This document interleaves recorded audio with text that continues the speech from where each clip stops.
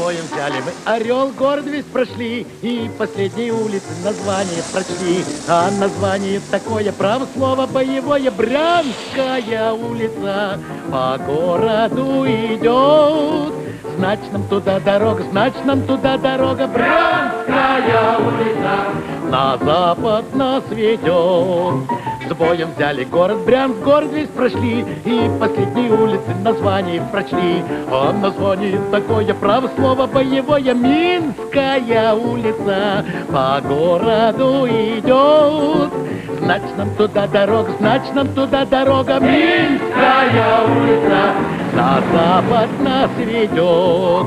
С боем взяли город Минск, город весь прошли, и последние улицы название прочли. А название такое, право слово боевое, Брестская улица по городу идет. Значит, нам туда дорога, значит, нам туда дорога, Брестская улица на запад нас ведет. С боем взяли город Брест, город весь прошли, и последние улицы название.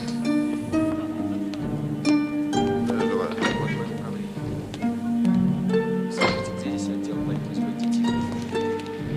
Проверь в 13.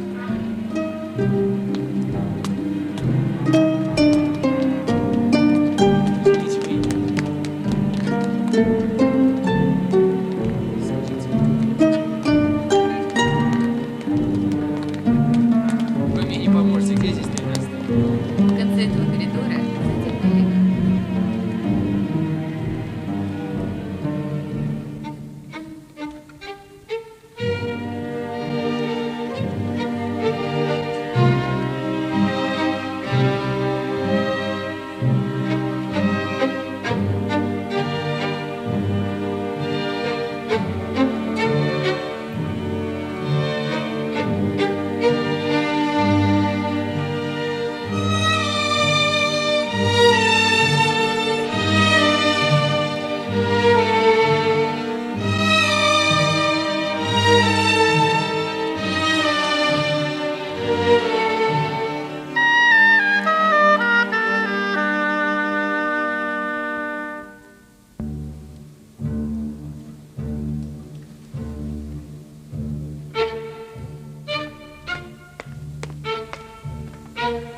Вы не скажете, где здесь 13-й кабинет? Да вон за этой дверью. Замолчи, Ерохин, смотри у меня. Да ладно.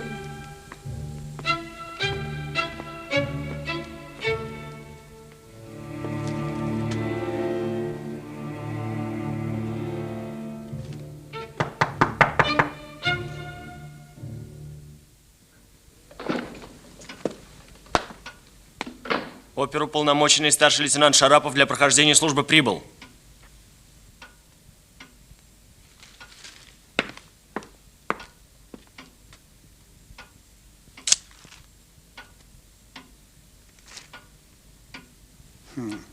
Ну, здравствуй, Шарапов. Из отдела кадров о тебе уже звонили. Ну, в общем, мы тебя таким и представляли. Обыкновенный. Ну, правильно, нам и нужны такие обыкновенные фронтовые ребята. Чем занимаемся, ты знаешь? Убийство, бандитизм, грабеж. Это тебе, брат, не фунт изюму. Разведчик. Так точно, командир разведроты. Ну, тогда приживешься. Вот весной откроются курсы, подучим. Шарапов! Здорово! Жеглов моя фамилия. А ну, кыш со стула, Я отец здесь Григорий. поработал немного. Объяснил товарищу кое-что о нашей работе. А, я вижу, вы уже познакомились. Вот рекомендую тебе, Шарапов. Это великий человек Гриша Ушивин. Подпольная кличка 6/9. Непревзойденный фотограф и внук барона Мюнхгаузена. Послушай, Жеглов, мне твои оскорбительные выходки надоели. Если ты хочешь со мной поругаться... Да, боже меня упаси, ты еще всеми нами покомандуешь. Садись, Шарапов. Садись и рассказывай. Ну что? Сенька. Это свои, Шарапов, новый сотрудник, знакомьте.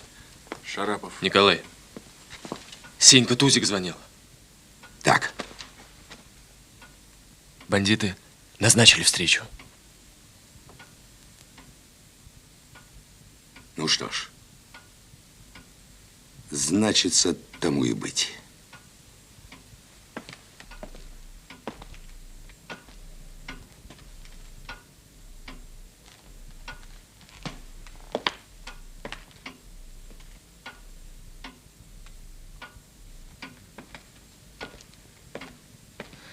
Да вы не сомневайтесь, товарищ капитан.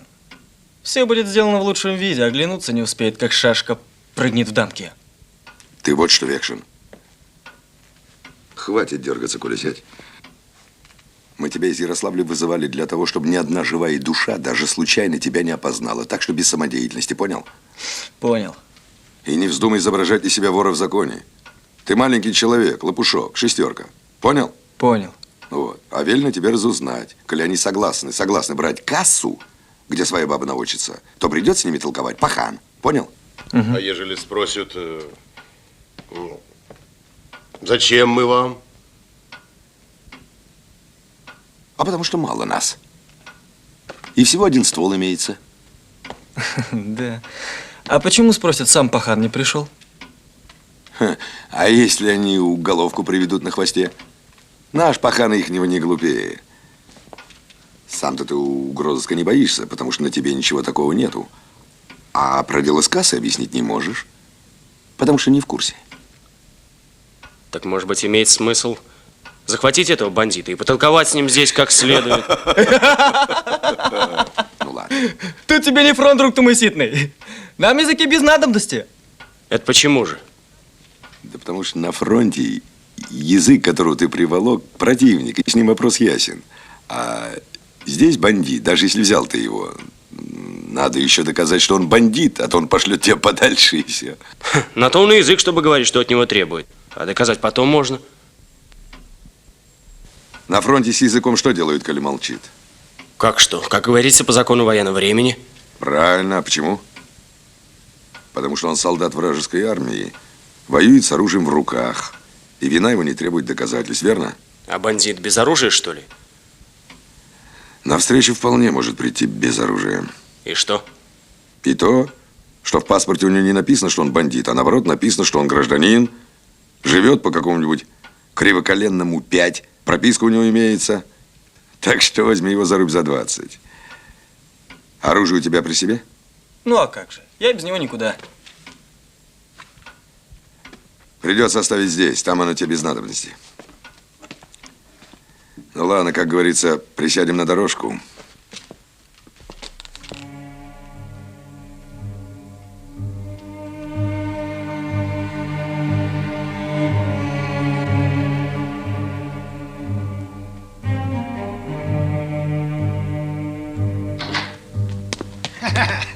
Смотри, Шарапов, и не удивляйся, чудо века. Самоходный автомобиль движется без помощи человека. Да ладно, Ну, прекрати молчу. ты. Знакомьтесь. Копытин. Шарапов. Мне бы вот 2 ската на задок, и цены бы Фердинанду не было. Кому-кому? А, это вот наши балбесы окрестили машину, мол, похоже на самоходку. А что? Немецкую. Похоже. Ты их видел. Хватит, Ага. Копытин, поехали. Ну-ну, иду.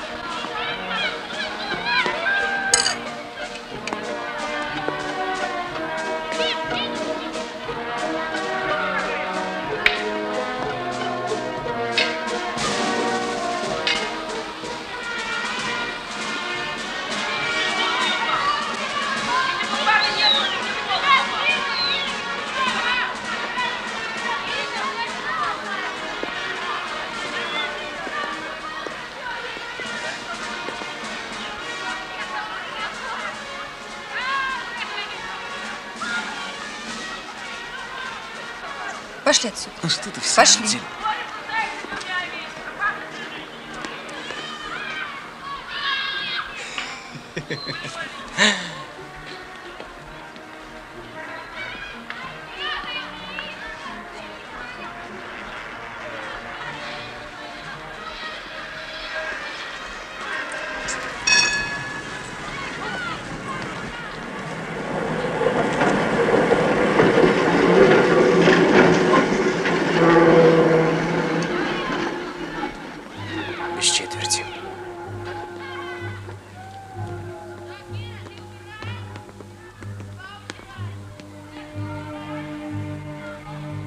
ходу с трамвая спрыгнул.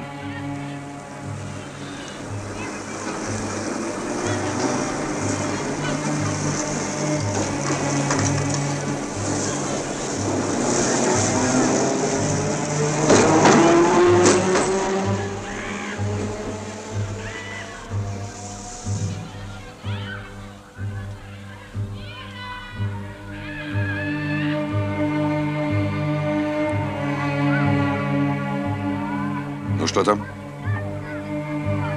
Прощается.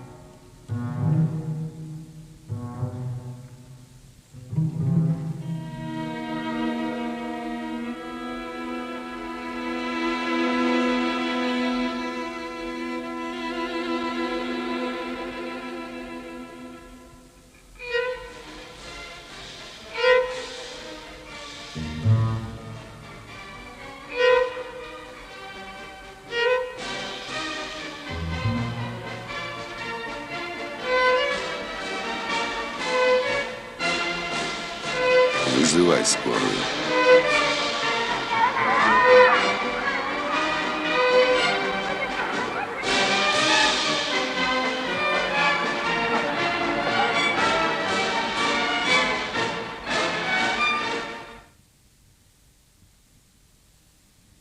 Одну минуточку.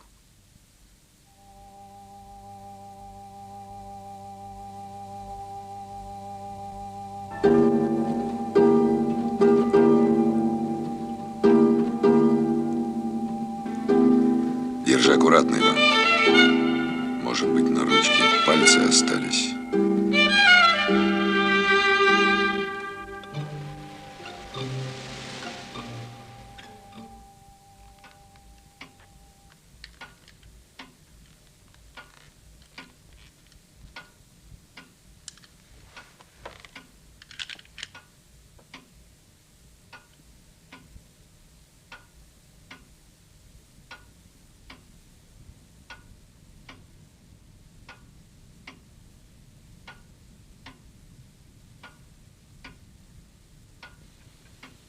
Что это за черная кошка такая? Их второй год ищут. А выйти на след не удается. Был бы я писателем, я бы книжку об этом написал. Так о чем же писать, если следов нет? Ну, нет, так будут. Хотя, конечно, увертливые они гады. Чем же они занимаются? Ну, грабят магазины, квартиры зажиточные, склады, сберкассы, а главное, людей режут, стреляют почем зря.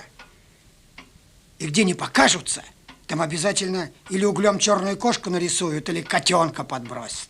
Зачем это? Ну, для форсу бандитского. Вот будто бы смеются они над нами, издеваются, почерк свой хотят показать.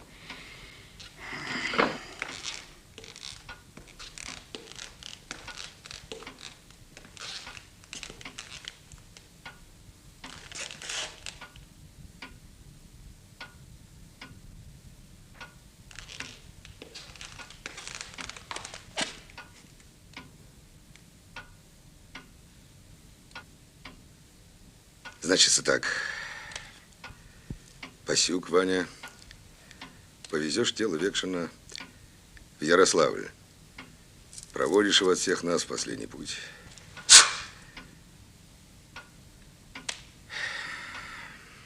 Мать успокой, если сможешь.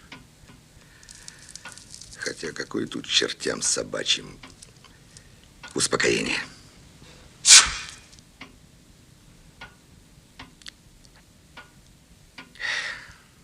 Шарапов, Тараскин, завтра со мной дежурить по городу. А я? И ты тоже, куда ж тебя девать? А сейчас всем спать. Немедленно.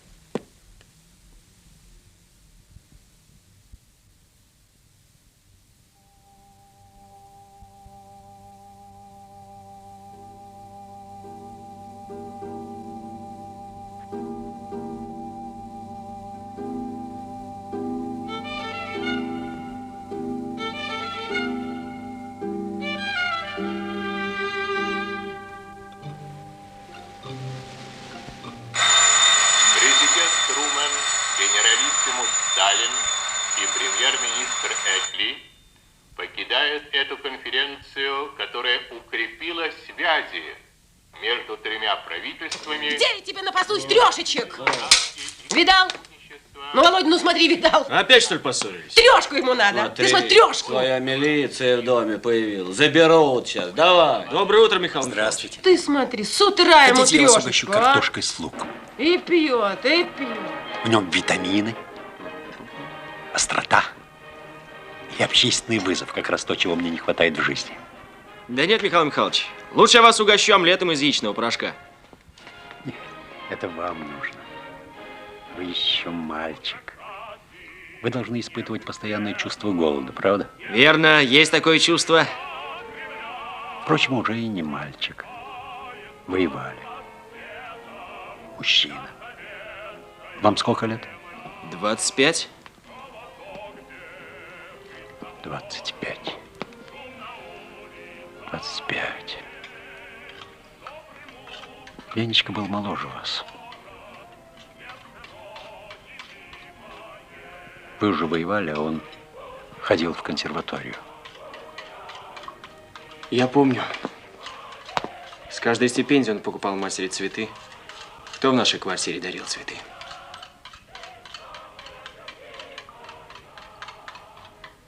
Он был очень близорукий. Вы счастливы? Счастлив. Война окончилась. Столько дел. Знаете, в ваши годы я тоже был счастлив. Было огромное счастье. А потом оно как-то уменьшалось, уменьшалось. Уменьшалось и стало совсем маленьким. Маленьким. Как камень в бочке. Михаил Михайлович, ну что вы здесь в Москве один маетесь? Ведь у вас же есть родственники в Киеве. Ехали бы к ним, все веселее. Они старые. Старики не должны жить вместе. Старики должны держаться молодых. Это делает их существование более или менее осмысленным. Володь, тащи к своей белишке, я тебе постираю. Да не надо мне пока. Спасибо. О, явились, черти полосатые. Доброе утро. А ну-ка, уйдите все от стола. А ну-ка, все от стола.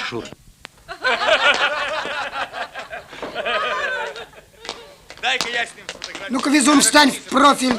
Мы тебя для многотиражки щелкнем и подпись соответственно. Ну что, ребят, ну зачем? Я же ничего, собственно, такого не сделал. Скромность обуяла. Да ты не волнуйся. Мы тебя снимаем не за твои красивые глазки. Ну, отойди, ну не мешай. Нитку снимем. Это дело политически важное. Итак, внимание. Жиглов, Внимание, приготовились. иди сюда. Вот так, Соловьев хорошо. 50 тысяч Стреляю. выиграл. Опа. Глеб, иди сюда Благодарю. скорее. Глеб! Ну-ка, поведай, как становится Не миллионерами. поверишь, я ребятам рассказывал. Вчера Ну, просто так, от скуки. Что время убить, проверяю тираж. Верно. Ну ладно, в общем, смотрю, серии сходятся. Ну, рацию мои, полтинник, шутка ли? Что, ну, я номер проверять боюсь. Ну, правильно, а то потом по остальным номерам выпало. Ну, я, значит, вышел покурить, отложил газетку. А сердце так и бьется. А сердце так и бьется. Слышь, зову Зинку. Какую Зинку? Ну, жена моя. У нее рука легкая. Я говорю, Зина, иди проверь номер. Ну, и все сходится. В общем, не каждому так выпадает. Да ну еще, судьба, она тоже умная, она ведь достойных ищет. Ну а как тратить собираешься?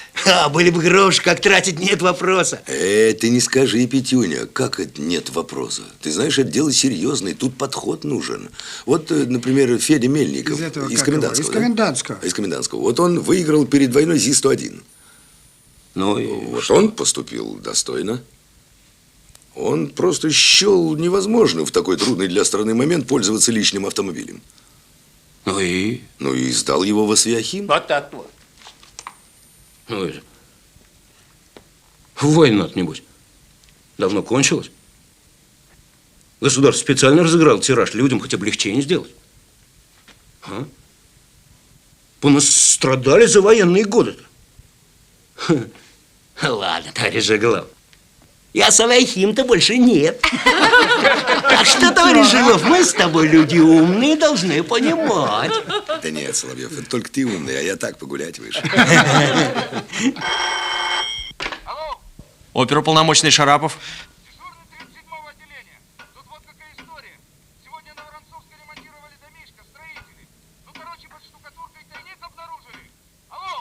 Слушаю, слушаю.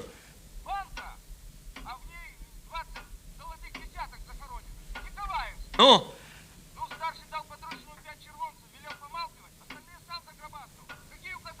Да какие могут быть указания? Хватать шкурников с поличным и все дела. Алло! Девушка, 37-й, пожалуйста. Алло! Шарапов из Мура. Насчет золотишка.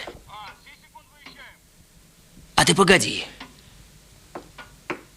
Тут, может, с кондачка решать не стоит. Я здесь человек новый.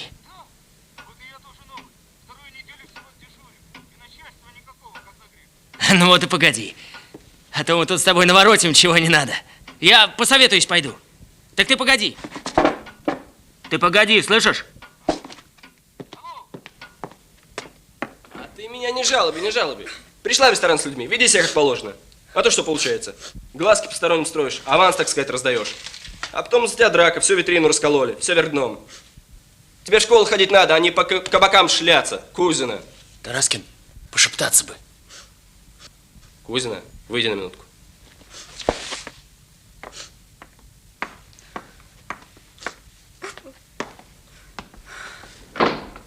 Ремонтники нашли банку с золотыми червонцами в стене, но и себе забрали. Я распорядился задержать. Значится так. Сокровище, то есть клад, сокрытый в земле или в стене, является неделимой государственной собственностью. Присвоение карается по закону, значит, поступил правильно. Кузина, заходи. Кузина.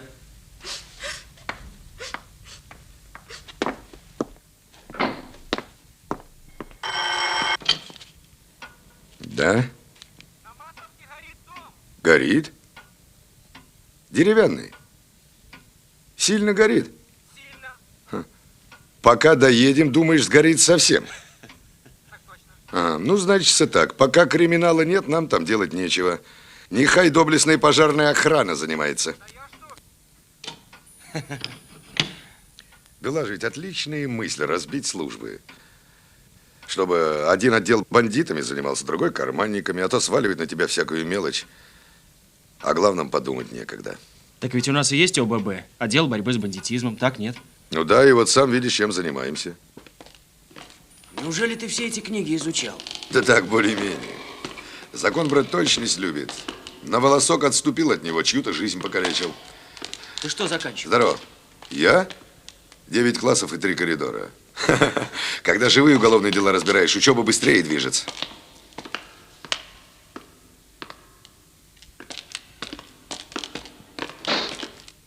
Привет, Петюня. Ну, что сидишь, прохлаждаешься, а? И откуда у тебя, Петюня, такой изумительный сахар? Нам вроде такого не отоваривали, а? Да. А ну быстро, колись, откуда взял сахар? Ну, чего пристал?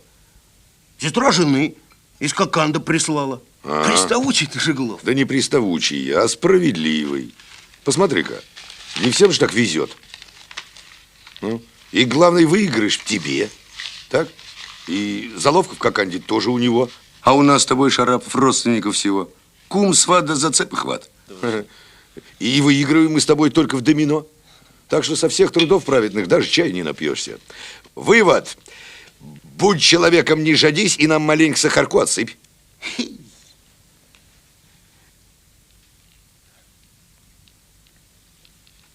сыпь, сыпь, не тряси руками, больше просыплешь. Ну, все.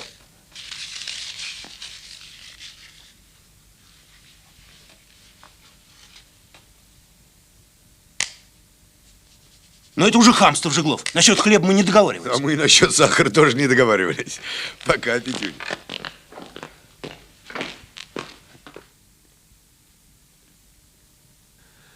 Да ты нос не вешай, Шарапов.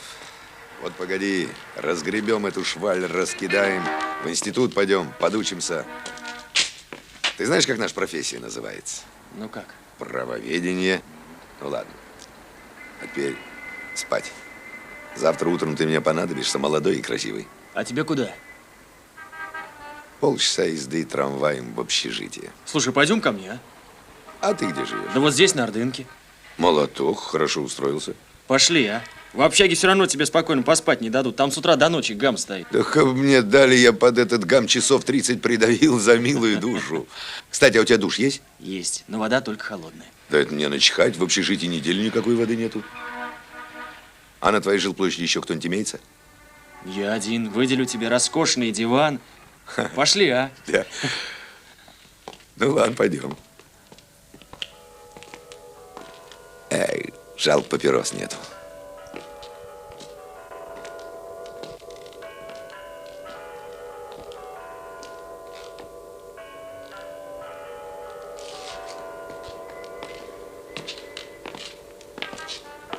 Здорово, солдат.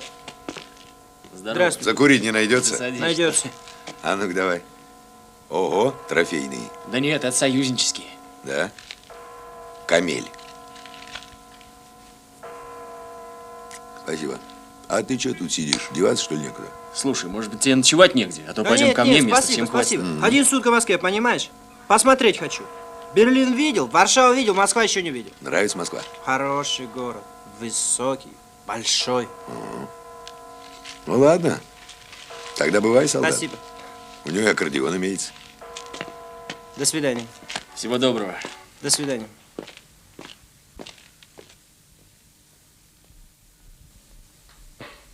Ну, в общем, взять его не... А то соседи шуметь будут.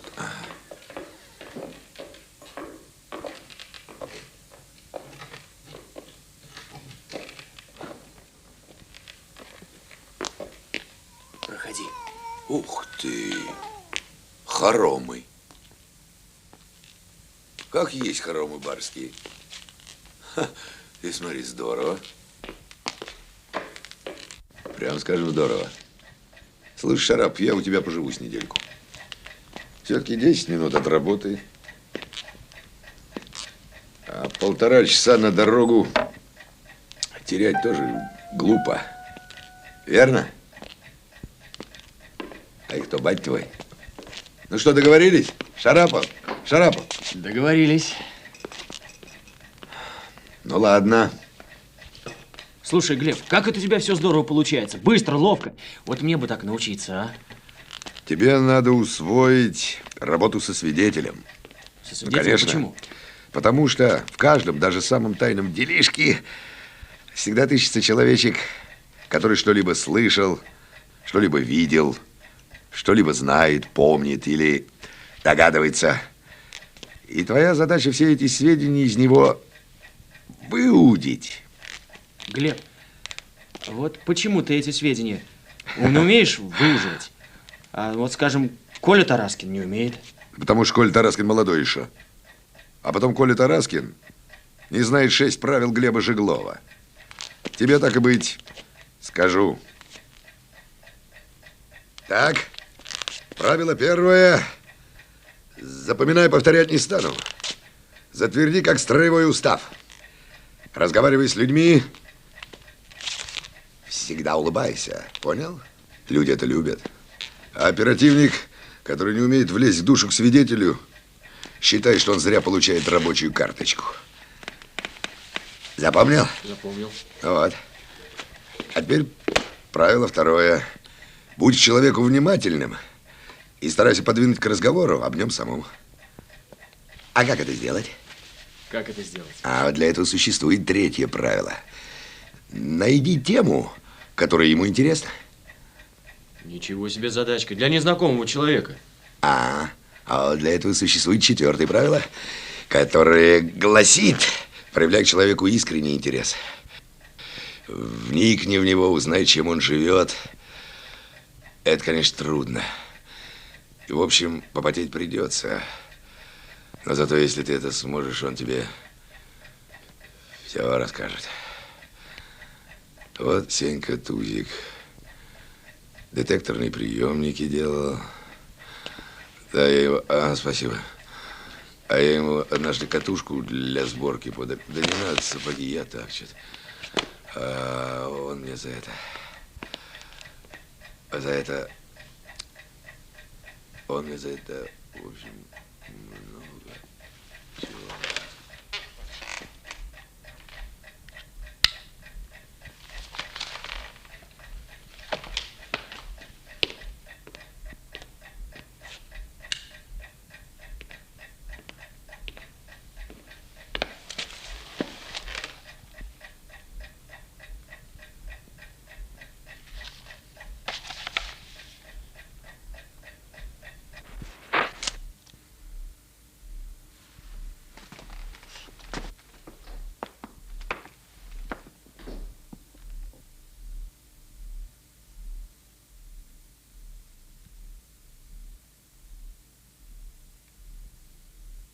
Пулевое ранение в голову. Приступайте. Тараскин, понятых живо. Потом бегом по соседям, кто что видел, слышал и так далее.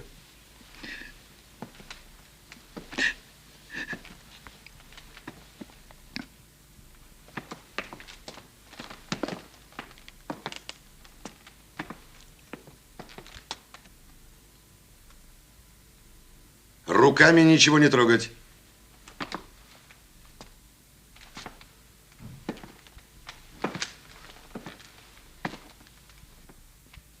Ларочка была очень талантлива.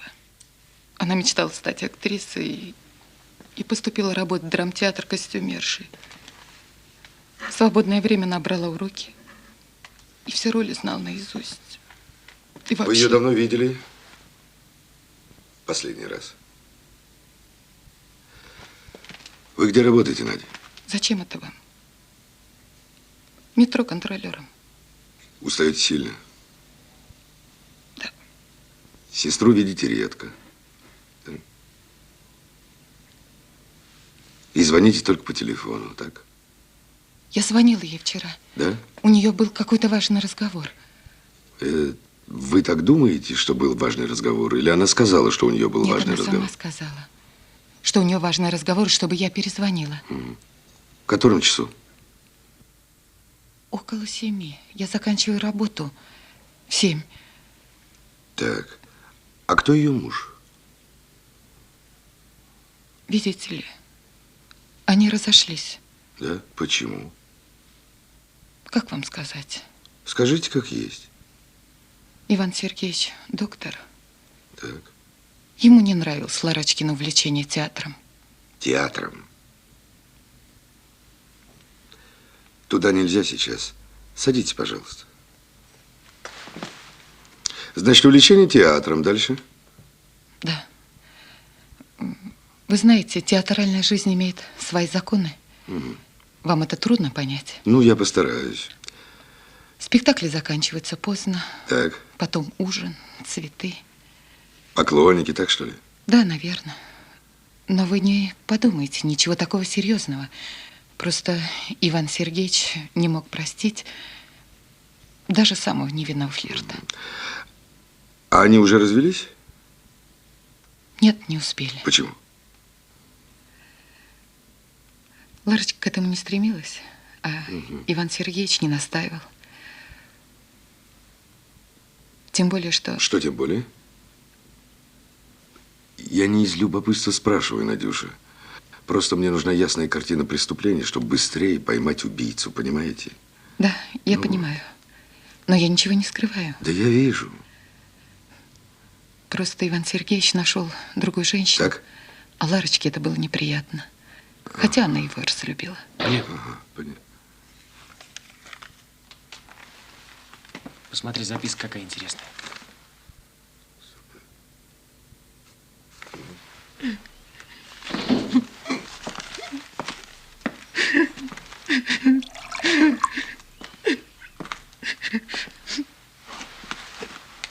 Возьмите. Спасибо. Можно продолжать? Вы кого-нибудь подозреваете?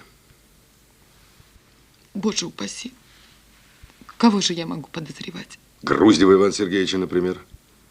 Ведь, если я правильно понял, Лариса не давала ему развода, а он хотел жениться на другой. Нет, что вы, что вы. Иван Сергеевич на это не способен.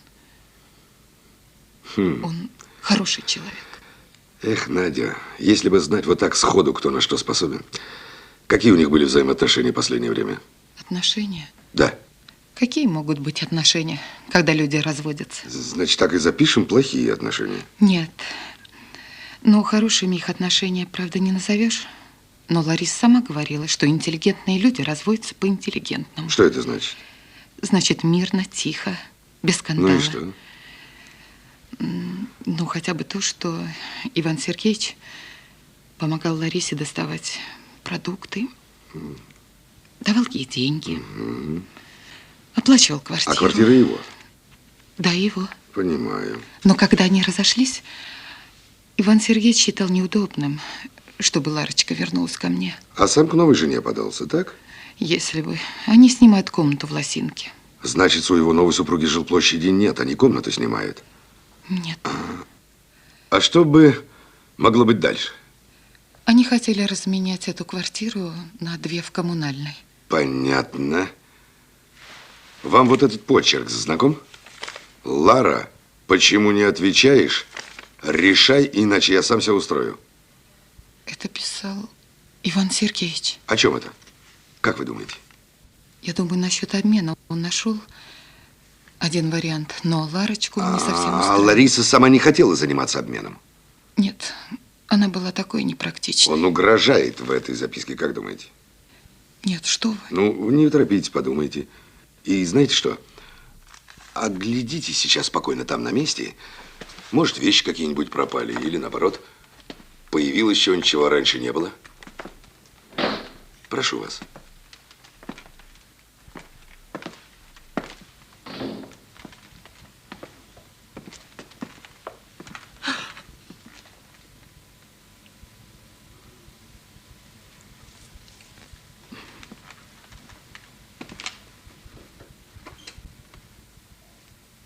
Прокуратуре привет.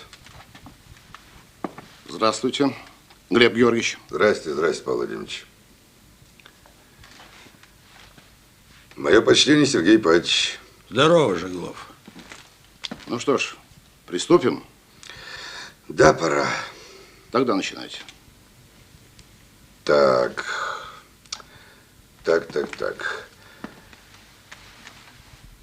Шарапов, записывай.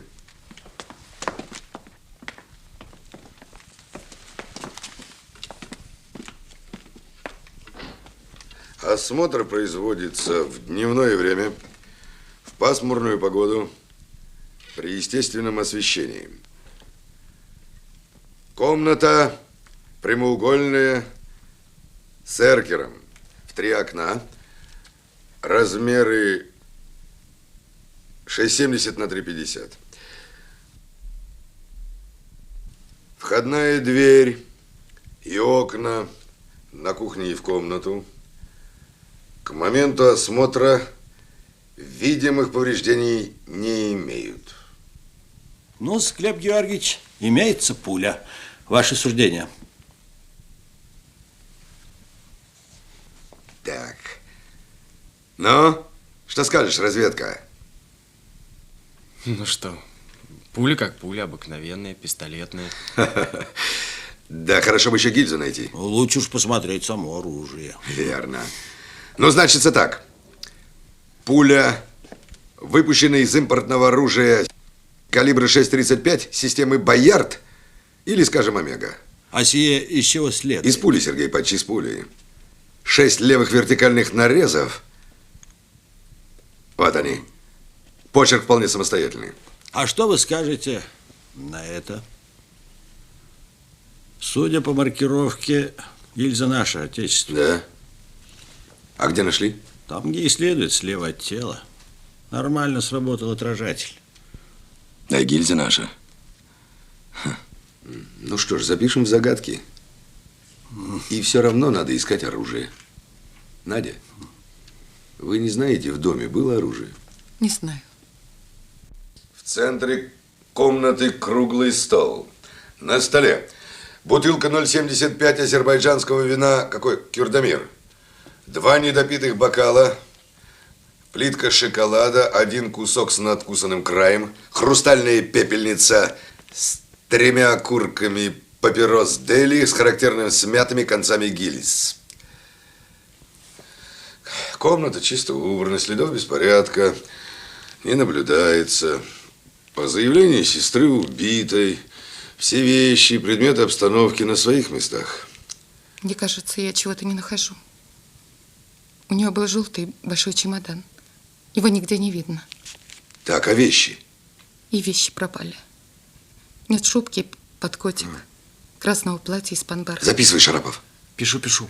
Темно-синего костюма из жатки. Так. И драгоценности исчезли. Какие здесь были драгоценности?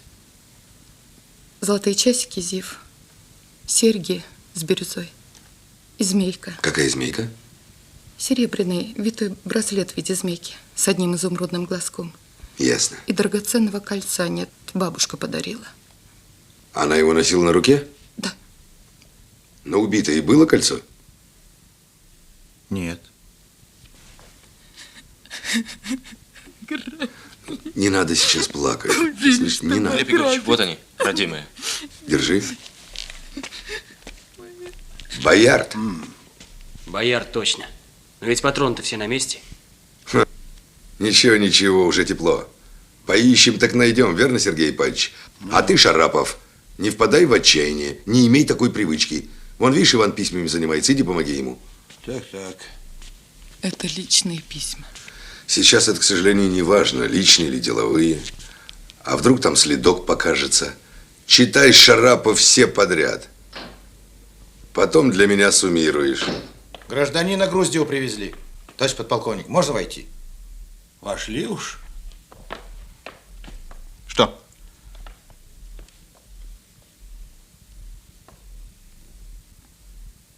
Что это?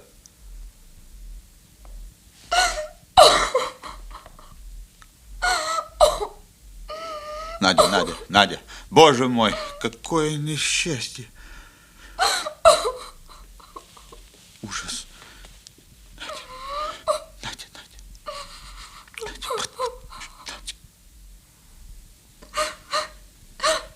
Надя. Что? Почему вы на меня так смотрите? Как это так? Обыкновенно смотрю.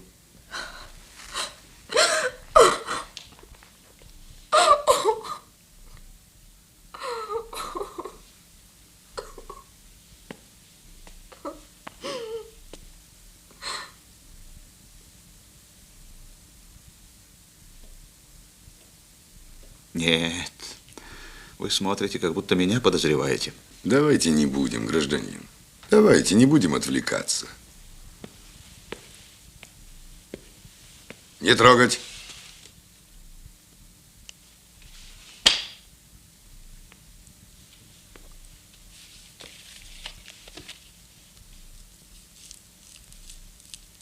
Скажите лучше, когда вы последний раз виделись с потерпевшей? Дней 10 назад. Где? Здесь. С какой целью? Мы разменили квартиру, я привез новые варианты.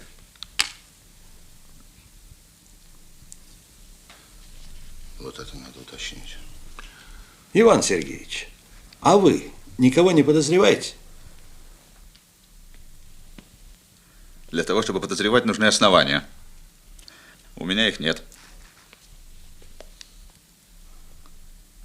Может быть, есть человек, которому стоит повнимательнее присмотреться. Как вы думаете?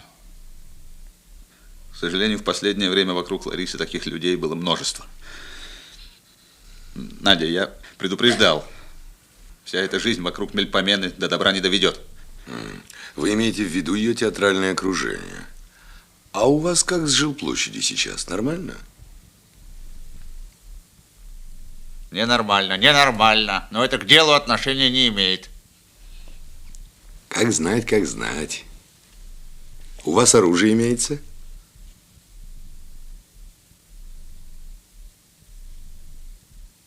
Нет. Не может быть, я не подумал об этом. О чем вы не подумали? Неужели... У меня есть наградной пистолет. Это из него? Вы нашли его? Покажите, где он лежал.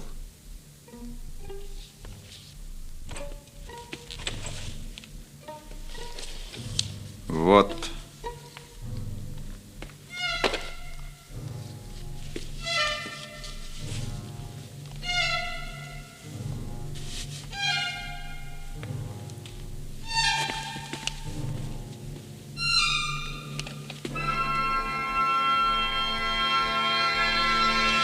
Его нет здесь. А когда вы его взяли? Я его не брал. Не брал, поверьте. Ну, хорошо, хорошо. А вот этот предмет вам знаком? Да. Это мои патроны.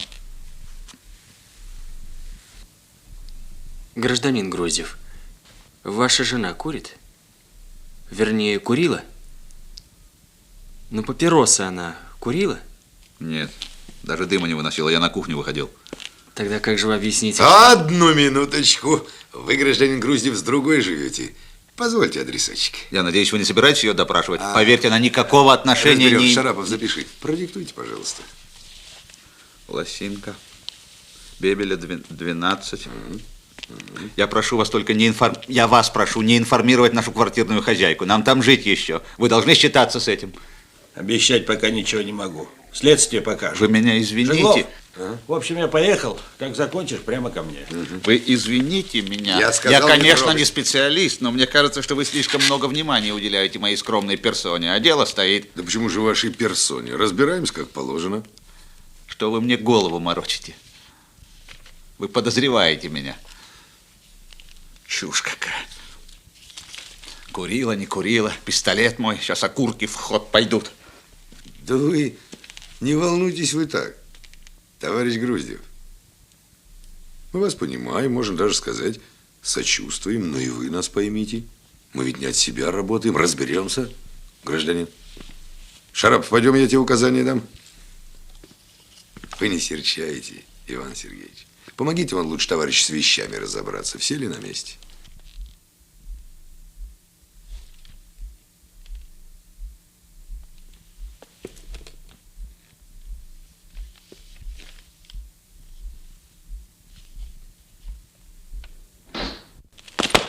Ты вот что, орел, с вопросами своими премудрыми воздержись, пока понял. Твой номер 16, помалкивай в трубочку, ясно? Да я... Помалкивай, тебе говорят. Что папиросы заметил, хвалю. Я, между прочим, про них тоже сразу сообразил, как он вошел, только виду не показал. И их зарубить на своем распрекрасном носу. Спрос, он в нашем деле дорого стоит. Ну а что? А то, что спрашивать-то надо вовремя, чтобы самую десятку лупить, ясно? Ну ладно, это трудно, я объясню потом. А пока присматривайся, мотай на ус.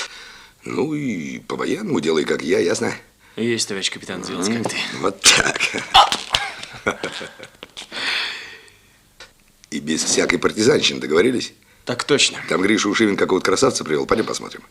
Вот, значит, возвращаюсь я назад. Вхожу в подрадное. И аккуратно Иван Сергеевич по лестнице спускается.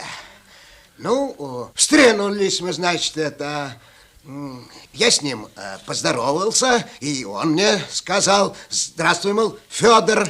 Товарищ, ну что вы тут столпились? Выйдите на лестничную площадку. Товарищ, вы не пройдетесь с нами на кухню, если вам удобно, конечно. Да я, ради бога. Проходите. Пожалуйста, товарищ начальник, куда угодно. Пожалуйста.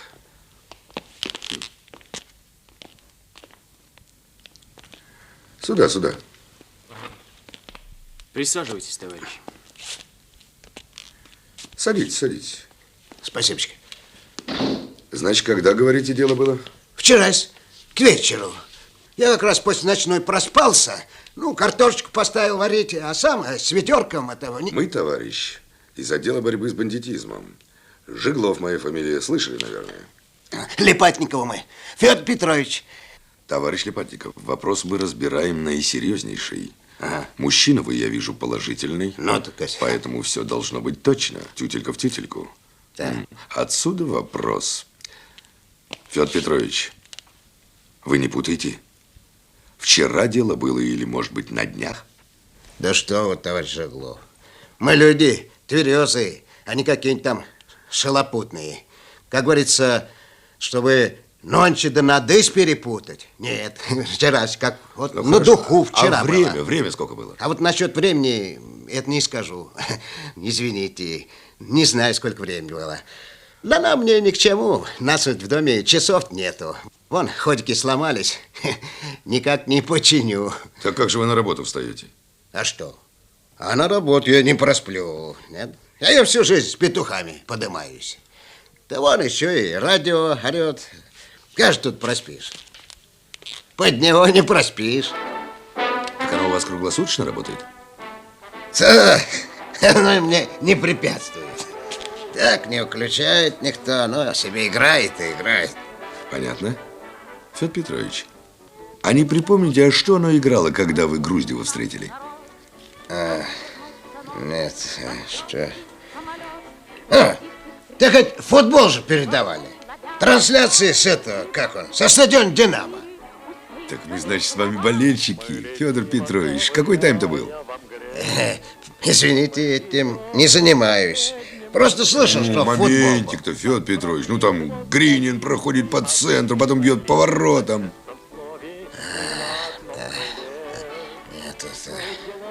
Так это, футбол к тому времени уж кончился. Так?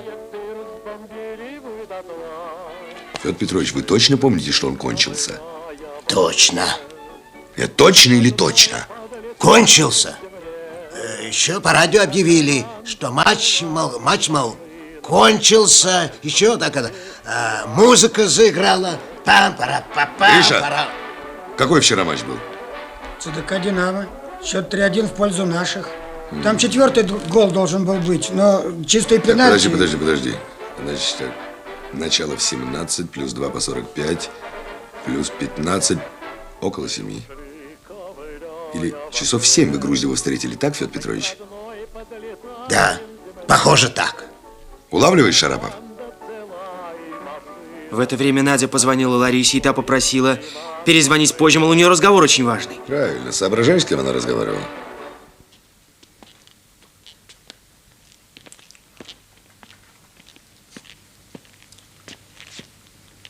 Товарищ Груздев, постарайтесь вспомнить, где вы были вчера в 7 часов вечера.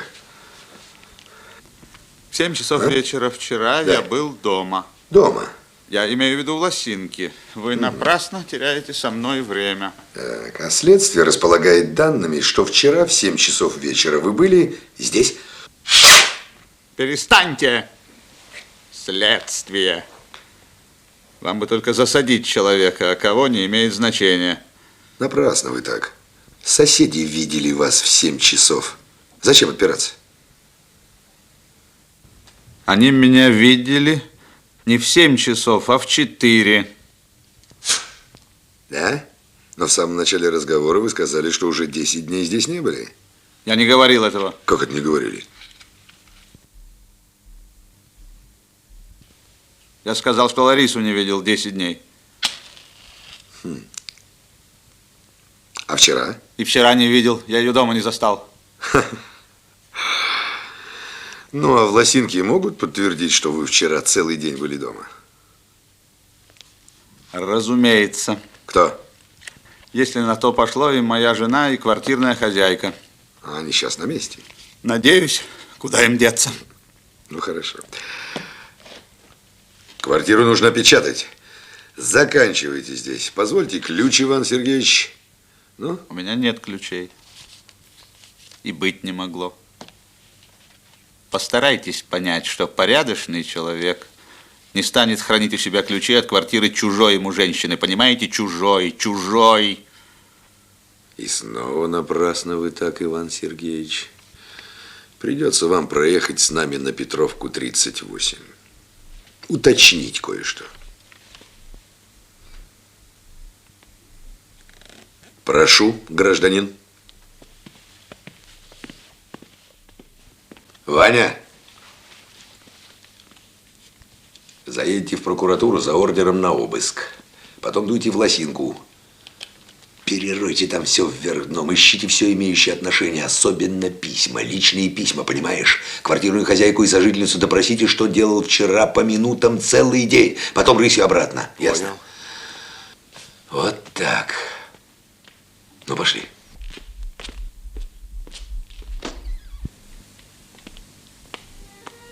Проходите, прошу. Коля, заходи, присядь. К столу, пожалуйста.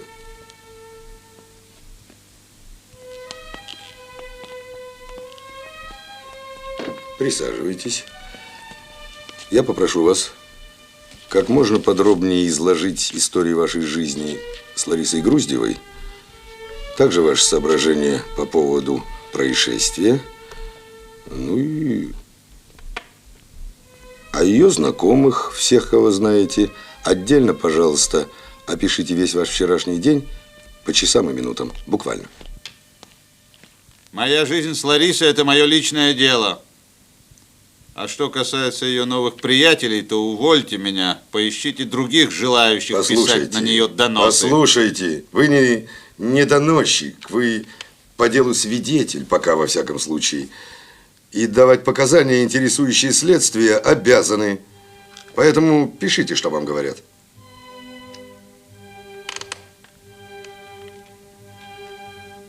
На чье имя писать и как сей документ озаглавить?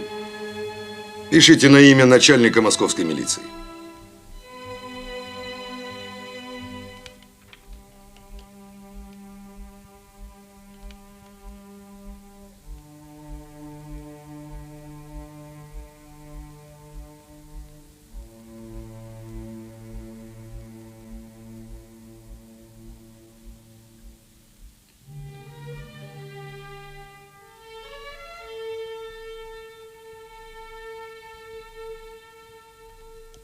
Зачем ты его на имя генерала писать заставил? Для внушительности, это ему ответственность укрывает. Если задумает брать, то не кому-нибудь, а самому генералу. А вот поостережется. А что ты думаешь насчет Груздева, Глеба? Его работа, да нет вопроса. Улики на лицо, а мужичонка он хлипкий, нервный. Немножко покочевряжется и сам каяться придет. У меня не такие плясали. Помню, один бандитское нападение разыграл. Приезжаем, жена убитая, он в соседней комнате связанный, ну, с кляпом во рту. Ага. В квартире беспорядок, все ценности похищены. Да и он сам тоже кричит, убивается. Жизни, говорит, себя решу, говорит, не могу без нее. Ну вот, держи. Спасибо. Вот так вот. Ну, а дальше? Дальше? А дальше узнал я, что у него любовница имеется. Типус вот так подозрительный. Но я ему и врубил прямо в лоб. Говорю, за что, говорю, гражданин, убили дорогую супругу. Ты бы видел, что с ним сделалось. Кому он только на меня не жаловался. До самого Михаила Ивановича Калинина дошел. Ну, а ты что? А я Взял его под стражу, чтобы охолонул. Дней 5 продержал без допроса. А тем временем любовницу его разговорил. А я домишко, видишь, купила. А на какие шиши непонятно. Ну, крутил, вертел, а признаться пришлось. Деньги 30 тысяч любовник дал. Ваня. Ну, что нового, Ваня? Оце протоколи обыска, а допросу жінок. Угу. Чего-нибудь интересного нашли? Та нічого особливого. Да. Жінка його сказала, що він у хаті був аж з 18 часов. А квартирная хозяйка? Хазяйка показала, що вона його зранку не видела. Ага. І вечором на веранді їхній було тихо. Так що, каже, як з утра він пішов на станцію, так вона його більше і не бачила. Значится, не было его там. А жена? Наивный ты человек, Шарап. Ну какая жена своему мужу алиби не составит? Ну а что ничего особливого нашли?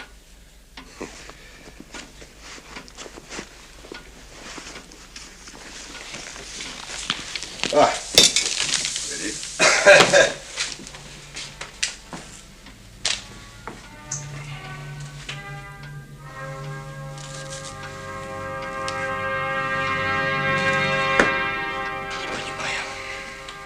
Чего ты не понимаешь? Как? Как культурный человек, интеллигент, да к тому же врач мог убить женщину, свою жену, пускай бывшую? К чему? Из-за какой-то паршивой жилплощади? Не из ревности, не по злобе, а из-за квартиры. Знаешь что, Ваня? Ну-ка, пойди проведай. Кончил этот писатель свой роман. Тараскина? Угу. Послушай, никак в толк не возьму, ведь украдены все ценности Ларисы, украшения. Ну и что? Как что, с материей? Не сходится. Шарапов, неслыханных преступлений не бывает. Что-нибудь подобное где-нибудь, когда-нибудь с кем-нибудь уже происходило. Потом наш брат-сыщик и стоит на сходности обстоятельств, на одинаковых мотивах и на уловках одного покроя. А тебе придется расследовать такие дела? Не раз и не два. Бывает, человек застанет свою жену с любовником, ну, в голове у него помутилось, сердце из груди выскакивает, бах-бах, и 2 трупа. Ну, очнется, бежит к нам, кается, так и так, дескать, граждане. Казните меня, я жену убил. А бывает и наоборот. Обдумает все человек неторопливо. Как сделать, от себя отвести. Или того хуже, навести на другого. Приготовит все заранее, сделает хладнокровно. И на дно. Мол, знать ничего не знаю, ведать не ведаю. А вы, дорогие орлы-сыщики, ищите, носом землю ройте. Но убийцу человека, моего единственного и на все времена любимого, найдите. Выходит, он вещи забрал, чтобы мы подумали, будто грабеж был.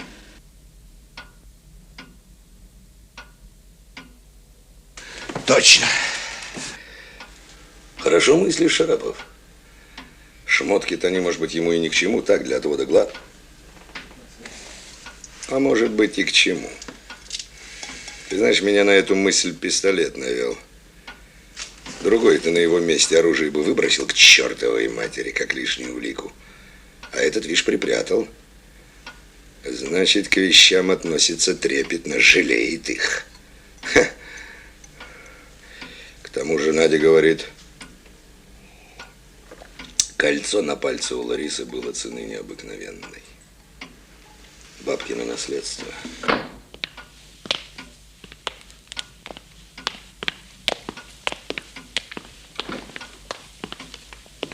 Вот.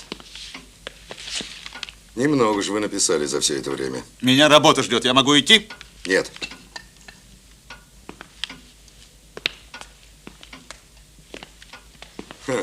Значится, я так понимаю, гражданин, что правда писать мы не захотели. А между прочим, зря дело по-другому было. Враньем мы с вами только усугубляем, так сказать. Не сметь так со мной разговаривать! Я вам не жулик! Я Я слышал, что в вашем учреждении с ними обращаются довольно бесцеремонно. А я врач, я в конце концов... Я кандидат медицинских наук. Я буду жаловаться. Жаловаться? Ну, насчет жалоб я уже слышал, приходилось. А насчет жулика... Правда, вы не жулик. Вы человека убили.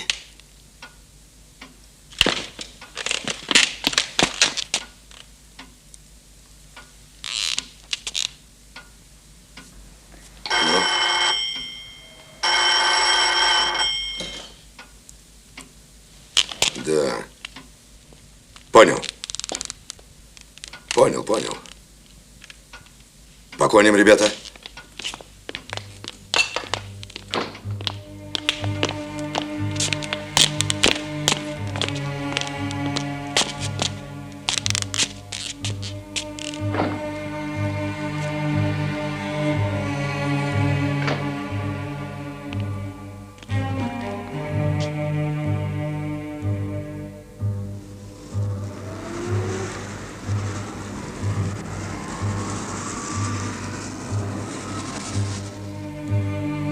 Сторож со склада позвонил.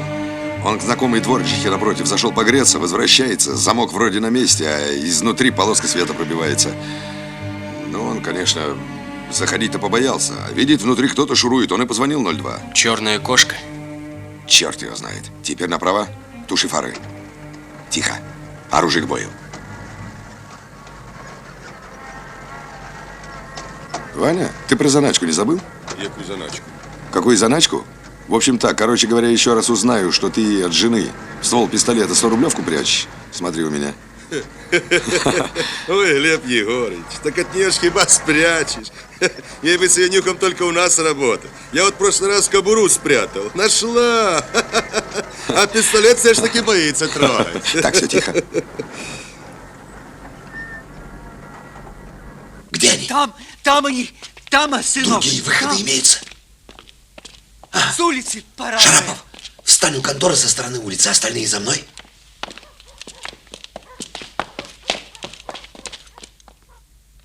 А замок-то целый.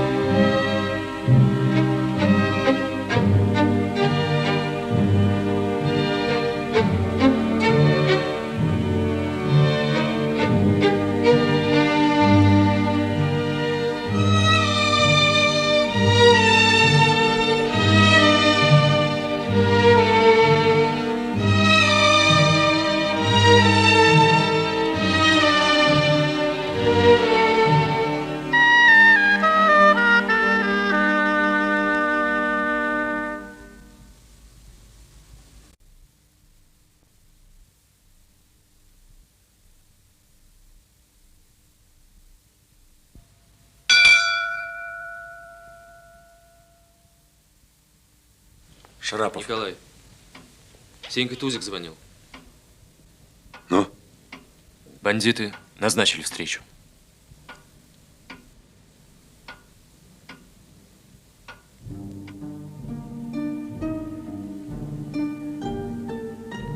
Так может, имеет смысл захватить этого бандита? Да и потолковать с ним здесь как следует.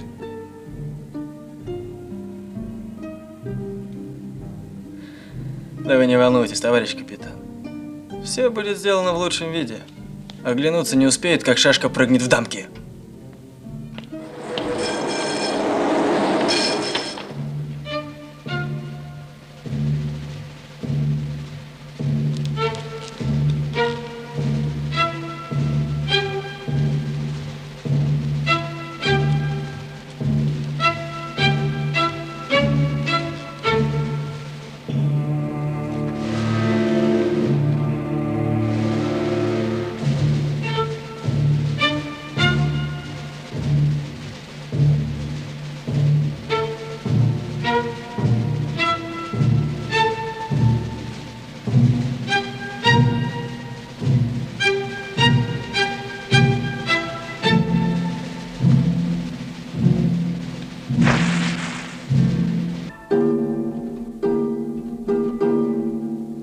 жаловаться? Ну, насчет жалоб я уже слышал, приходилось. А насчет жулика, правда, вы не жулик. Вы человека убили.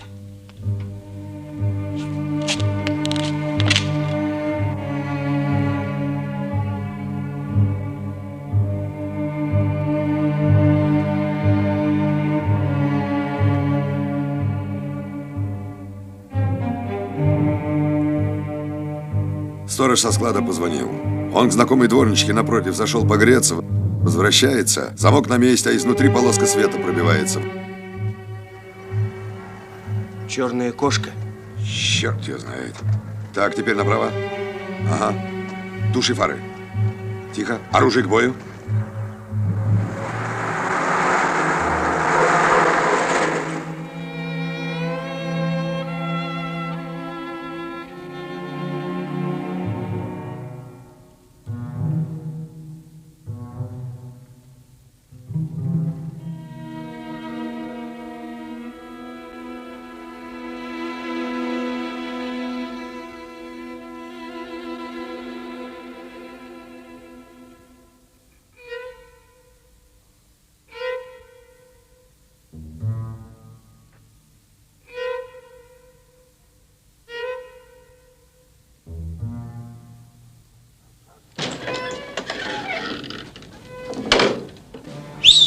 Атанда!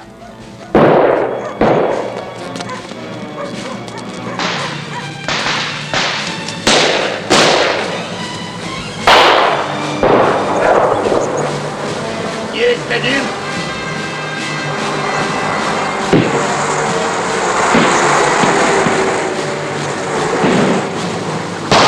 Стой! Стой-ка!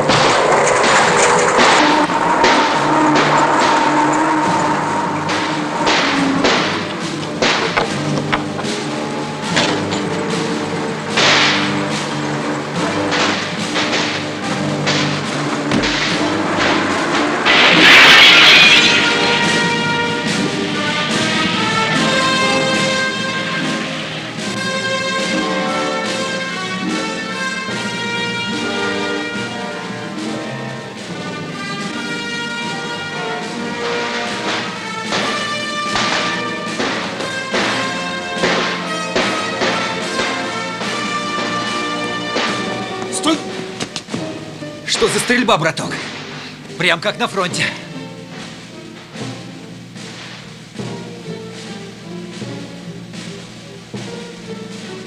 Оружие есть? Есть. Наградной.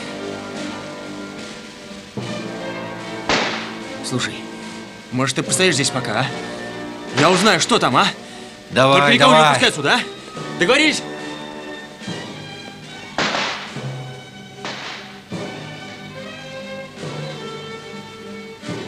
Я сейчас!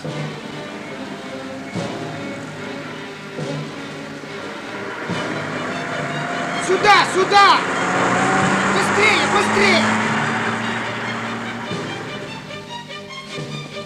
Эх, черт. Если бы заранее знать, что у них автомобиль не один бы, и ушел. Кс-кс-кс-кс. Кс-кс-кс-кс. Здорово, соскари. Опять черная кошка? Как видишь.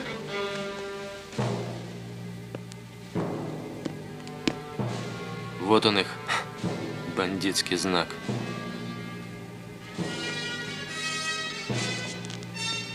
Ты чего потерял, Володя? Ничего. А кого? Офицер тут мимо проходил, понимаешь?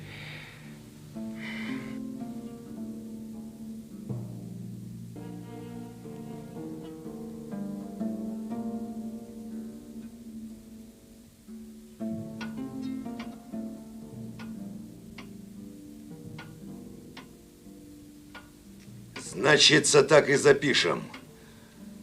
Вы не жулик. Вы человека убили. Ты долго готовился. Что вы такое несете? Ну, утихомирься.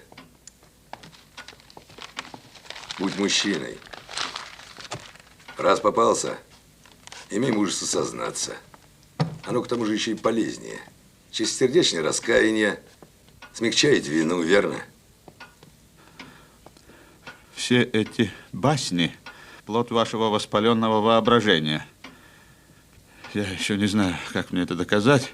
Я что-то растерялся. Вы увидите, я еще...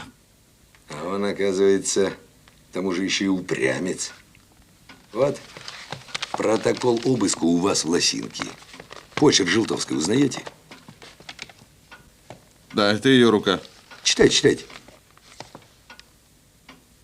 Что за чертовщина? Какой пистолет? Какой... Вот этот самый. Узнаете?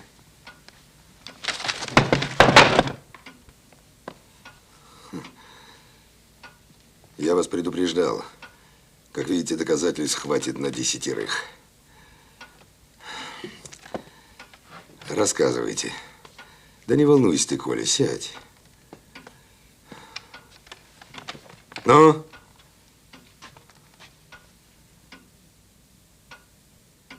Время идет, Иван Сергеевич. Не тяни, чего там?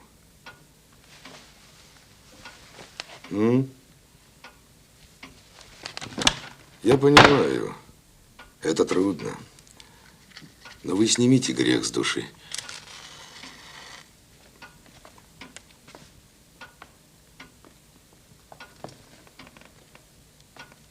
Снимите грех, сразу же легче станет.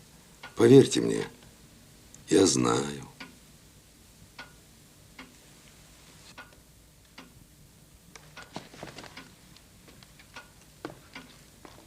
Вы знаете, боже мой, какая чудовищная провокация!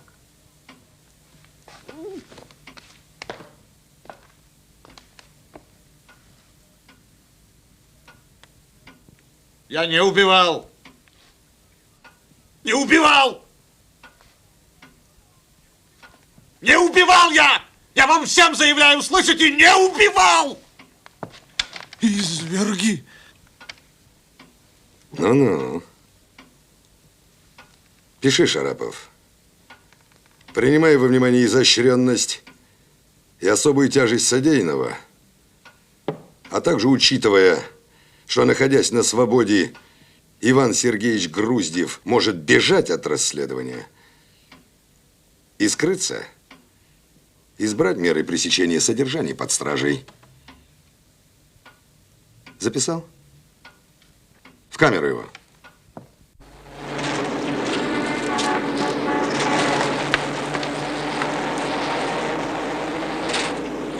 Значится так. Завтра с утра займешься груздевским делом. Надо с ним по-быстрому разобраться и к черной кошке вплотную приступать. Признаться, они мне порядком надоели. Знаешь что, Володя? А ну-ка припомни еще раз, как выглядит твой офицер. Да я ж тебе сколько раз рассказывал. Ростом повыше моего будет. Так. Стройный. Лицо такое. Ну, одним словом, бабам нравится. По-моему, шатен. Правда, темно было, я не очень хорошо разглядел. И да, вот на подбородке так, ямочка. На этого вроде не похож. Что-что? Да не важно, продолжай. Нос прямой, губы тонкие. И главное, понимаешь, орден Отечественной войны у него первой степени был. Вот это меня смутило. Так. А Шрамова тут нет? Да не заметил я. Да ты не расстраивайся. Уже то хорошо, что одного Выходим, мы в лицо блядь. знаем. Понял? Давай. Следующее хорошо знакомое вам упражнение. Приготовьтесь. Начали. Раз, два, раз, два. Не снижайте темп. Так, хорошо, хорошо. Раз, два, раз, два. Не задерживайте дыхание.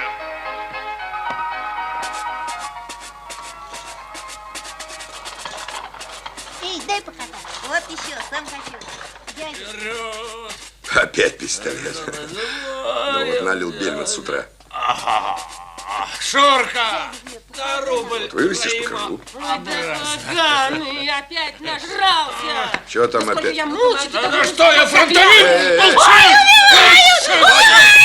Слушай, ты инвалид. Ты вот что. Еще раз забузишь, и я тебя сразу посажу, понял? Пока она весь дом обстирывает, ты черт гунявый. В общем, ты понял меня? Ты уже лишних года полтора на свободе ходишь. Понял? Ой, да Глеб Егорыч, да без с ним. На, Да забери пусть его, он разбирайся. домой проспится. Иди давай, спи, окаянный.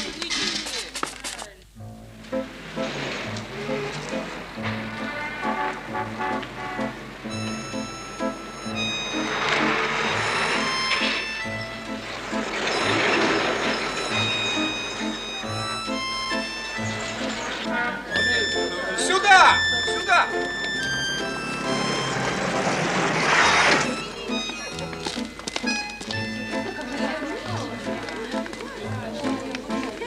Здравия желаю. Докладывает младший сержант Синичкина. Вызов ложный, ребенок жив. Подкидыш. А что, сразу не могли разобраться? Труп, убийство? Какого черта дергаете бригаду? по пустякам? Соседи вызвали, товарищ начальник, до меня еще. Я пришла с поста, сразу на Петровку позвонила, но вы уже уехали. Ладно, где ребенок? Он там в квартире. Натерпелся на холоде. А почему вообще решили, что он мертвый? А его обнаружил слесарь Миляев. Да вот, елки-палки. А что еще решать-то? Что еще решать? Да ладно. Всех сбыла. Ну, я иду на чердак. Ограждение бандажное. А оно здесь и лежит. Кулечек махонький, маленький такой. Люля за пеленкой. Да, и тишина гробовая. Ни те крику, ни те писку. В общем, полное молчание. Вы его в руки-то брали? Да страх меня взял. Страх! Ведь думаю, какая стервоза из Виргиния. Ребенка собственной жизни лишила. Но я сразу в 32-ю квартиру. Ну, телефон там у них. Значит, звоню в милицию, чтоб приехала она. Ну, вы, то есть. Вот. Дознались про этого демона в женском обличье. Ясно. Шарапов, давай поднимемся, посмотрим, раз уж Давай, приехали. поднимем.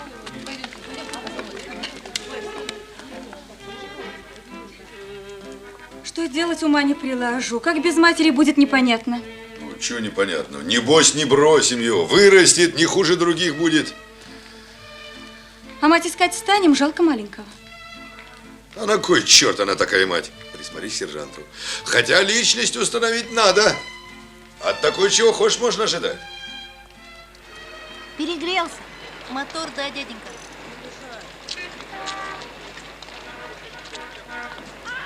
Так везучий ты, Шарапов. Добрый знак тебе. Почему? Потому что найденыш хороший примета. Ну-ка, Синичкина, распеленайте его. Зачем? Ну, делайте, что вам говорят. Так, во-первых, на головке у младенца родимое пятно. Это хорошо. А во-вторых, тут на пеленке штампик имеется. Видно плохо. Ну ничего, эксперты проявят. Что? Тогда пора...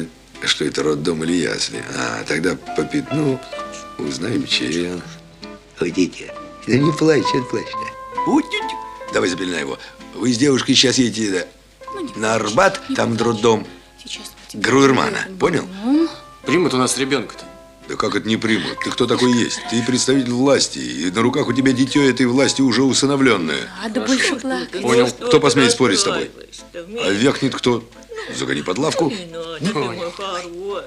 Ну ладно. Не расстраивайся. Вот у меня, батяня, был молоток. Нарожал нас 6 и отправился за городской деньгой. Нас, правда, не забывал. Каждый месяц доплатное письмо. А однажды приехал, гостинцу привез. Конфет сладких. Вот. А на 3-й день корову свел со двора. И главное, что удумал стервец, в опорке ее обул. Зачем? А для того, чтобы труднее было искать. Может, с тех пор у меня и страсть к сыскному делу? Как думаешь, Шарапов? Ну что, Володь, смешную историю я тебе рассказал. А к девочке присмотрись. Девочка правильная. И адресок роддома не забудь узнать. Может, самому пригодится. Еще одну. Так. Проходите, Всё в пожалуйста. порядке. Спасибо. Вот видите, дядя, чинил. Давай. Крокодил. Шарап. Да будете? Отойди, отойди. Трогай.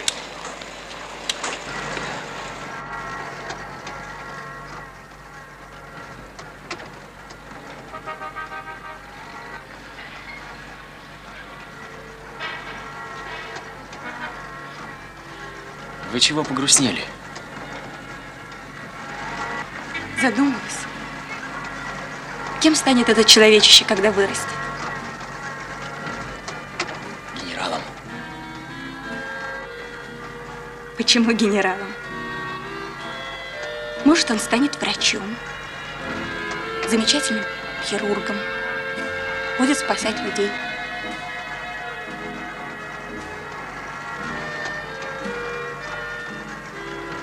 А может, он станет милиционером, самым знаменитым сыщиком.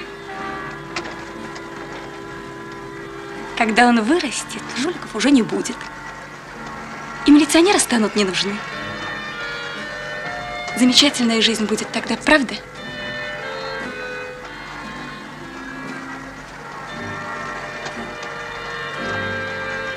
Вы давно в розыске? Недавно, я после фронта. А меня на фронт не пустили. Вы не знаете, скоро женщин из милиции будут демобилизовывать? Я слышал, что скоро. В отделе кадров разговор был. Сейчас с фронта большое пополнение идет. Скорее бы. А чем вы будете заниматься? Как чем? В институт вернусь. Меня же со 2-го курса призвали. Медицинский? Нет. Вообще-то я поступала в медицинский, не приняли. Пошла в педагогический. Это ведь тоже хорошая профессия, детей учить, правда?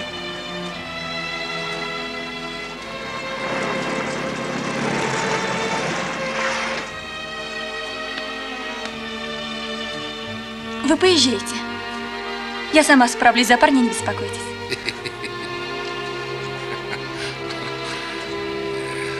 Хорошо, оформите все как положено и пришлите рапорт. Слушаюсь. До свидания.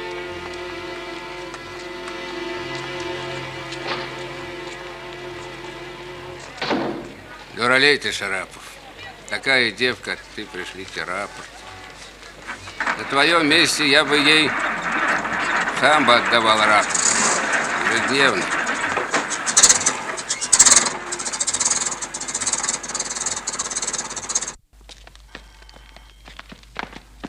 Привет. Заворачивай, Шарапов. Почему? Общегородская операция. Значится так, едем проверять всякие злачные места, где собирается преступный элемент. Бродяги, девицы. А что здесь смешного? Операция как операция. Да тут смешно другое. Поп Филимон из церкви на Покровке пригласил к себе домой 2 девиц. Ну, я уж не знаю, каким макаром он их там исповедовал. Только надергались они сливянки. Ну, поп, само собой, наливку так жрать не может, как эти девицы. Он уснул. А девицы тем временем махнули у него на перстный крест золотой и с конца бегут. Ну что, вы уже тронулись? Ну что там Пасюк резину тянет? Ей-богу. Гриш, позови. Хорошо получается. Из одного блудного попа весь сыр-бор разгорелся. Вы что ж думаете, товарищ Тараскин, что если он не слесарь, а культовый служитель, то ему у нас в стране правозащита не гарантирована? А пускай поменьше со срамными бабами валандаться. Не будут кресты пропадать. А ваше дело, товарищ Тараскин, преступления раскрывать, понятно? А синод ихний пускай о моральном облике своих членов заботится, верно? Наше дело найти вещь, представляющую огромную художественную ценность, понятно? Пасюк Ну чего сидит в автобусе. Фу ты, черта, мы его ждем. Я не видел, когда он прошел.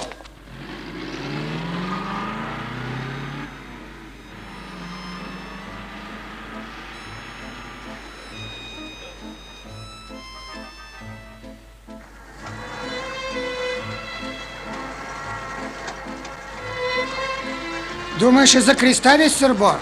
Ха-ха, как бы не так. Ищут по разработке какого-нибудь отдела опасного жулика. Ну, а нас информировать считают нецелесообразным. Ну, заодно велено приглядеться к девкам, которые могли украсть крест. Ха-ха, меня не проведешь. Чертяка. Слушай, ты был у Груздевой на работе? У театрі? Був. За день до вбивства вона уволилась з театра. Казала, що поїде на юг. А куда именно, с кем? Ну, казала, що поїде у Крим. У Гурзув чи що. І з ким, неізвісно. Костюмерші казали, добра баба. Торт на прощание принесла. Така веселая была. Странно. Почему сестра об этом ничего не сказала? Не знала, что ли? Должна была знать. Тем более, что Лариса деньги с книжки сняла. У нее что, деньги были? Були. Вот кассирша справку дала. 30 тисяч. І що, все взяла? То же воно. Касірша мені казала, що вона їй казала. Не закривайте що. Оставте хоч 5 червонців. Груздьова отказалась. Слепому видно, что здесь замешана любовь. Вот у меня была одна укротительница. Ну, называть не буду, всем она известна. Так вот, любила она меня безумно. Готова была бросить все. Цирк, славу, деньги, лишь бы я... Ну, чего ты как хочешь, Тараскин? Так тебе и надо. Стоп! Приехали. Вот с этой ресторации и начнем. Копытин, ты тоже гляди в оба.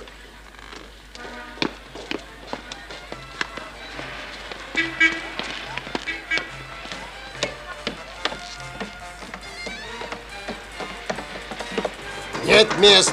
Заняты все места. Да не ломитесь вы. Совесть нужно иметь. Вот мы у тебя и займем ее маленько. Открывай мы измура. Проходите, товарищи. Для вас местечко всегда готово.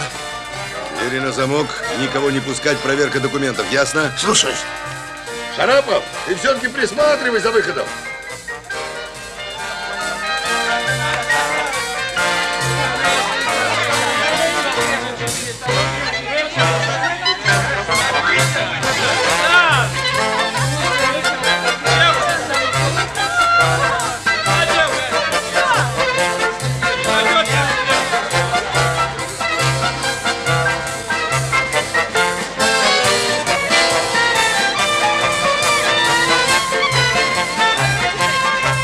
Маэстро, вот это вот все.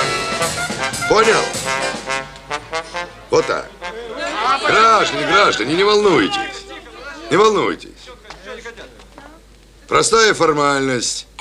Приготовьте, пожалуйста, ваши документы и оставайтесь на своих местах. Гражданин, в сторонку, в сторонку. Гражданин, ну пройдите на свое место, приготовьте документы. Нет, понятно. Еще 16 не исполнилось. Тараскин, займись с ними. Официантка, рассчитайте стол. Пожалуйста, документы. Вы слышите? Все в порядке, граждане. Алло. Ваня, Пасюк, займись. Усе правильно, усе справедливо. Бо документи граждані треба носити з собою.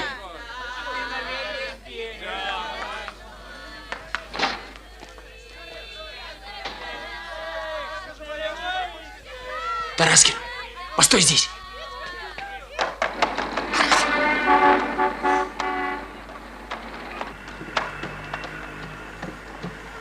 Гражданка, остановитесь!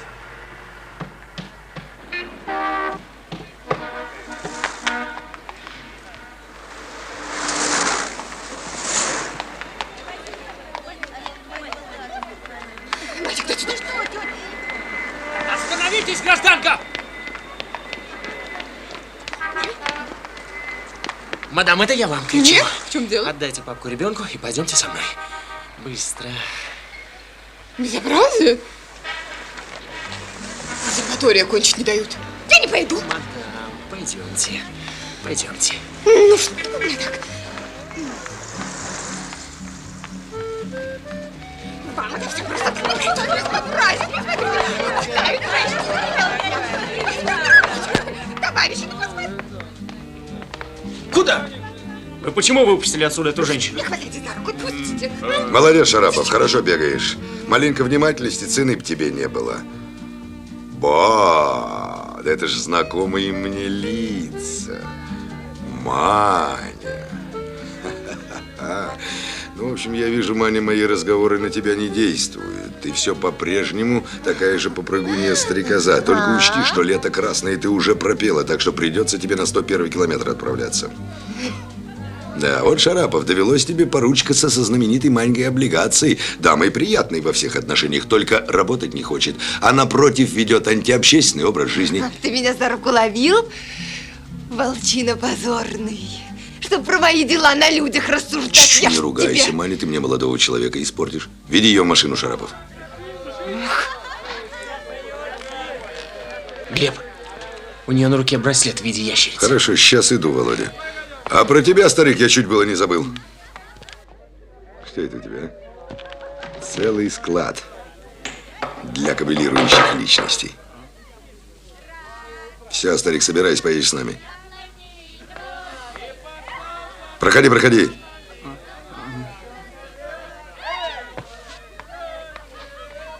Хм.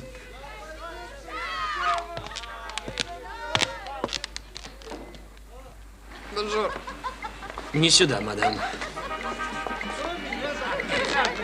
Чего трясетесь? Чего тебя разбирает, дурёк? Помолчала бы. Я жила одна у моей дочка. Беззаботно я купалась в шелку. А теперь из-за тебя, голубочка, удавлюсь на первом суку. А скажи мне, Маня, по старой дружбе, с кем ты так красиво отдыхала? Ты что, ревнуешь? Так ты только скажи, я ж тебе всю жизнь верная буду. Ты, парень, вот куда. Ну, ладно, про самих себя это мы с тобой потом поговорим. А пока за кавалера твоего. Кто такой? Может, я его знаю? Ты-то, может, и знаешь, а вот я имя, отчество забыла спросить. Да. А чё ж тогда бежала? Как что? Ну так. Вышла из уборной, тут выну, думаю, пусть пройдут. Мне с вами лишний раз здороваться нет резоном. А чё это ты со мной здороваться не захотела? А ты же меня еще в прошлый раз собирался упечь. Ага. Поехали, Копытин.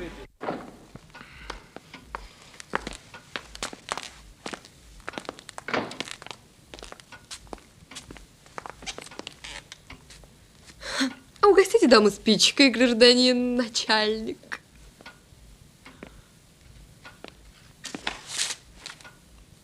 Красивый, Маня, у тебя браслетик. Еще бы. Браслет старинной, цены немалой. Сколько платила? Любопытная вещь-то. Наследство это мое. Память мамочкина. Как ж так, Маня? А ты в прошлый раз говорила, что мамаш своей не помнишь. Ну и что, я не отказываюсь. Память мамочкина мне папа передал, погибший на фронте. И уезжая на войну сказал: береги, доченька. Единственная память по маме нашей дорогой. И сам тоже погиб. И осталась я одна единственная, как перст на всем белом свете. И ни от кого мне ни помощи, ни поддержки. А только вы стараетесь побольнее меня обидеть. Еще ужаснее сделать жизнь мою. И без того затрепанную. Ну, не дави из меня слезу, Мань. Про маму твою ничего не скажу, не знаю. А папашку твоего героического видеть приходилось. На фронте он, правда, не воевал. Но шнифер был знаменитый. Громил сейфы, будто косточки из компота. Наговаривайте вы на нашу семью. Грех это. Дуралом. Да, девочка, на этот раз вляпалась ты крепко. Это почему же?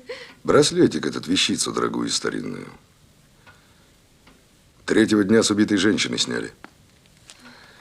В общем, собирайся, подруга. Переночуешь в КПЗ, а завтра утром в прокуратуру. Это зачем еще? Ну, Мань, ты же человек грамотный в наших делах. Знаешь, мы же розыск, в общем-то, пустяками занимаемся, а подрастрельные дела об убийствах расследует прокуратура. Это что же, за чей-то барахловый браслет мне под расстрельную статью? А что ж тебе за него, талоны на усиленное питание? Угробили вы женщину, пыхтеть за это придется всерьез. Не бери на понт, мусор. Ну что за вульгарные у тебя выражения, Маня? А потом я тебе сказал, это нас не касается, ты эти слова в прокуратуре говори. Ты что, меня первый день знаешь? Я сроду с мокрушниками дела не имела. Было, помню, но ведь время идет, а? Откуда я знаю? Может быть, убила ты женщину, а браслетик ее себе на руку, а? Да это мне Валька Коптеный вчера подарил. Что мне у него? Ордер из ювелир-торга спрашивать? Откуда я знаю, где он браслет взял? Ну, это не разговор, Маня. Ну, допустим, хотел бы я за тебя заступиться, так что я скажу? Что Маньке облигации, по ее же словам, уголовник Копченый подарил браслет. Да кто мне поверит, сама подумай, бельберда какая. Ну и что же мне делать? Наверное, надо вспомнить, что ты не Манька облигация, а Марья Афанасьевна Колыванова. Что ты гражданка, в конце концов, что ты человек. Ну, я не знаю, ну, сесть да написать, где, когда, при каких обстоятельствах вор-рецидивист Бесяев подарил тебе этот браслет, и все. Написать. А он меня потом за это... Ну, ладно, ты не беспокойся. Уж ты напиши, а я позабочусь, чтобы он тебя оставил в покое. Обижать ему тебя в этом кабинете будет затруднительно. Ему-то затруднительно. А дружки? Они как узнают, что я его заболела, сразу меня на ножи поставят. Поставят, как пить дать. Только ты еще скорее случится, если ты не перестанешь шляться по их хазам да малинам, по вокзалам да по вокзалам и ресторанам. Ну что ты, ну как ты себя ведешь? Ну посмотри на себя, ну бланш у тебя под глазом, а? Ну как тебе не стыдно? Ты же здоровый дев, тебе работать надо, работать тебе надо. А ты ведешь себя как черт знает что. Ну паскудство сплошное. А ты меня не совести и не агитируй. Не хуже твоего, понимаю. Вот это понималось. Ну ладно, некогда мне с тобой разговаривать, мне домой пора. Скажи, ты будешь писать? Буду. Чего мне за него отвечать? Он меня что-то под статью не подвел, а я тут за него пыхти. Вот тебе листок. Хочешь? Да не ем я сладкую, пиши. Шарапов, давай-ка в дежурку, бери Тараскина, езжайте брать Копченого, он адрес знает. Ясно. Напрасно прокатитесь. Почему? Он вторую неделю дома не ночует. А где же он? Малин, что ли, мало в Мариной роще? Облигация или облигация? Облигация. Че? Какая облигация? Я, Манька, облигация. Да ты что, с ума сошла, что ли? Пиши я Колыванова, Марья Афанасьевна.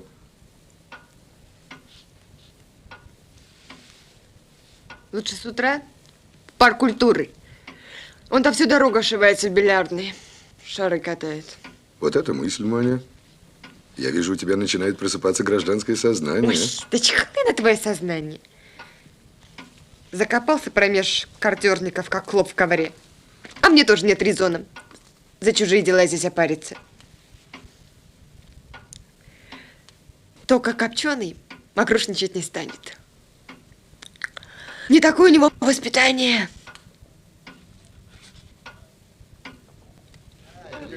Кей другой давай.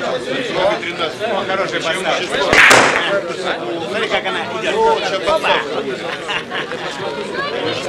Смотри, какого шарапа. Умели. Ой, сама одна. Володь, по-моему, примитивно.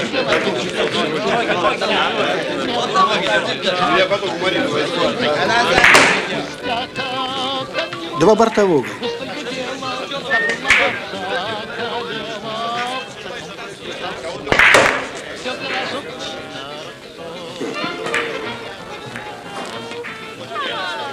Продолжим. Извините, товарищ. Проигравший выбывает. Сейчас моя очередь. Пожалуйста. Мое почтение, гражданин начальник. Здравствуй. Что это вы катать начали? Ну, так если гора не идет к Магомету. И как я вам понадобился? Понадобился. Партнера хорошего ищу. А вы бы мне свистнули, я бы сам к вам пришел. Тебе, пожалуй, досвистишься. Слушай, Копченый, а ты правила бильярдные нарушаешь? Ну, игра на деньги. Так это только пацаны на шалабаны играют, а настоящие игроки на интерес. Но? По плугоской скатаем. Да ты что, Копченый, Жигловым по полсотни играть. А по сколько? По 1000. По куску. По куску. Идет. Ага. Только ты прежде чем на 1000 ставить, покажи, есть она у тебя и 1000, а то вдруг ты со мной в долг играть собираешься. Что ж, я порядка не знаю. Ну тогда поехали. В американку или в пирамиду? Американку. Гриша, пойди к директору, там есть телефон. Позвони к нам в контору, скажи, чтобы Пасик сюда ехал. Ты встретишь его. Ну давай. Разбивай. Играй, надо подумать, посмотреть, какой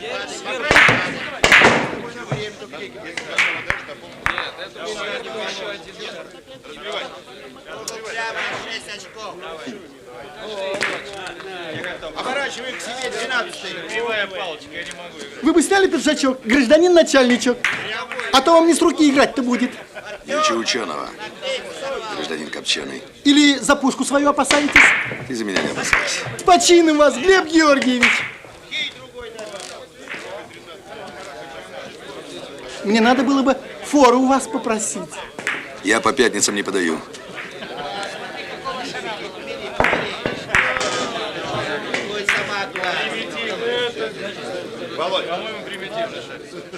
Ноги! Ноги из бильярда. Надо валенки носить, тогда не видно будет, что у тебя копыта над полом висят. Ты где браслетик взял? Какой браслетик? Обыкновенный браслетик, серебряный, со змейкой червленой, одним изумрудным глазком. Ну, чё киксуешь? Не понимаю, о чем вы говорите, начальник. Не понимаешь? Ну, тогда мы с тобой сейчас поедем к нам, и я с тобой вот так поговорю. Вот такой у меня с тобой разговор выйдет. Поговорю я с тобой вот так.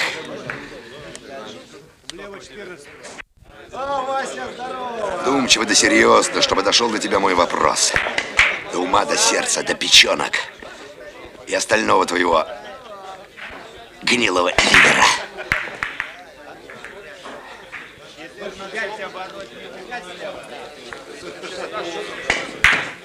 Честное и благородное слово, не понимаю. Не понимаешь?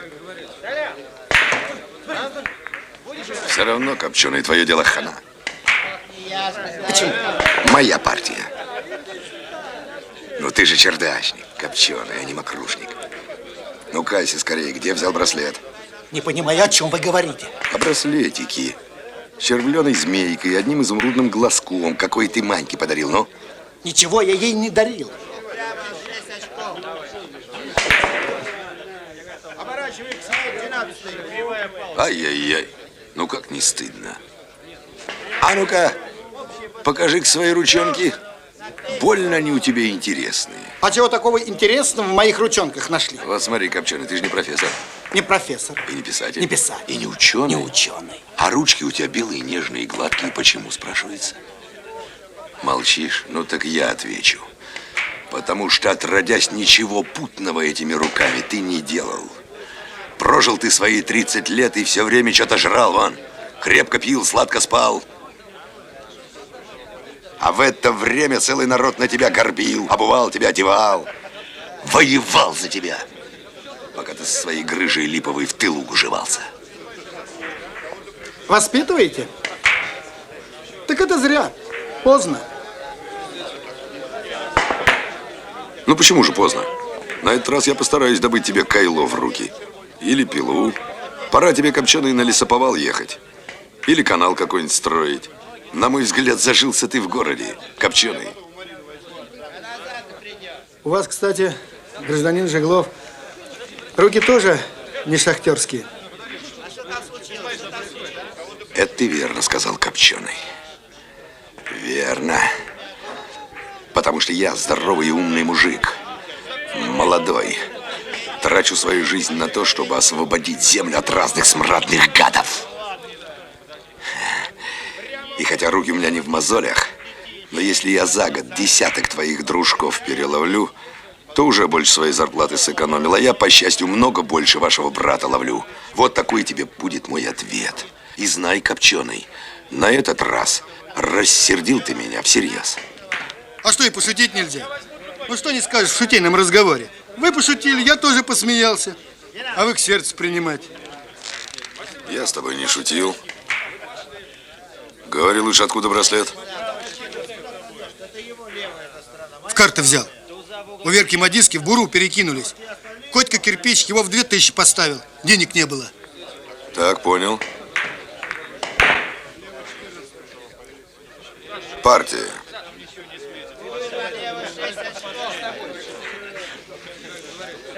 А где он сейчас? Ну? Ей-богу, не знаю, Глеб Георгиевич. Их свободы не видать. Слушай, Бесяй, а где работает кирпич? Он в трамвае щип. В Сокольниках. Так это кирпич. Сапрыкин. Так что ли фамилия дружка твоего? Не знаю. И не дружок он мне, так, знакомец просто. Знаю, что зовут его все Кирпич. Странные вы народ блатные. Как собаки-жучки, ни имени, ни роду, одни кликухи поганые. Ну, что можешь сказать про кирпича? Сапрыкина? Ну ничего. Как это ничего? Он где-то на Сретенке живет. Хаза у него там. Понятно. Слушай. Валентина, а может быть, покатаешься с нами в трамвае? Зачем это еще? Ну, может, встретим кирпича, дружбу сведем, а? Вы уж совсем меня засученного держите. Чтобы я блатного кореша в головке сдал? Да не в жизнь.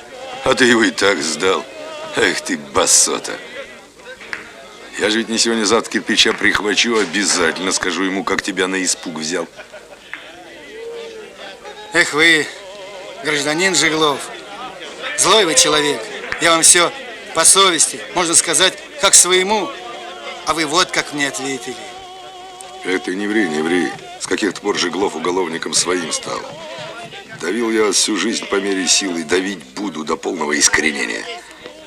А рассказал ты мне потому, что знаешь, за браслетом дело мокрое висит. И я с тебя подозрений пока не снимаю, я буду с тобой дальше работать. А если ты мне помочь не хочешь, то посиди пока в КПЗ и про жизнь подумай. Ничего, жизнь она покажет. Проиграл, получите, а в остальном сочтемся со временем. Да ты, видать, и впрямь без ума копченый.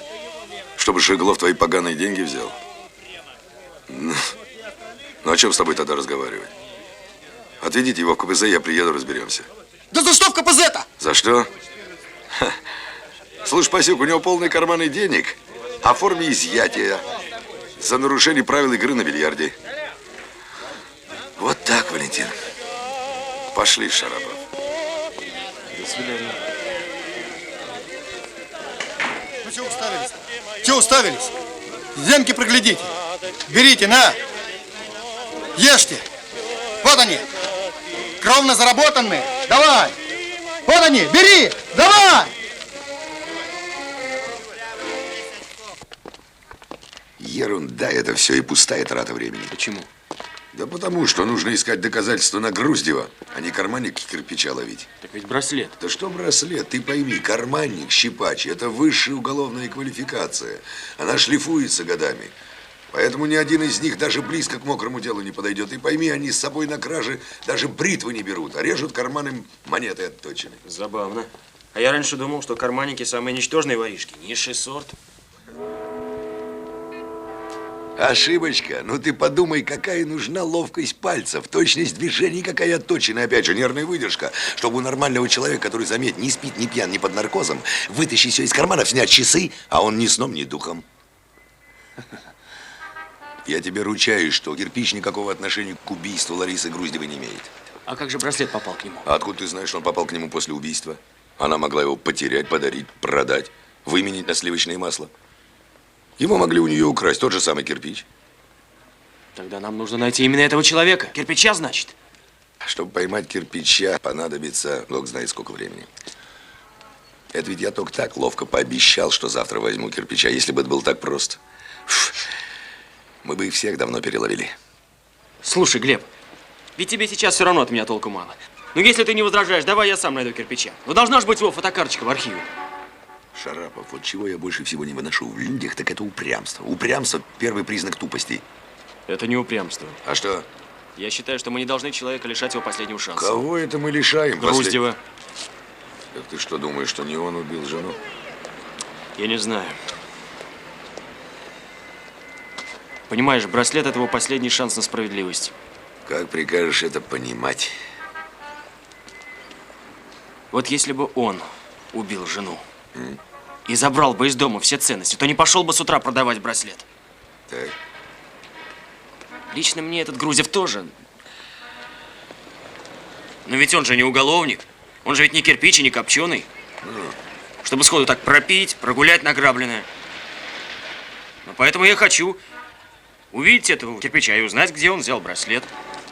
Я мог бы привести тебе 100 возражений. Ну, допустим, ты прав и поймал кирпича. Дальше что? Как что? Я допрошу его и узнаю, где он взял браслет. Если он тебе расскажет, прекрасно. Если рассмеется тебе в лицо и пошлет подальше, тогда что? Как это пошлет? А показания Бесяева Копченого? А Бесяев он просто плюнет в рожу и скажет, что он его первый раз в жизни видит. Ну и что? Не знаю. Ну ладно, Нам так и видно быть. Завтрашний день посвящаю тебе. Поездим вместе в гортранспорте. Спасибо, Глеб. С тобой мы его быстро найдем.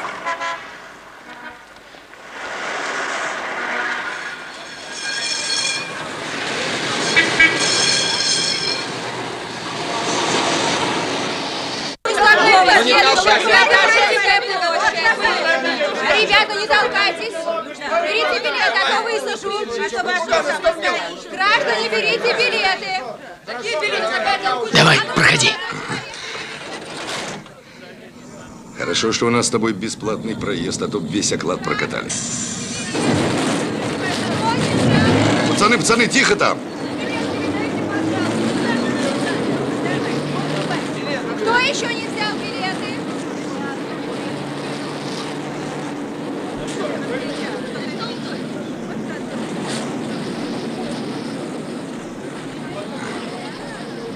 Вон он.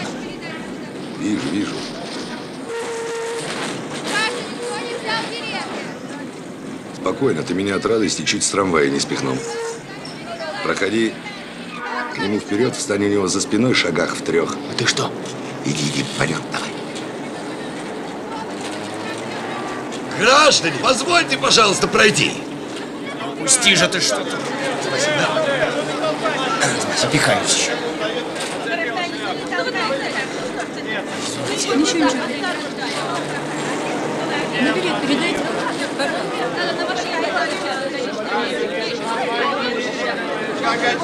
Остановка Преображенская площадь. Давайте. А ну, стой! Стой, тебе говорят! Не дергайся, ты взят. Гражданочка, проверьте, пожалуйста. Сумочку проверьте. Ой, граждане! Товарищи!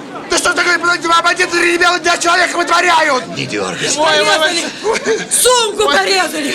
Ой, смотрите, как фронтовику руки крутят! Ой, Без паники, кровь под Берлина проливал, где вы гады там отсиживались! Кошелек украли, а мне все получка была, а сейчас зарплата! Боже мой! Гражданочка, это они вас ляпнули кошелек, они меня отпихивают, внимание отвлекают! Посмотрите, они наверняка где-нибудь бросили! Где-то вон кошелек валяется! Не поднимайте кошелек! Такая приличная женщина оборот! Спокойно, граждане! Мы, работники МУРа, только что на ваших глазах задержали известного рецидивиста-карманника. Значит, свидетелей, потерпевшую, прошу пройти за нами в отделение милиции. Это здесь недалеко, не беспокойтесь, товарищи. Подними кошелек, Сапрыгин. Иначе тебе будет плохо по-настоящему. Сейчас разбежался. Что у тебя, приятель дурачок, чтобы я сам себе с полусрок поднял? Товарищи, граждане, на провокацию не поддавайтесь! Им главное в плане галочку поставить человека, в тюрьму посадить! Ничего у меня нету! Ничего, ой, пусти, никуда не пойду! Пусти! Я боюсь! Не упирайся ты, как маленький.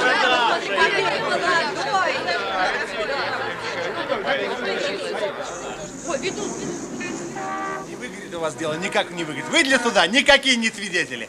Баба кипиш подняла, когда у меня за руки подхватили. Это писку у меня в жизни не найдете. Да, еще что вам скажу. А вам начальство обязательно голову намылит. За вашу топорную на работу. Обязательно намылит. Помяните меня, намылит и все. Ой. Открывай. У нищих слуг нет. Так что нет у вас методов против Коти Цапрыкина. Нету. Понятых, живо. Пройдите, товарищ, туда. Здравия желаю, товарищ. Здравствуй. Ну, Сапрыкин, Чего? чего ты там опять натворил? Ничего. Да вот кошелек у гражданки украл. Кошелек! Какой кошелек? На, обыси. Обыщи. Вон там, в левом кармане. Сиди. Ой, Чей кошелек? мой кошелек. Так, все видели? Оформляй изъятие. Прошу вас, Надо же. пройдемте. Граждане, Это мой товарищ, там все Я получится. ну что, товарищ, ну что такое дело-то? подробно. Ведь это он, Мильтон поганый. Он сунул мне кошелек у входа в карман. Сволочуга! Такая. Сволочуга. Гражданка, мы же с вами вместе ехали. Сядь. Сядь. Значит, срок уже имеешь. А ты бестолковый насмехался надо мной. Вот тебе пословица: не буди лихо, пока оно тихо. А сейчас я приступаю ко второму отделению концерта по заявкам Гражданин радиослушателей. начальник, но у нее не служит. Мурашка, товарищ майор. Здравствуй, Шеглов говорит. Кондрат Филимонович, мы тут с Шараповым тебе пособили маленько. Кирпича взяли. С поличным, конечно. Кондрат Филимонович! Сядь! О, у тебя тут на нем 1000 разных подвигов. Так что ты подожди своего человечка. Мы тут все в 17-м вместе отдыхаем. Ага, пусть они с ним разберутся от души. Вот так. Ну что, Сапрыкин, придумали мы на тебя методы? Я вижу, ты придумывать мастак. Ты на меня зубами-то не скрипи. Ты хоть до корней сотри их. Мне на твое скрипение хоть тьфу и растереть, понял? Ничего, давай, веселись. Веселись, начальник, давай, веселись. Ничего, будет скоро моя очередь. Никогда твоя очередь не придет, потому что моя всегда против вашей брать будет. Так вот, пока я не перешел к 3-му и 4-му отделениям, скажи, веришь, что я тебе их мигом организую? С тебя станется. Правильно понимаешь. Так отсюда разговор серьезный к тебе. Или ты прешь по-прежнему как бык на ворота, и тогда майор Мурашко с тобой до отказу разберется. Кондрат Филимон таких паскудных штук десовок никогда не делал. Правильно, потому он и ловит шантропу вроде тебя, а я убийц да бандитов. Но дело свое он добре знает, поэтому получишь на всю катушку. Тем более, что взяли тебя с поличным. Впрочем, есть вариант. Ты мне толкуешь про одну вещицу. Как она к тебе попала? Откуда и когда? Вот про эту. А я тебе за это. Оформляю дело. Без Кондрата Филимоновича. Получаешь ты за свою кражонку 2 года и летишь в родной дом белым лебедем. А? Значит так. Расследник этот чистый. Его Копченый не воровал, а в карты у меня выиграл. Я его 2 куска на ком поставил. А ты его где взял? Тоже в картишке. На прошлой неделе у Верки Модистки. Банчишка сообразили. Вот я у Фокса его и выиграл. У Фокса? Чего у Фокса денег не было? Фокс. Фокс мужик зажиточный. Чего же он браслет играл? Не знаю, как у вас в уголовке. У нас сразу язык отрежут за лишние вопросы. Вот я и вижу, тебе уже подрезали, шепелявишь. А что за разница? Я вообще ничего не буду говорить. Ладно, ладно, шучу я, шучу. Ну ладно, сам как думаешь? Зажуковали, конечно, браслет. А тебе зачем ворованные вещи? Слушай, я его не покупал. И носить его сам не собираюсь. Во втором кану не пофартило. А этот дурачок Копченый его взял и выиграл. Слушай, Сапрыкин, а что Фокс? По-прежнему у Верки ошивается, да? А вряд ли. Что им там делать? Что, взял товар и отвалил. А разве Верка до сих пор берет? А что не брать? Не для себя, для барыг старается. За долю малую. Да. 2 пацанов кормить тем-то надо. Так-то оно так. В общем, жалко ее, несчастная она баба. Закуривай.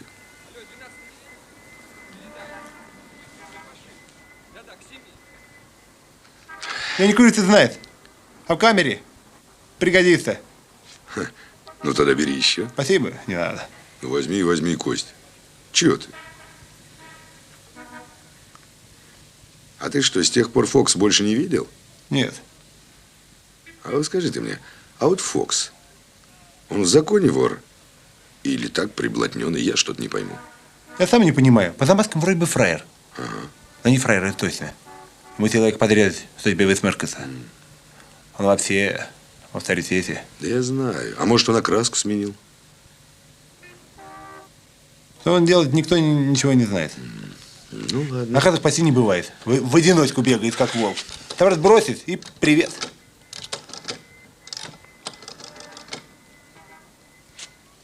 Устал я сегодня. Алло, Кондрат Филимонович. Это снова Жиглов. Ага. Я свой вызов отменяю. Мы тут с кирпичом сами разобрались. А что, ведет себя прилично. Ну и мы. Салют. Ну вот видишь, Жиглов свое слово держит. Лады? Лады. Ну вот, а теперь подскочим на минут к Верке Мадийской и все. Нет, так мы не договаривались. Нет, не поеду. Слапрыкин, ты уж не останавливайся на полдороги. Я тебе совет даю. Я сам знаю, куда ехать. Просто с тобой удобнее. Давай, давай, пошли. Нет, ну поезжай сам. Ну что ты хочешь, чтобы меня порезали в натуре? Возьми адрес и поезжай, я здесь посижу. Адрес? Ну, какой у тебя адрес? Какой у тебя? Шестой проезд 10. Правильно. Шарап, пошли.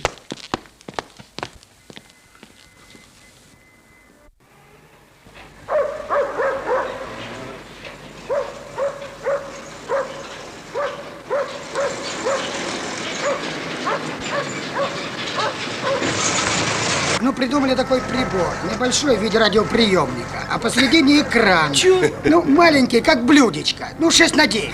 А экран-то зачем? Ну, как зачем? Идет, например, кино из ударника, а на экране все видно. Или сидишь ты дома и смотришь... А ты по каким делам Фокса знаешь? Что? Да ты что, Шарап? Я и про Фокса, и про Верку Мадийскую первый раз в жизни слышу, так же, как и ты. Так ты б зайняв бы перше місце. Темнота. Это же научный факт под названием телевизор. Телевизор? Ну, чего ты как Что с тобой, Володя? спросил? Эй, Мне кажется, это подлость.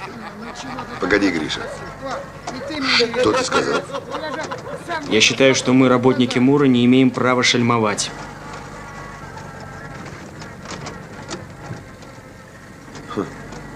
Да ты что, Шарапов, белины объелся? Ничего я не объелся. О чем же ты говоришь? Я о кошельке, который ты засунул кирпичу в карман. Об этом. Это ты верно заметил, имеешь право. Это ведь ты с нами, работниками МУРа, вытаскивал из петли женщину, мать 3 детей, у которой такой вот кирпич вынул последние деньги, да? Это ведь ты находил у них во время обысков масло, икру, когда страна последнюю краюху фронту отдавала, да? Это ведь тебе они стреляли в спину по ночам. Я, между прочим, в это время не на продуктовой базе подъедался. Я 4 года... И стреляли в меня, и ножи совали не меньше, чем в тебя. Если оперативной смекалки у меня напрочь нет, то... Что такое честь офицера, я хорошо знаю. На фронте этому быстро учились. Что ж я, по-твоему, честь офицера заморал? Чем? Ну, говори, говори при ребятах. У меня от них секретов нет. Ты не должен был совать кирпичу кошелек в карман. Ах, вот. Ну что ж, сейчас еще не поздно. Давай вернемся в отделение и скажем, что кирпич никакого кошелька не резал. Ну, что, ошибка вышла? Ну, а потом извинимся все вместе. Вернее, я один извинюсь перед милейшим парнем Костей Сапрыкиным и отпустим его на все 4 стороны, а? Он украл, я разве спорю? Но не можем мы до вранья опускаться. Пускай оно формально, пускай ничего не меняет. Меняет! Все меняет, потому что если бы не мое вранье, то вор-рецидивист Сапрыкин сидел бы сейчас в малине, а не в тюрьме. Правильно, я засунул ему в карман кошелек. Но для кого я это сделал? Для себя, для свата, для брата? Да погоди ты, Глеб! Нет, это ты подожди! Если кирпич вор, он должен сидеть в тюрьме. И людей не беспокоит, каким способом я туда его упрячу. Вор должен сидеть в тюрьме, верно? Вот что людей интересует. Копытин, останови машину! Давай сейчас выйдем и спросим у 100 человек, что им больше по сердцу, мое вранье или твоя правда. И тогда ты поймешь, прав я или нет. А как ты думаешь, суд у нас тоже? От этих людей? Ну что на улице? Суд у нас, между прочим, народный. А что ты хочешь этим сказать? А то, что хоть суд и действует от имени всех людей, кошелек, засунутый тобой, не признал бы и кирпича отпустил. И это правильно. Правильно. Правильно. Я так понимаю. Если закон один раз подмять, потом другой раз, потом начинать им дырки в следствие затыкать, как нам с тобой будет удобно, то это не закон будет, а кистень. Да, кистень.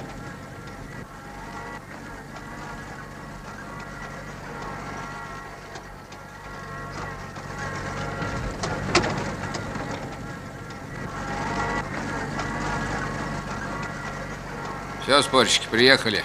Выходите, там вас помирят.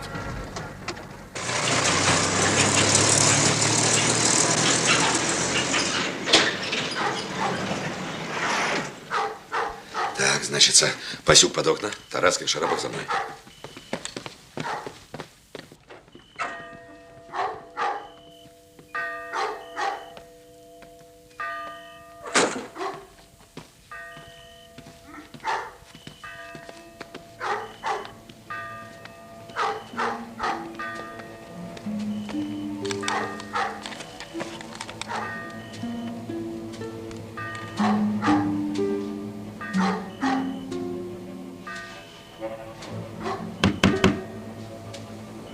Коля, ты? Да, открывай. Здравствуйте. Ой. Вот ордер на обыск. Ты одна дома? Одна.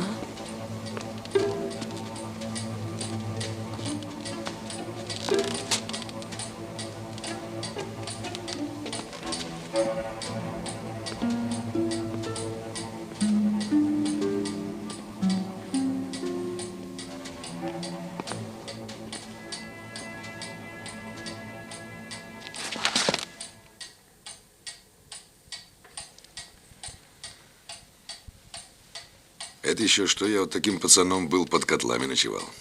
Под какими котлами? В каких асфальт варят? Путевку в жизнь помнишь? Ну? Ну вот, беспризорщина. Где же вы? Дети спят. Распоряжайся, командуй. Здравствуйте.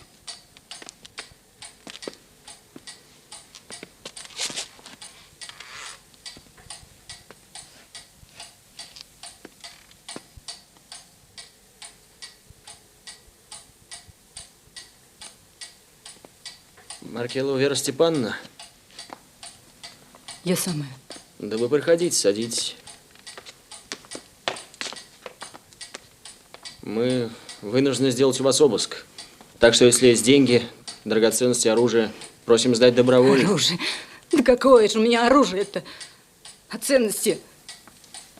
Ценности мои вон! На кровати сопят. А больше у меня ничего нет. Хлебной карточки да денег 40 рублей. Если вы не возражаете, мы сейчас пригласим понятых и начнем обыск. А ищите. Чего найдете, то ваше. А вас не удивляет, гражданка, что обыск у вас делают? А чего удивляться-то? Небось, не ради удовольствия ко мне ночью в хибару пожаловали. Раз ищете, значит, надо вам. Правильно. Ну, а как живете? На какие средства, то есть, существуете? Портниха я. Вещички перешиваю. Там перезайму. Здесь перехвачу. Вот, перебиваемся. Кому перешиваете? Соседям, знакомым? Адреса, фамилии можете назвать? Да, разные люди. Всех разве упомнишь? Не упомнишь? Ну, так я напомню, если память у тебя отшибла. Вещички вот эти вот берешь ты у жуликов. А спекулянты и барыги, пользуясь нуждой всеобщей, толкают их в скупках и на рынках. Вот так и живете вы на чужой беде. Ну да. Гляди, как на чужой беде ты забогатела. Там и много. Хочешь, с тобой поделюсь? А ты меня не жалоби. Видишь, устроила притон для воровских игр и развлечений. Да что вы тут, Гриша, с картами разложили? Да я, пассианс. А вы, товарищ начальник, ищите, что вам надо. А если хотите, спросите. Может, я и сама скажу.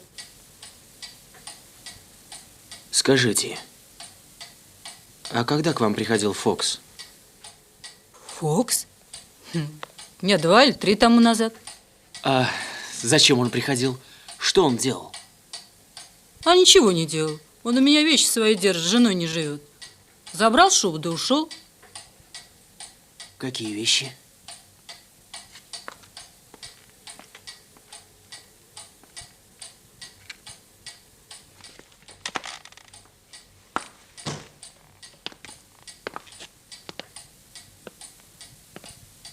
А шубу, вы говорите, какой он взял? Да черный вроде под котик, сложил в наволочку и унес.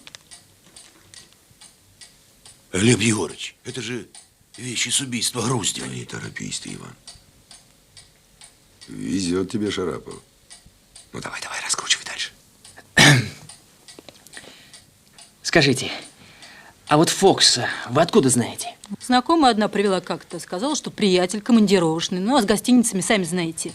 Ну, просила приютить, а он мне платил помаленьку. А Фокс в прошлый раз, когда у вас был, как выглядел? Ну как? Человек приличный, одет по-военному, но без погон, конечно. Ну, а что вы конкретно можете сообщить? Ну, что сообщить? Мужчина культурный, слова плохого не скажет, чтоб с глупостями какими никогда. Ночевал редко, все больше вещички, то принесет, то опять заберет.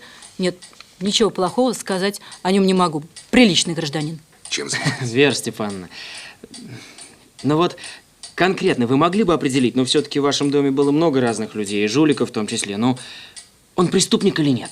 Да нет, он научной работой занимается. Посмотри, Вера, вот этот. Не, вроде не он. Что значит вроде? Ты что, его не рассмотрела, что ли? А чем мне у него осматриваться? Небось, не замуж уходить. Не, Фокс другой, он вроде тебя, шустрый такой, только покрасивший маленько. А про чемодан что сказал? Когда зайдет? Сказал, на днях загляну, тогда я вещи заберу. Перед отъездом. Ага, ага. А вот знакомая, которая Фокса привела, ваша знакомая, а она чем занимается? Модельерша в доме модель работает. Ты что, тоже ей вещи перешиваешь? Не, она как артистка одевается. Я ей просто не пододеяльники прострачиваю. Можете назвать имя, фамилию, адрес? Ира Соболевская.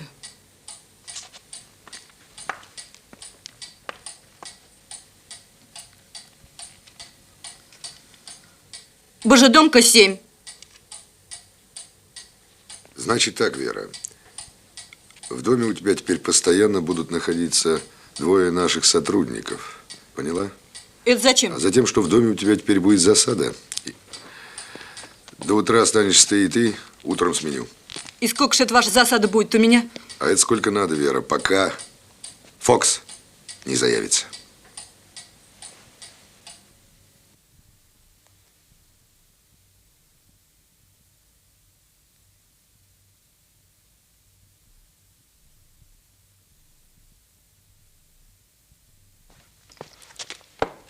Деда, А, ты всю ночь не будешь спать? ага. Всю-всю? М. Я бы так не смог. Зато я не могу кое-чего, что ты можешь. А почему ты днем не спишь? Старый стал. Жалко время на сон терять. А чего его жалеть? Вон его сколько.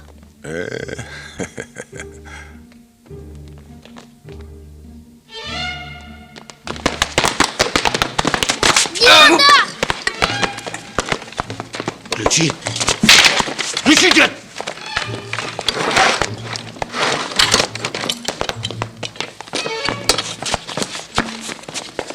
Щенка не забудь!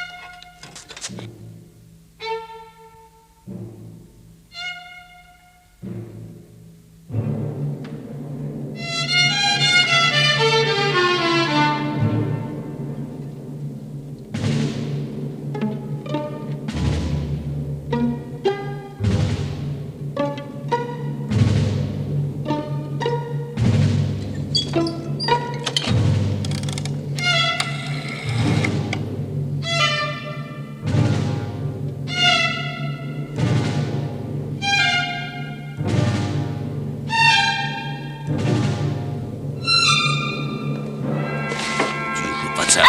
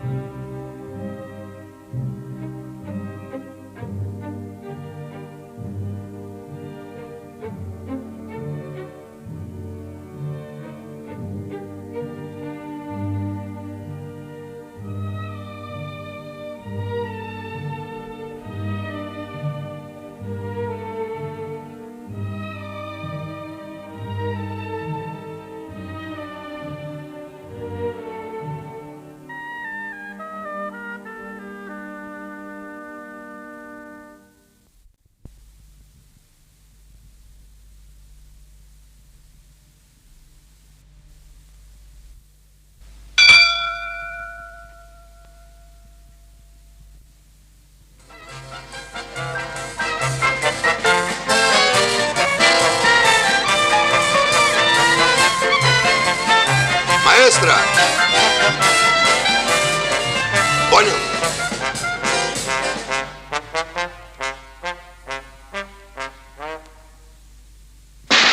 Стой! Слушай, что за стрельба, браток? Прям как на фронте. Оружие есть? Есть. Наградной.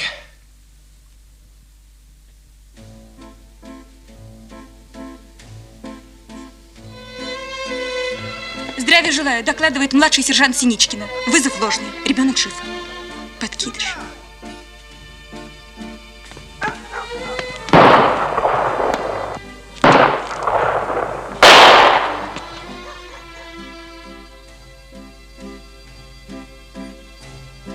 Что за чертовщина? Какой пистолет? Вот этот. Какой?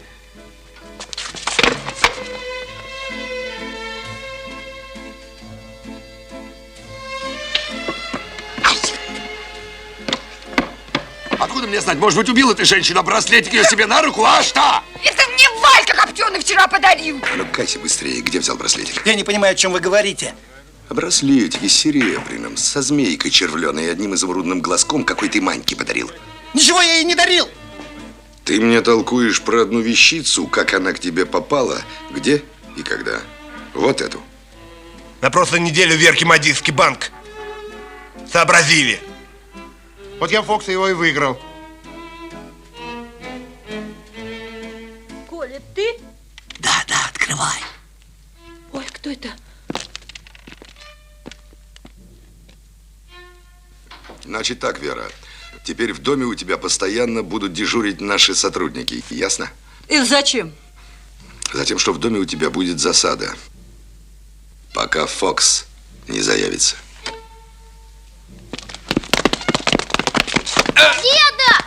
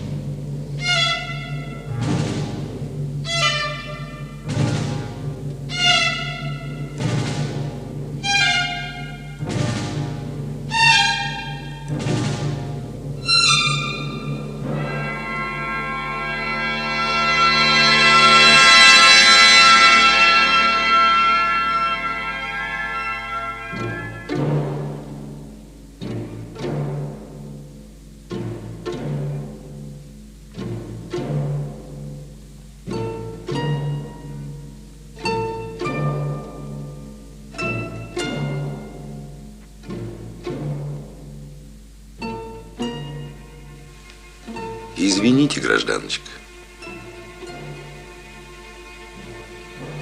Слушай, Глеб, зачем они это делают? Я так думаю, что по кошке-то этой найти их легче будет. Улика ведь. Так-то оно так, кто знает. Может, выпендривается от глупой дерзости своей. Не ученый еще в Муре. А может и похуже. Все соображают, но рискуют. Ужас хотят навести. Дескать, если черная кошка, то лапки вверх и не чирикай.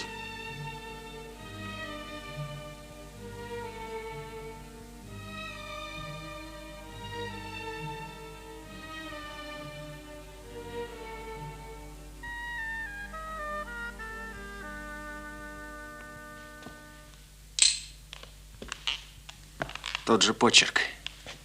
Обрати внимание, душка как будто перекушена. Не перепилена, а перекушена.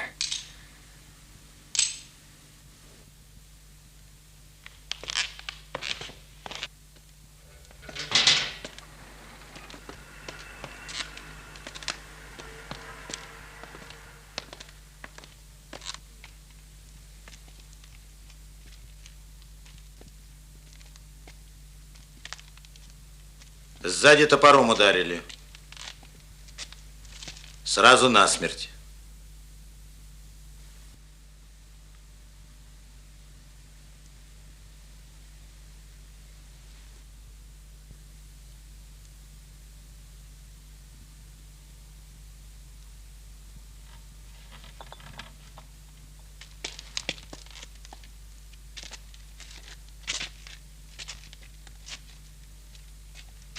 Понимаете, магазин очень длинный. Пока снаружи обойдешь, в 10 местах могут залезть. Вы, пожалуйста.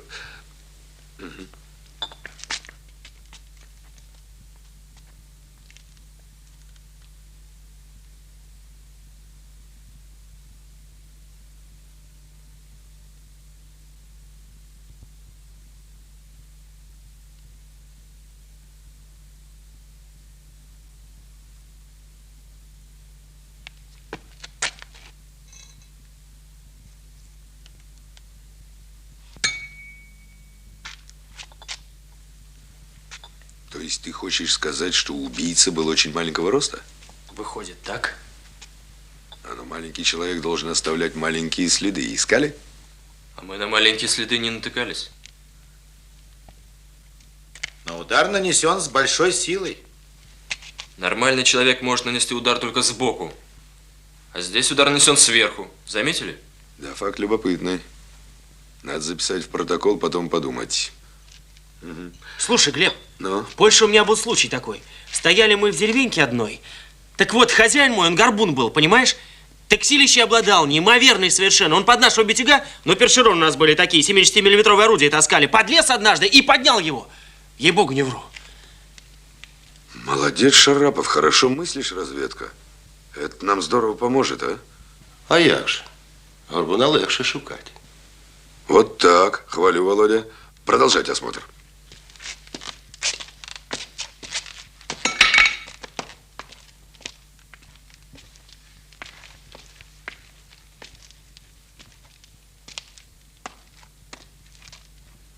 Стареешь, брат, стареешь. Цепкости твоей хваленой больше не вижу. Громкие слова, полный набор уголовной шушеры. И не с места. Мы от тебя другого ждем. Спасибо за доверие. Спасибо, хоть еще чего-то ждете от меня. Это что же получается? Вся Москва слухами полнится. Завелась, мол, черная кошка, житья от этой банды нет. Так что активизируйся, Жеглов. С этого дня все дела по боку и занимайся только черной кошкой. Люди освободятся, дадим в помощь. Свободен.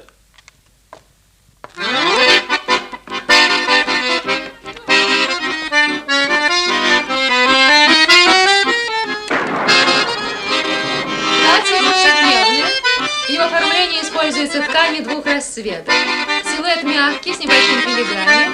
Модная деталь кокетка, выполненная из ткани с рисунком сверху. Летнее платье из шелка с набивным рисунком. отрезное по линии талии. Мягкую форму лифа подчеркивает драпировка на плече и груди. Шляпа для этого года характерна чуть меньшего объема, подобранные в тон. Элегантный костюм из плотного шелка. Удлиненный жакет, труакар. Отрезной по талии.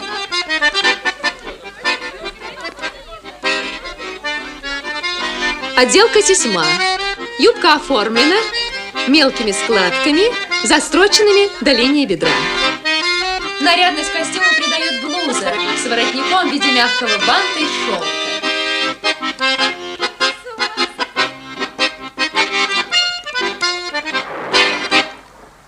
Здравствуйте, извините. Можно? Можно, можно.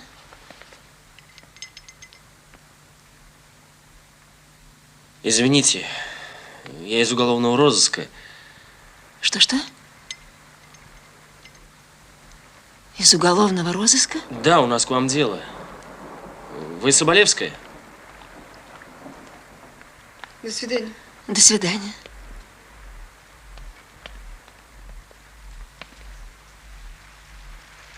А в чем дело? Что случилось? Да, собственно, ничего особенного не случилось, но Я слушаю вас. нас интересует один ваш приятель. Какой именно? Извините.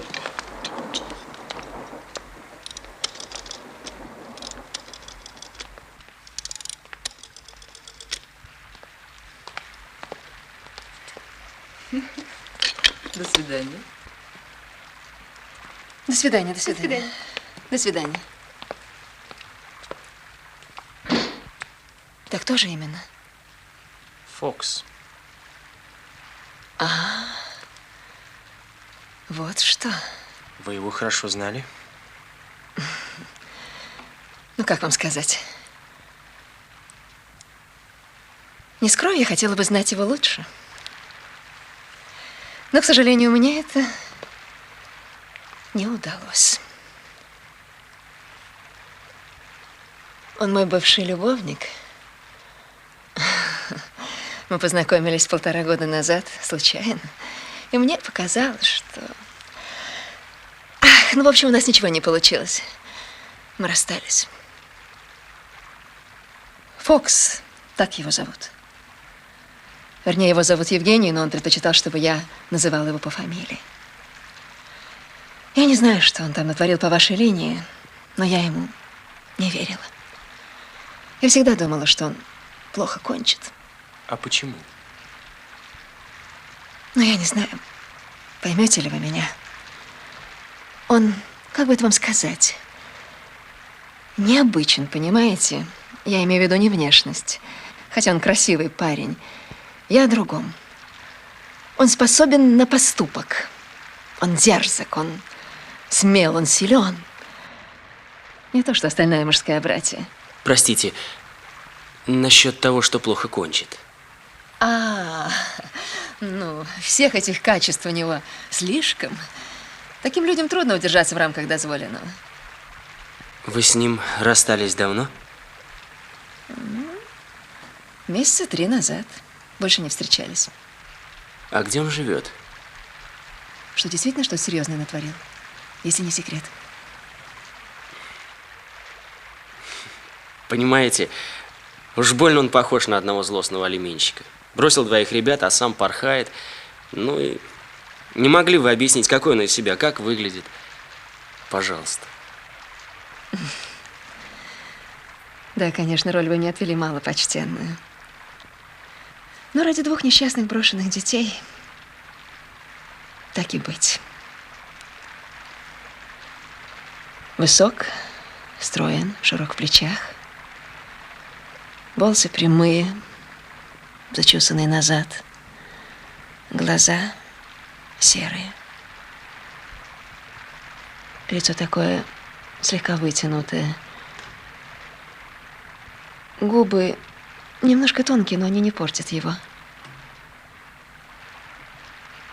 На подбородке ямочка.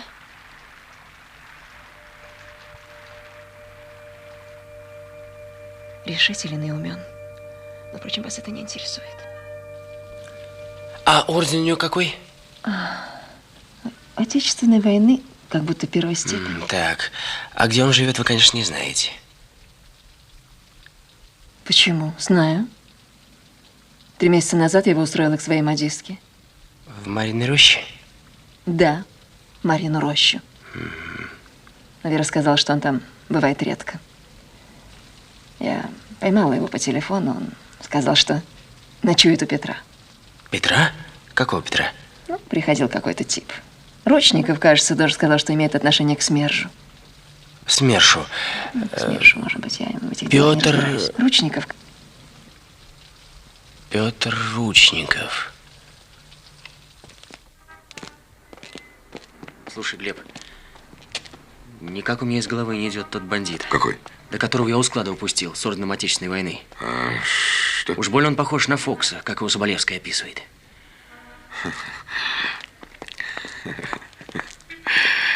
Я думаю, ты переусердствовал, Володь. Ты сколько того офицера видел? Минуту, не больше. Да я эту минуту на всю жизнь запомнил. Да нет, не может быть. Не может быть, чтобы Груздев был связан с бандой. С одним человеком еще куда ни шло, а с бандой нет. Не того полета эта птица. Здорово.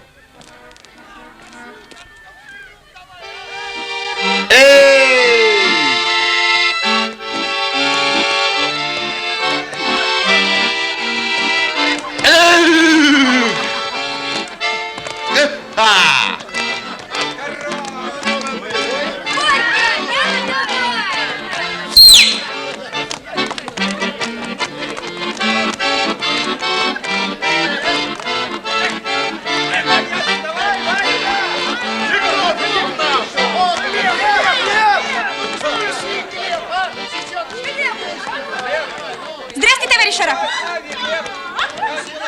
Вы меня не узнаете? Моя фамилия Синичкина. Мы с вами в роддом подкидыша отвозили. Забыли меня? Я не забыл. Мы как тогда с вами расстались, я все время о вас думаю. И на работе тоже думаете? Нет, тут на работе не думаю. У меня от этой чертовой работы прям все время как экзамен. Голова кругом идет от всех этих премудростей. Ничего, научитесь. Мне в первое время тоже совсем не богато было, а потом ничего, освоилась. А поначалу даже на гауптвахте сидела. На гауптвахте? Я тогда еще только месяц отслужила, а у подружки свадьба. Ну, жених с фронта вернулся, а у меня до вечера дежурство. Никак мне не поспеть в парикмахерскую. А очень хотела 6-месячную сделать. Ну, понимаете, и я прямо с винтовкой ушла в парикмахерскую, а тут как раз проверяющий. Ну и все, вместо свадьбы 5 суток на гауптвахте. А как вас зовут? Меня зовут Владимир. А меня Варвара. Пошли.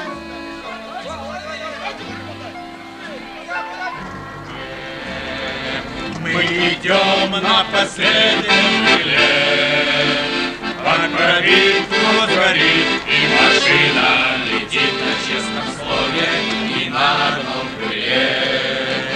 Ну дела, ночь была, все объекты разбомбили мы дотла.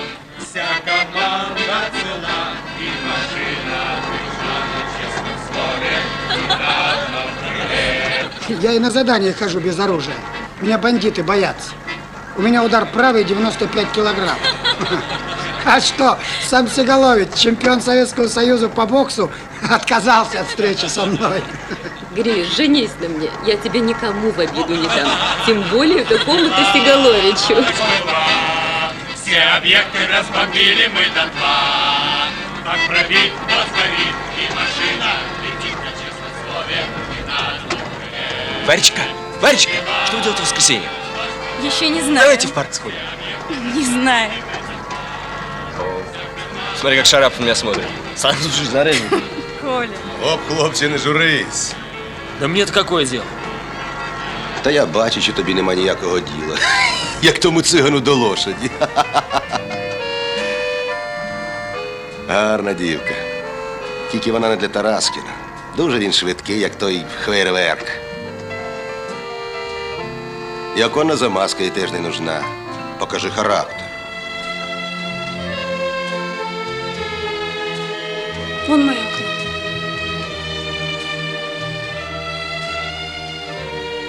Устала? Да нет.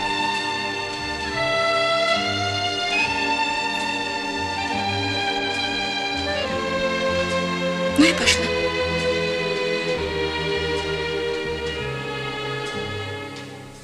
До свидания.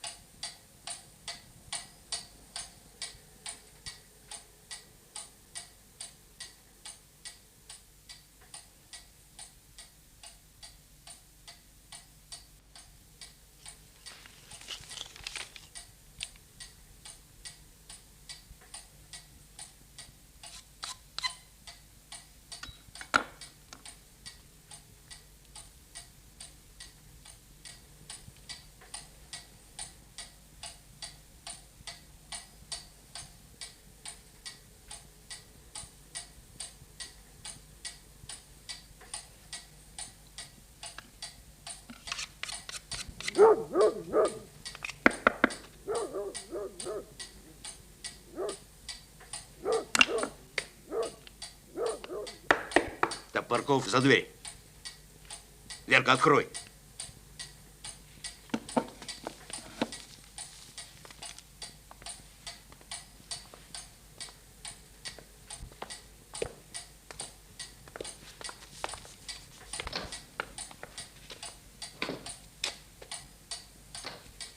Что это, Верочка? Ты сегодня какая-то грустная. Здравствуйте.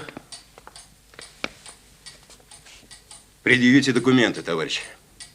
Документы? Это можно. Документы, граждане, в порядке. На пол! На пол!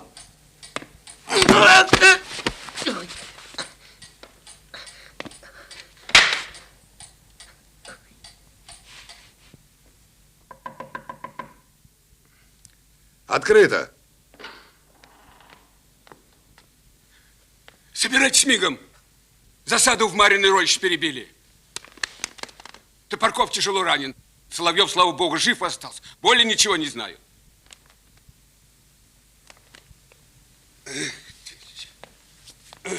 Шевелись. Садись, садись, что ты маячишь.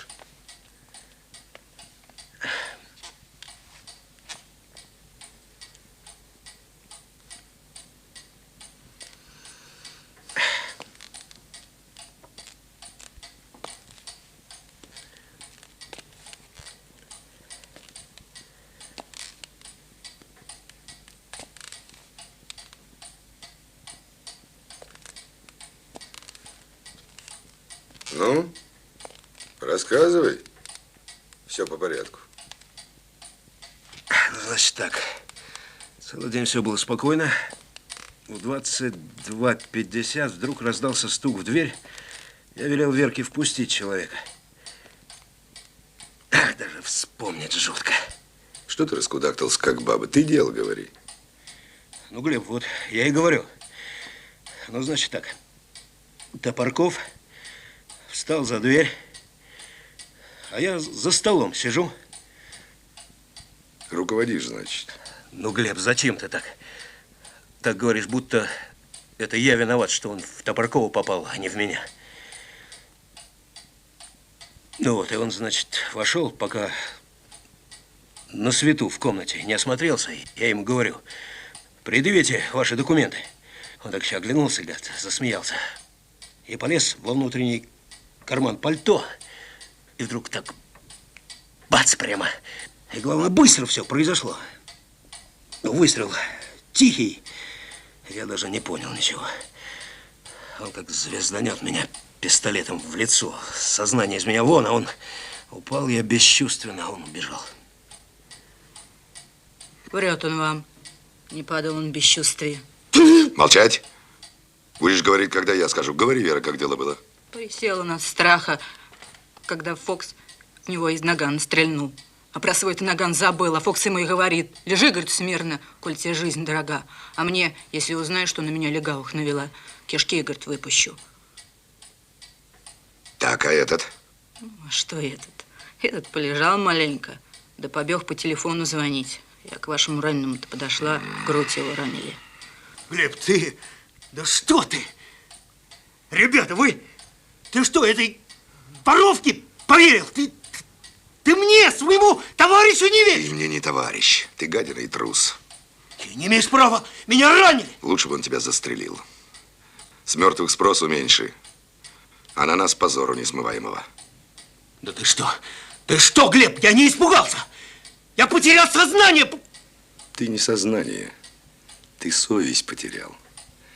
Ты, когда пистолет он на тебя навел, не про долг свой думал, не про товарищей своих убитых, а про 50 тысяч выигранных. Да про домик в Жаворонках с коровой, да с кабанчиком. Да! Да! И про детишек своих тоже подумал. Если меня убьют, ты что ли, горлопан, кормить их будешь? Ты их в люди выведешь? Я давно заметил, с тех пор, как выигрыш выпал мне. Возненавидели вы меня. И все вы стали по-другому ко мне относиться. Все стали по-другому смотреть. Как будто я украл этот выигрыш, а не государство мне дало. Что я не пробил с вами, не растранжирил свое кровное. А государство мне дало. Надо было пробить с вами. Конечно. Это он Фоксу сказал, что вы его здесь дожидались. Что? Что ты сказала? А что слышал, то сказала.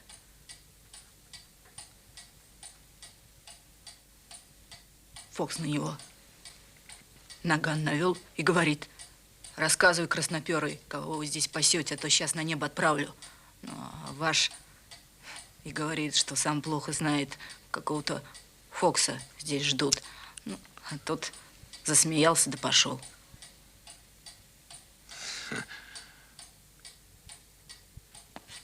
Она правду говорит?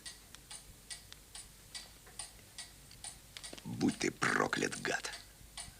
Ты всех нас, и тех, которые умерли, но пули бандитской не испугались, всех нас продал.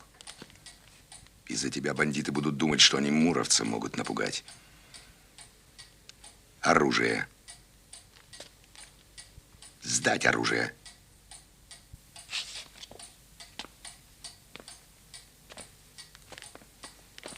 Как он тебя напугал? Ты его с предохранителя-то снимал? Вернись.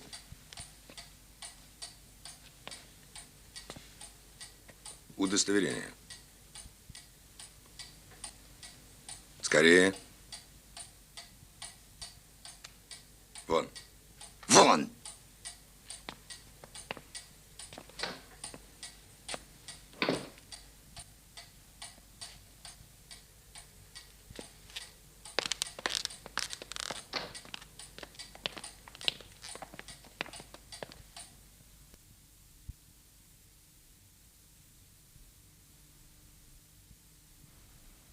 Засиделись мы у вас, Михаил Михайлович. Да сидите, сидите. Я все равно не сплю с этими записками тут. Ну ладно, тогда еще выпьем. У вас что, товарищ умер? Бандиты ранили. А другой сам подох для нас, для всех, подлюка. Не понял. Да ладно. Давай еще. Войдите. Можно? А, Шурочка. Я картошечки горяченькой принесла. Шура, ну-ка садись с нами. Выпей. Садись. Ешьте. Я не буду. Умаялась, небось, за день. Целый день на ногах стираешь. Вот, Михаил Михайлович, если есть на свете дьявол, то он не козлоногий рогач, а он дракон о 3 головах. И головы эти хитрость, жадность, предательство. Если одна прикусит человека, то 2 другие доедят его дотла. Давай же, Шарапов, поклянемся с тобой рубить эти проклятые головы, пока сабли не затупятся. А там пусть нас к чертовой матери посылают на пенсию, и сказки нашей конец. Они и меня могут, как Топоркова, но напугать Жиглова кишка тонка. Я их выползней поганых давил и давить буду. Да ничего страшного, не так уж часто мы собираемся. А проживу я их всех дольше, чтобы вбить кол осиновый в их поганую яму. В общем, у Васи Векшина 2 сестрички остались, а бандит где-то ходит по земле, жирует, сволочь. Храбрости ума мало.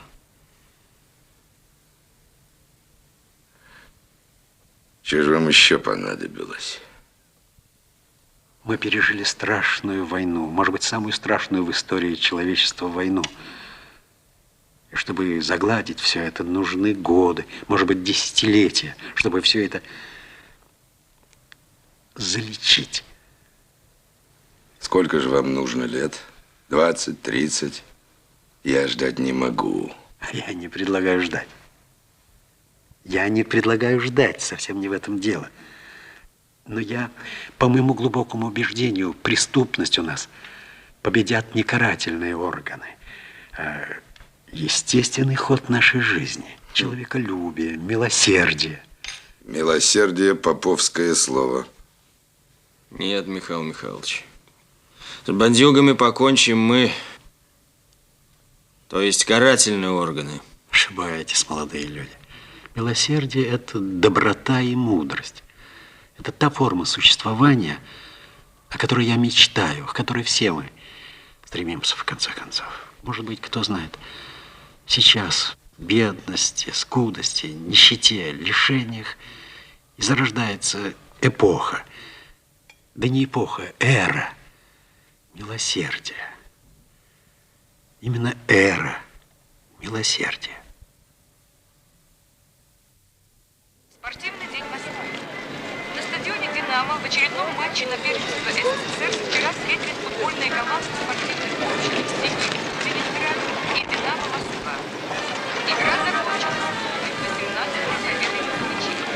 Они забили в ворота Ленинграда 5 мячей и пропустив свои ворота нет. После вчерашнего матча московская команда общества «Динамо». А я раньше освободилась. Думала, долго ждать придется. Я как чувствовал, тоже пришел немного раньше. Вы так хорошо выглядите, Варенька. Володя, мы же договорились на «ты». Да, но мы так давно с вами не виделись, что... А у нас большая радость. Какая? Нас всех женский персонал должны скоро демобилизовать. Я слышал, вопрос уже решенный. Скорее бы. В институте много нагонять придется. Я за 2 года все перезабыла.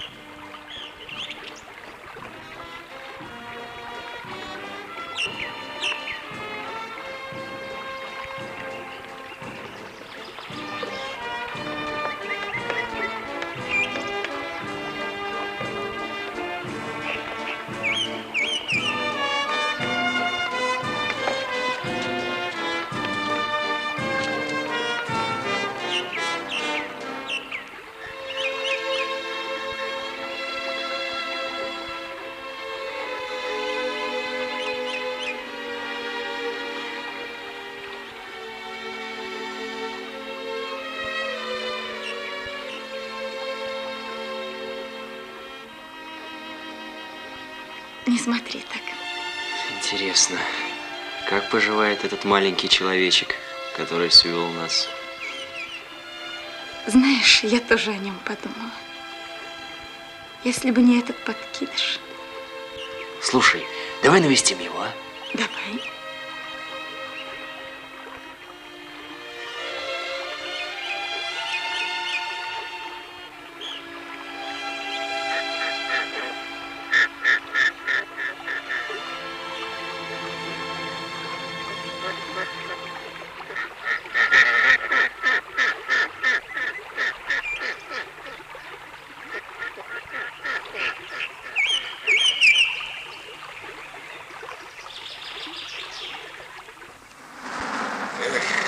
Заловить сегодня с тобой ручечника. Цены им нам не было.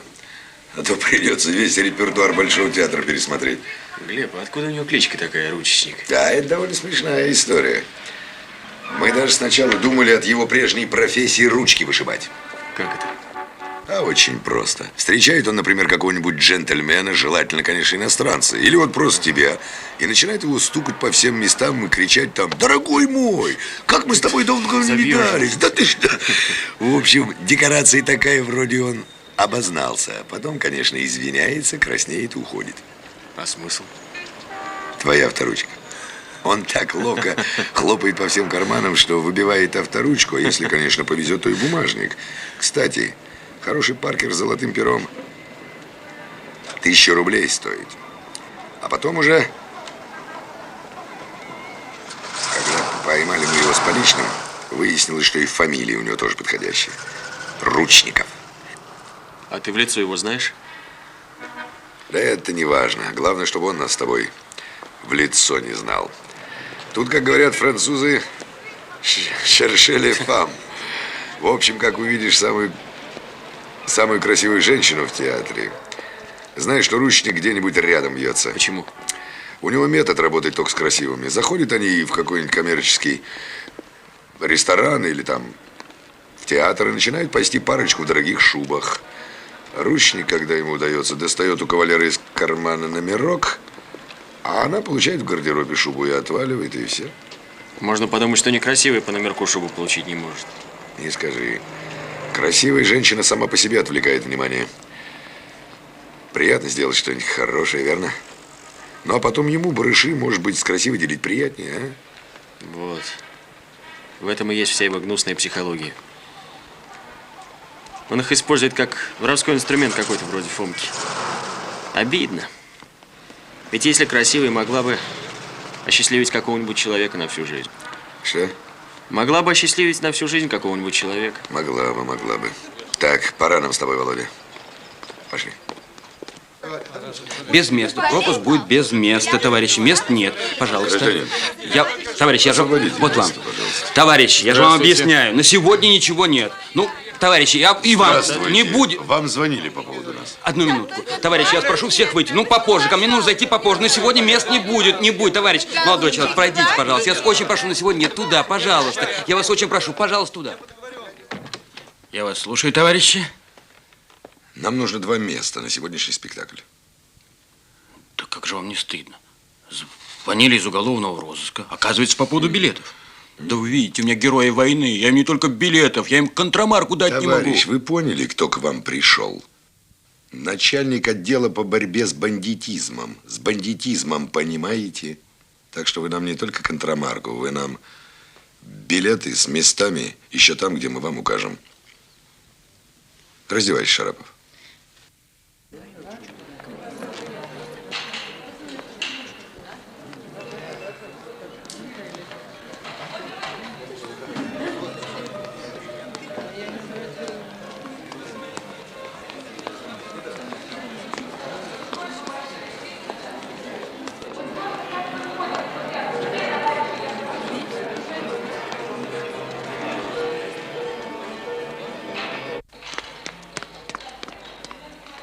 Ерунда какая-то, не техника. Сказал бы мне заранее, я бы свой армейский взял, 8-кратный. Тебе дай волю, ты подзорную трубу сюда приволок. Что ты думаешь? Прекрасная оптика. Слушай, не опоздал бы он только. А что? Я 100 лет в этом театре не был. Хотел бы посмотреть «Лебединое озеро». Понятно. Так, а вот и наш красавец, пожалуйста. Где? Да не туда смотришь, вон у того прохода. Ну, вон в сером костюме с дамой.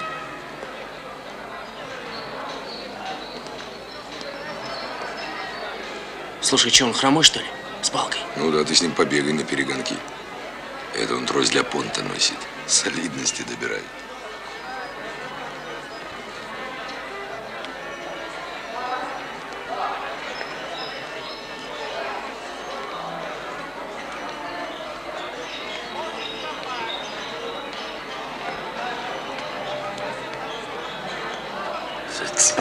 Пардон, виноват.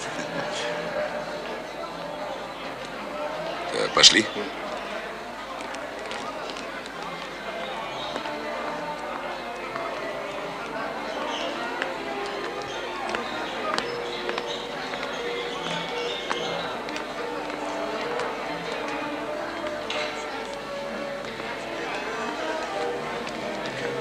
Ты гляди за ним. Покупает программки. Так. Ну что? Пошел наверх. Понятно.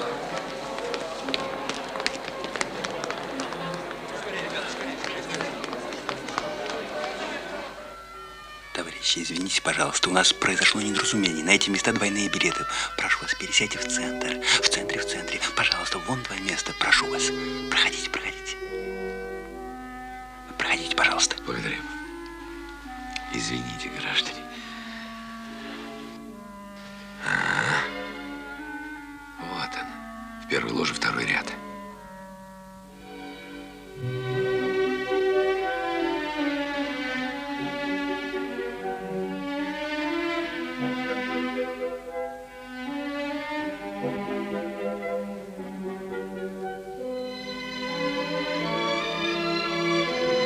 Места жалко, плохие достались. Почему? Прекрасно видно, вот он сидит. Спектакль посмотреть. Хорошо. Спектакль посмотреть хочется, когда еще сюда попадем. Тоже мне театрал выискался. Товарищи, не мешайте слушать музыку. Хорошо, гражданочка. Твой номер 16, смотри за клиентом. Смотреть хочется туда. Куда он едет до антракта?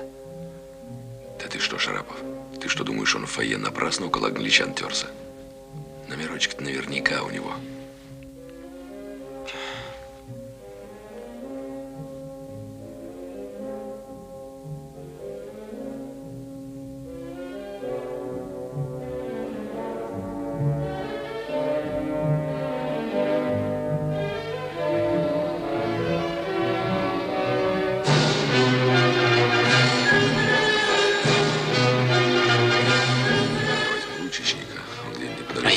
А ты перехвати ее у двери, только не забудь, дай ей надеть шубу. Значит, давай сюда.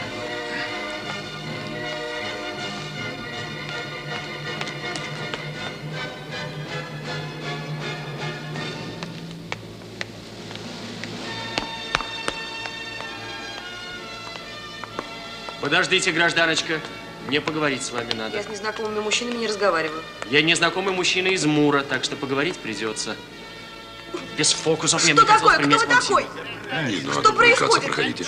Товарищи, За кого меня принимаете? только что эта гражданка на ваших глазах получила шубу Ничего, по я чужому подниму. номерку. Будьте свидетелями, а вы пройдемте со мной. А вы куда смотрите? Что же вы шубу чужую отдали? Проходите, гражданка. Сейчас все выясним. Проходите. ко мне. Проходите. Ты.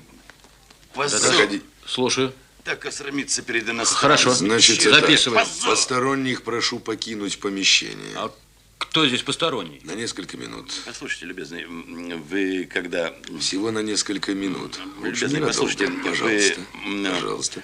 Послушайте, Пожалуйста. вы когда... Превратили театр черт знает во что. А вот и вы. Накиньте шубку, здесь прохладно. Пожалуйте сумочку, прошу вас. Извините нас. Ну ничего, я надеюсь, все в конце концов выяснится. Безусловно.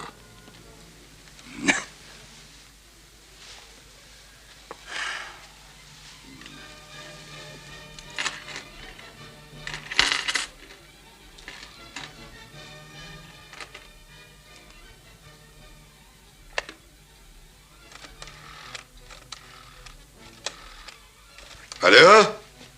Алло? Дежурный Пескунов слушает. Слушай, браток, ну-ка запроси мне в адресном данные На Волокушину Светлану Петровну.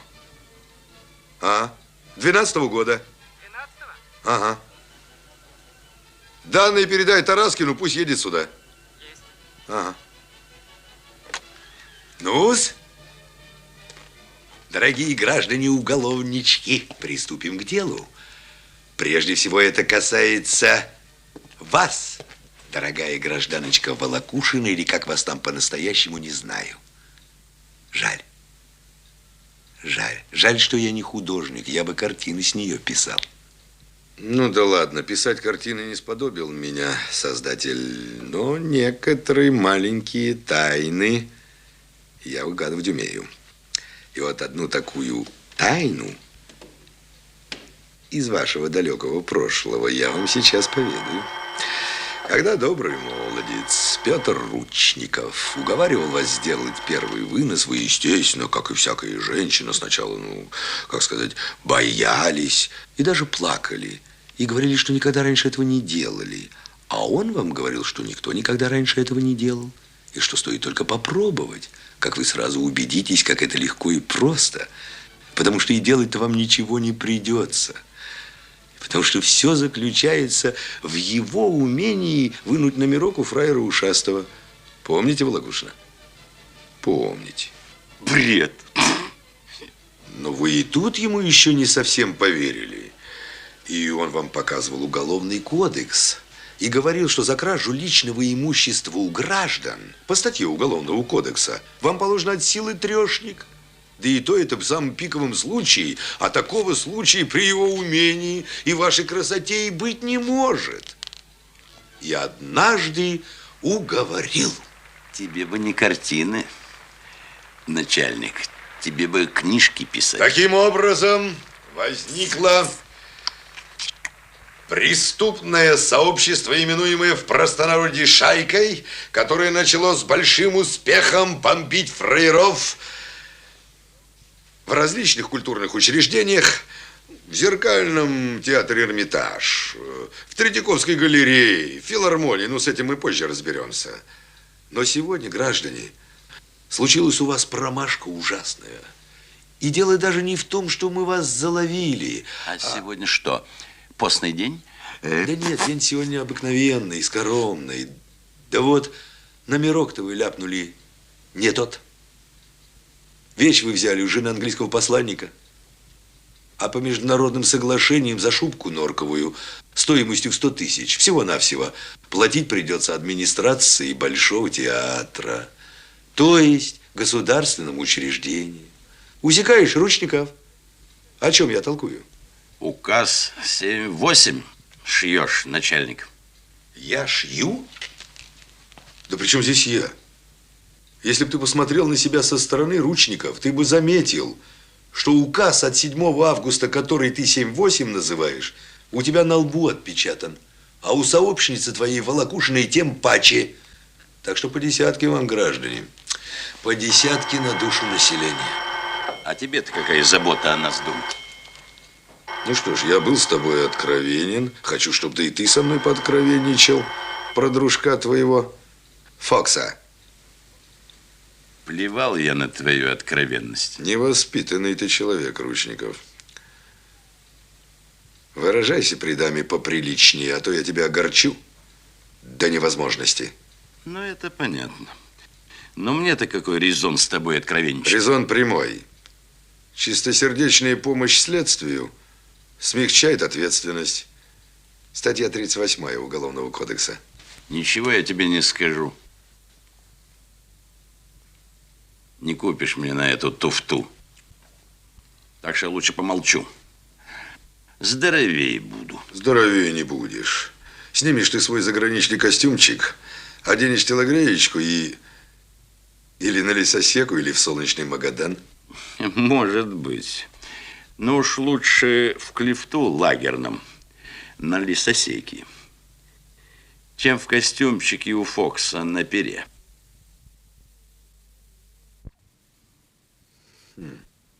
Что пялишься? Я вор в законе. И дружков не продавал.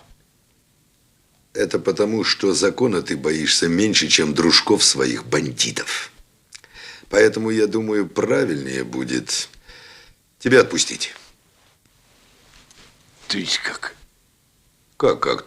Ты ведь никто не видел, как ты номерок у англичанина увел? А с шубой застукали волокушину, так что ее мы будем судить, а ты гуляй себе. А я? А вы, моя милая, будете отвечать по всей строгости закона, как положено. А приятеля вашего Ручникова мы отпускаем. Но... Ты свободен, ручечник. Шел вон отсюда. Но я не виновата. Я же не хотела. Я не знала. Я думала, что... Что же я могу поделать, гражданочка? Иди отсюда, ручечник.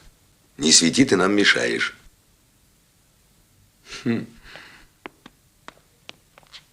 Проводи его, Шарапов. До автобуса. Так же нельзя, вы работаете в Большом театре. Ничего, я дорогу знаю, спасибо. Хорошо, но со мной будет надежней. Особо ценный фрукт. Что с ним? Отведешь его в Фердинанд и подождешь нас. Меня отпустили. Не имеешь права, старший приказал. Давай, шагай. Нет, но старший приказал. Все ясно, твое место в буфете. Значит, что ты... Пойдем. Светлана Петровна, мне лично вы глубоко симпатичны, только поэтому я и веду с вами эти разговоры. Нужно было просто отправить вас в тюрьму. Нет! Ну, а дней через 20 дело уже в суде. Ну, вы же не маленький, сами понимаете. После того, как вас предал Ручников, он ведь вас предал, Ручников. Нам и доказывать особенно ничего не надо. Все ясно. Взяли вас в манто, свидетели у нас имеются. Так что встать, суд идет. Чего вы хотите от меня? Я хочу, чтобы вы сами себе помогли. Чистосердечным раскаянием и своим признанием и рассказом о вашем прошлом вы себе расчистите дорогу к новой жизни. Да, я расскажу все. Я все расскажу, все. Верю. Все. Про всех случаев, когда Верю. мы брали чужое. Я вам верю. Верю, что вы на пути к новой жизни. И что этот отрезок вашей жизни вы будете вспоминать как ужасный сон. Но для начала у меня к вам есть один маленький вопрос. Один маленький вопрос, просто для того, чтобы проверить вашу искренность. Да, спрашивайте, да. Вы ведь часто с Ручником встречали Фокса? Когда это было последний раз? Это было дней 5 назад, может быть, 6. Где? В коммерческом ресторане «Астория». Он был один? Да, он был один. А у них что, общие дела с Ручниковым? Нет, что вы, Ручников ни с кем дела не имел. Он сам говорил, что у него работа ювелирная, и он в помощниках не нуждается. Прекрасно. А теперь, Светлана Петровна, вспоминайте очень старательно, потому что от этого, может быть, вся ваша судьба зависит дальнейшая. Припоминайте до мельчайших подробностей, как они связывались, Ручников с Фоксом. Ручников с Фоксом. Ручников звонил несколько раз какой-то подруге Фокса. Кажется, Ане. Кто такая, где работает?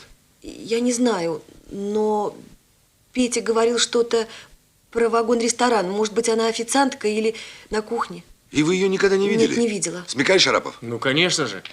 Продукты прямо с базы, с магазина, они... Ты представляешь, сколько товара можно пропустить через вагон ресторана? Это же Клондайк, Эльдорадо. А скажите, а вы не припомните, как обычно одевается Фокс? Сейчас скажу. Шарапов, а ну-ка дуй в мур, допроси Ручника и вытряси из него любым способом телефон Ани. Крути-верти его как хочешь, но телефон положи на стол. Хорошо. Он носит обычно военную форму без погон, но форма очень дорогая, как у старших офицеров. И еще у него на кителе этот орден Отечественной войны.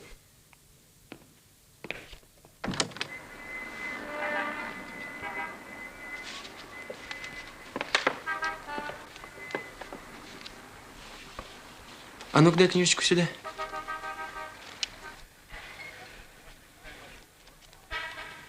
Посмотри, Вань, книжечка какая интересная, а? От бісова душа, одни телефоны. А фамилии жде?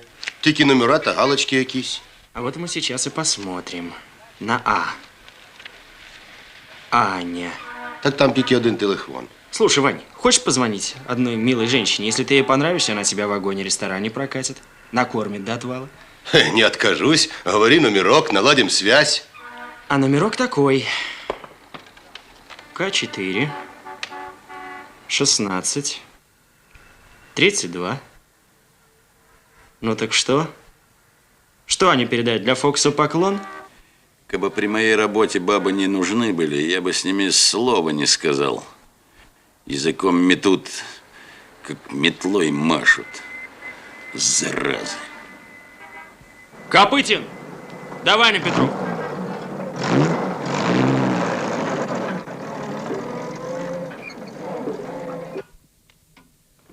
Ну, что, друг ситный? Вижу. Есть успех. Хвались. Телефон Ани. Надо проверить через узел, где он установлен, и ехать посмотреть на месте.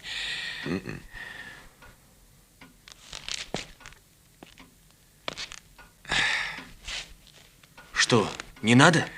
Адрес телефона узнать можно, а ехать туда рано. Там надо сначала провести оперативную проверочку. Не понимаешь? Ну, никакой Ани там нет, и, скорее всего, она никогда там не бывает. Ну, а кто ж там бывает? Не знаю. Скорее всего, никто. Алло, К5-12, 84 мне наберите. Это связной телефон, я с такими штуками уже сталкивался. А, да, Киреев. Жеглов говорит. Ну что, кончилась опера? Ну, балет. Ага, значится так. Появится этот англичанин, веди его в администраторскую и составьте протокол опознания шубы. Это первое. Второе. Обязательно возьми с него расписочку, что шуба возвращена ему в полной целости и сохранности. Вот так. А какие еще разговоры? А ты ему тогда скажи, что у них в Англии не меньше нашего воруют. Да-да. А правопорядок в стране определяется не наличием воров, а умением властей их обезвреживать. Вот так. Ага. Да, забеги в дежурную часть, зарегистрируй на нашу группу раскрытие кражи, ладно? Ну, договорились. Так ты объясни, не выпендривайся. Да я не выпендриваюсь, Володь. Я что-то устал за эти дни. А насчет телефона мыслю так. Сидит около аппарата совсем никчемный человек, попка, понимаешь? Ну, он спрашивает, кто звонил, потом ему перезванивают Аня или Фокс, он передает. Понимаешь теперь? Но все-таки нужно попытать этот вариант, вдруг это не так. Обязательно попытаем, Володя. Тем более нам эту Аню надо теперь найти позарез. И если мы ее с тобой вычислим, мы и Фокса обязательно возьмем. Это тебе не Соболевская, а тут у него любовь с интересом, тут у него лежбище. Глеб, я разбирался с письмами, которые у Ларисы Груздевой были. И одно из них вроде любопытное. Подруга ей пишет, Ира, о том, что разошлась со своим дружком. Так вот, в конце письма она ее предупреждает. Если он появится на твоем горизонте, будь с ним поосторожней, голубушка. Ну, это дела амурные. Хотя вот что. Ты съезди туда. Какой адрес? Божедомка. На Божедомке? На Божедомке. Ира на Божедомке? Ира.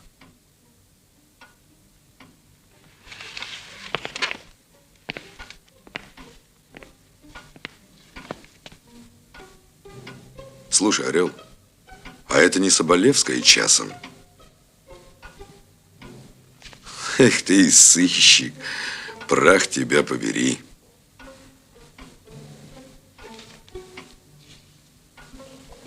Значит, выходит, Соболевская была знакома с убитой?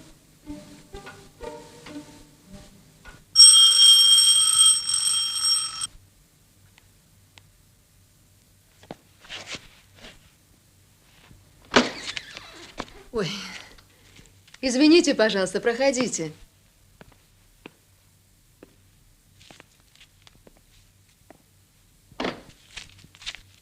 Присаживайтесь.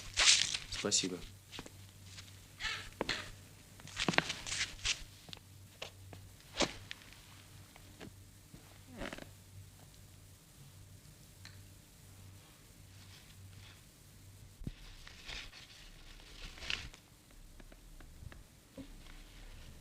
Я знала, что вы вернетесь. Вы почему мне не сказали, что ваше замечательное приключение Фокс причастен к убийству Ларисы Груздевой?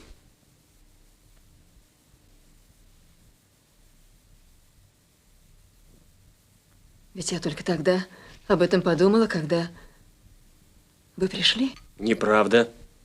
Вы об этом давным-давно в письме Ларису предупредили. Ну что вы. Я имела в виду совсем другое. А именно. Что вы имели в виду, когда написали ей? Будь с ним поосторожней, голубушка. Понимаете, есть вещи, о которых женщине трудно говорить. Я никогда бы вам не сказала то, что скажу сейчас, если бы не смерть Ларочки, перед которой все меркнет, все теряет смысл.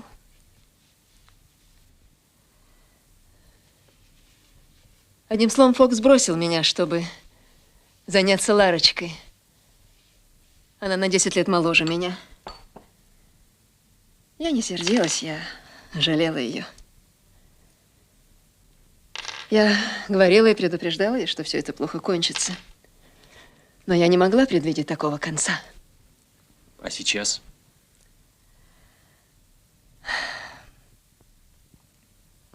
А сейчас?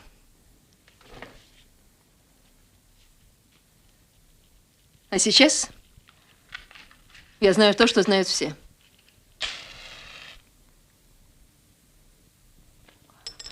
Иван Сергеевич арестован за убийство Ларисы. Еще я знаю то, что вы ищете Фокса. Боюсь, что вы неверно представляете картину преступления. Ведь вы думаете, что Груздев убил Ларису из ревности, так? Невероятно упрощенно все получается. Не забывайте, они мирно расстались. Иван Сергеевич жил с новой женой.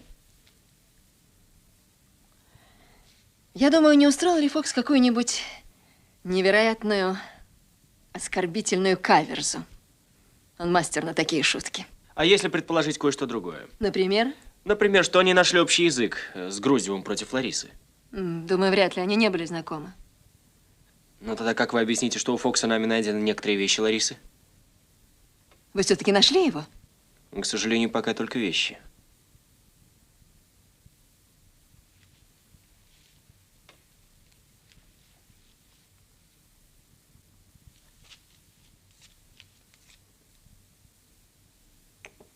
А знаете, несмотря ни на что, Лариса была иногда со мной откровенна.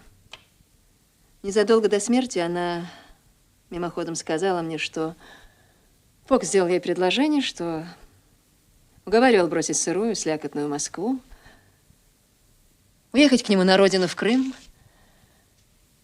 У него есть на примете недорогая, но очень хорошая дача. Директор местного театра – его друг, который ему во всем в жизни обязан, так что карьера Ларочки обеспечена. Так уже теплее. Но я не стала ее отговаривать, потому что, сами понимаете, могла подумать, что из ревности и все такое прочее. Но, видимо, она так и подумала, потому что выслушала мои советы. Но и только. Да. Действительно, во всей этой истории Фокс и Груздев чем-то связаны друг с другом. Но вот чем, пока мы не можем ответить на этот вопрос. Единственный человек, который бы мог помочь в этом, Фокс. Где он бывает, если вы действительно не знаете его адрес? В ресторанах? В каких? Ну, я не знаю. В музее он не ходит, в библиотеке не записан. Где же ему еще бывать?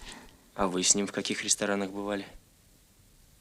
Да мы и были всего 2 раза. Где же?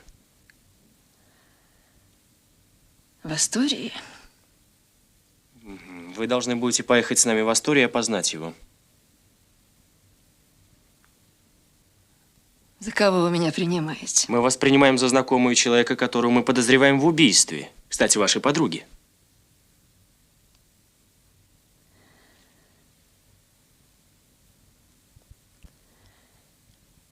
Доносить на близкого мне человека, даже если он оказался прохвостом, я не стану.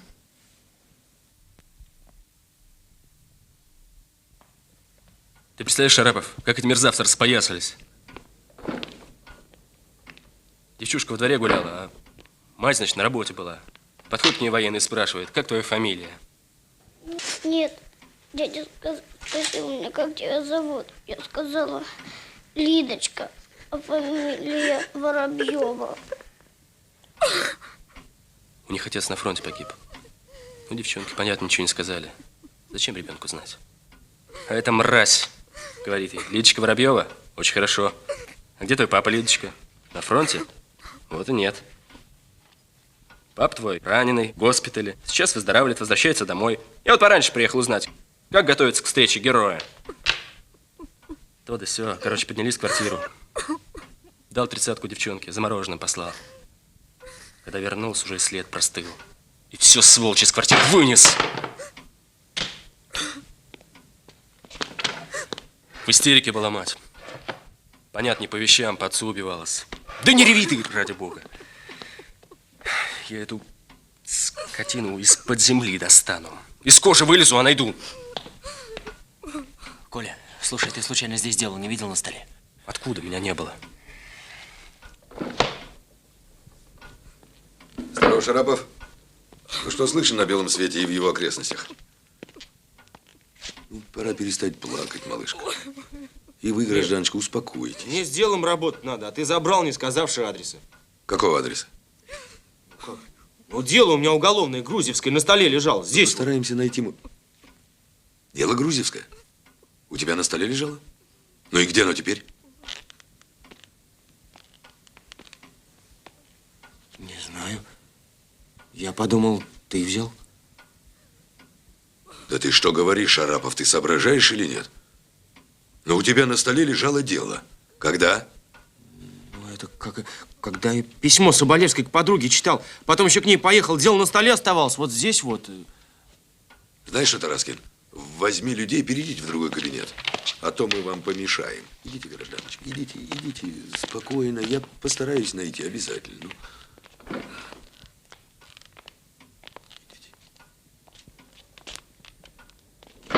В сейфе смотрел, нету? Куда же оно могло деться, Глеб? Ведь я даже не мог себе представить, что какое-то дело может пропасть из запертого кабинета в Муре. Куда могло подеваться? А ты вот этот вот плакатик внимательно изучал? Товарищ, береги. А дело-то поважнее нагана будет, а? Ты когда-нибудь его у меня на столе видел? Ну вот так, чтобы меня за столом не было, а дело бы лежало. Да ты его и в руки-то никогда целиком не брал.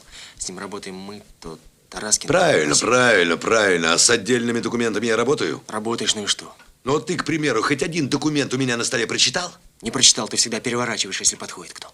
Правильно. А ты задумался, почему? Я тебе отвечу. Иной преступник за любую бумажку на моем столе или на твоем безразлично полжизни отдаст. От вас у меня, конечно, секретов нету. Но это привычка, понимаешь? Многолетняя привычка. Ни одного документа постороннему глазу. А тут целое дело пропало. Да, история паскудная. Трибуналом пахнет. Что же делать, Глеб? Не знаю, что делать. Думай.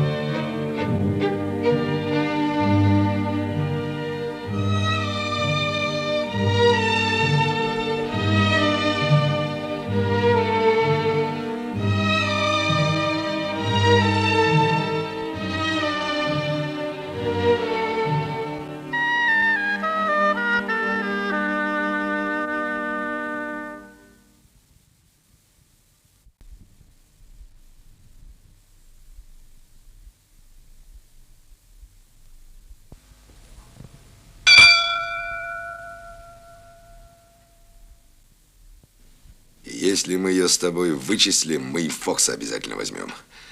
Это тебе не Соболевская, а тут у него любовь с интересом, тут у него лежбище.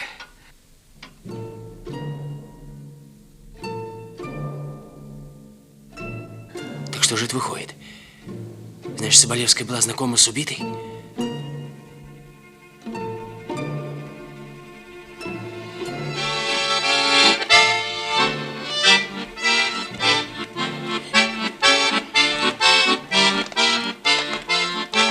Как вас зовут? А то как-то неудобно, все время товарищ Шарапов, товарищ Шарапов. Владимиром зовут. А меня Варвара.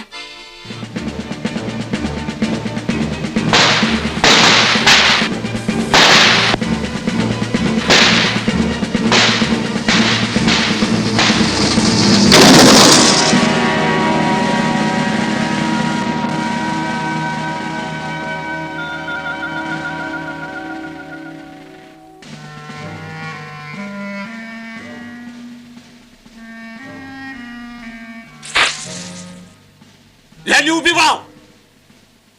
Не убивал! Не убивал я! Я вам всем заявляю, не убивал! Здравствуйте. Предъявите документы, товарищ. Документы? Документы, граждане, в порядке. Будь ты проклят, гад! Ты всех нас, и живых, и тех, которые умерли, но пули бандитской не испугались, всех нас продал. Из-за тебя бандиты будут думать, что они муровца могут напугать. Вы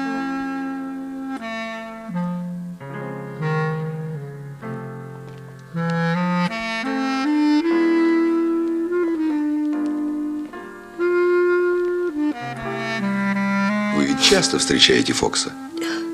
Когда вы его видели в последний раз?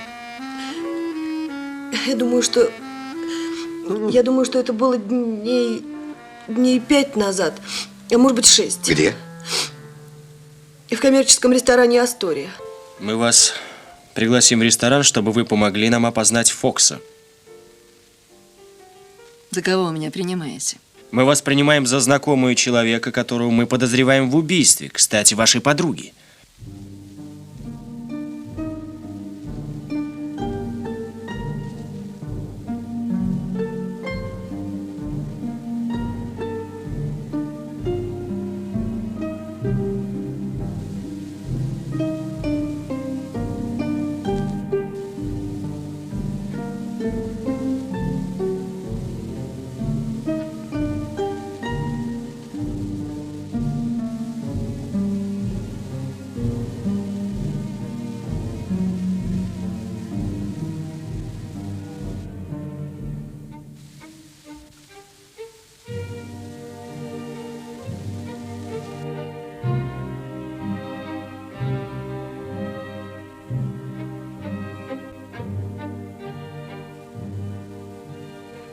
В общем, история паскудная, трибуналом пахнет.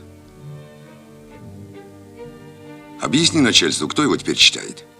Глеб, что же делать? Не знаю, что делать. Думай!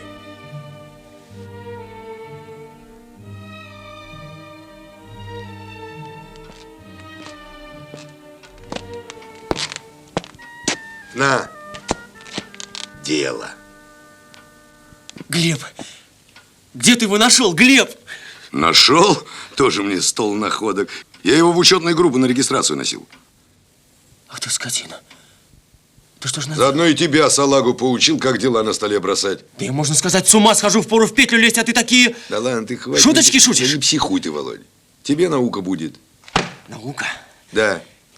Я тебе что, сопляк беспорточный? Я слов не понимаю. Володь. Я боевой офицер. Шарапов. Пока ты здесь в тылу, я Володь, 22 раза за линию фронта ходил.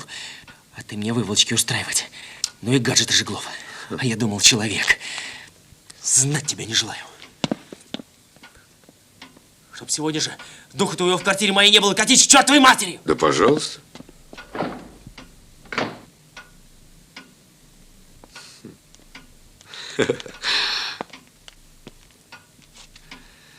Эх.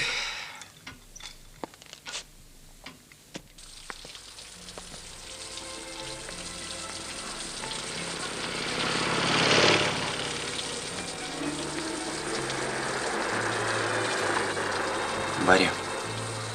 Мне, наверное, нельзя тебе этого говорить. Женщины любят сильных и твердых мужчин. Но мне кроме тебя и сказать-то некому. Много ты знаешь, кого женщина любит.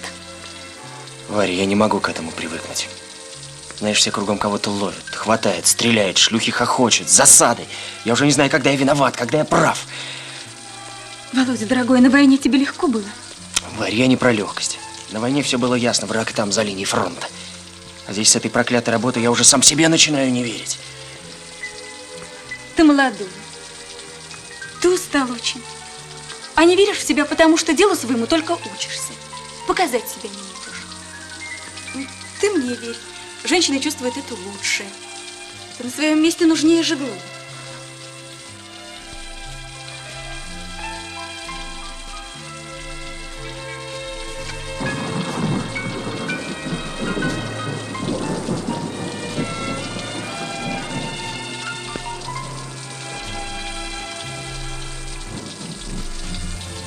Ты хоп! Дядя Слава! Варя! Варюха! Какая большая! Твой? Ну как там наши? Ой, сейчас пойду скажу, они от радости Стой! умрут. Я сам! Дядя Слава, у нас лифт сегодня пустили! Ерунда! Вот радости дома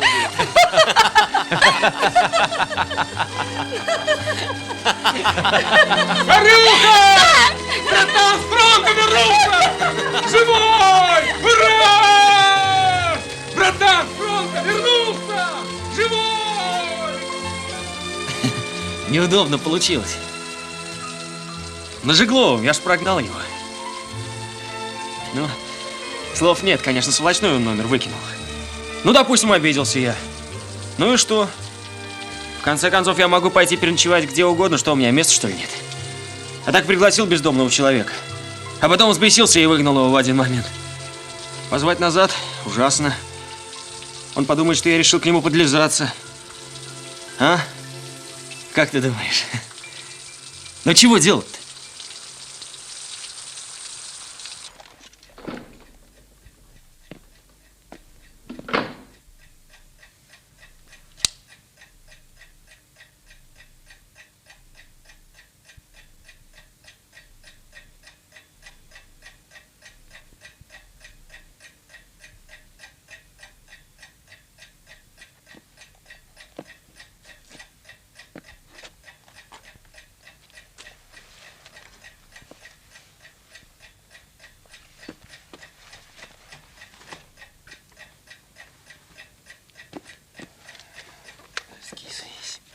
Да погаси ты свет, Шарапов. Ни днем, ни ночью покоя от него нет. Приходит, будет сидеть.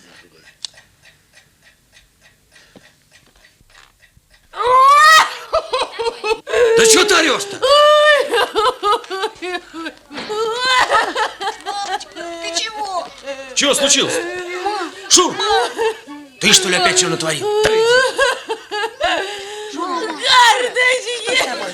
Что за шум, а драки нет? Что случилось? Ну говори, что случилось? Ну, что случилось-то? Подожди, Шур, ну подожди-ка.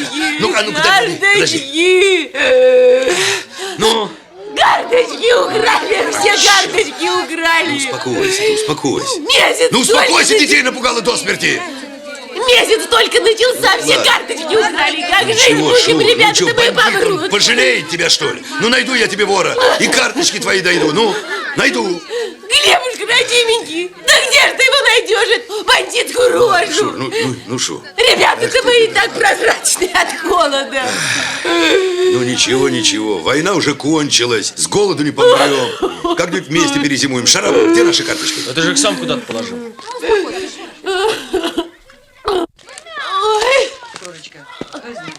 Ну, держи. Значит так, половину ртов мы уже накормили. Так, сейчас еще.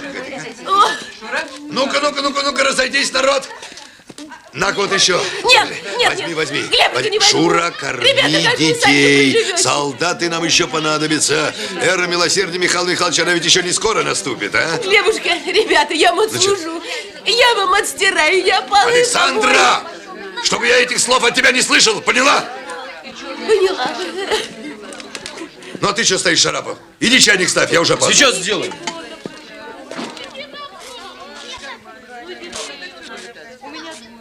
Где вы теперь?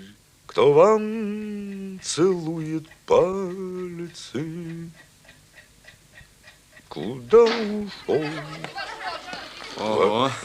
Шарапов, моя домашняя одежда, нечто вроде пижамы. Почему? Да потому что никогда одевать не приходилось и, наверное, не придется. А тебе идет. Ушел ваш китайчонок Ли? Вы, кажется, потом любили португальца. А может быть, с малайцем вы ушли? Ты, Шараф, померкуй что-нибудь, потому что нам с тобой двоим целый месяц жрать что-то надо. Слушай, так Пасюк хвастался. Ему из деревни сало прислали. У Копытина квашеной капустой разживемся. По темным улицам вас мчал авто. А может быть, в притонах Сан-Франциско. В общем, придумается что-то. Лиловый негр вам подавал манто.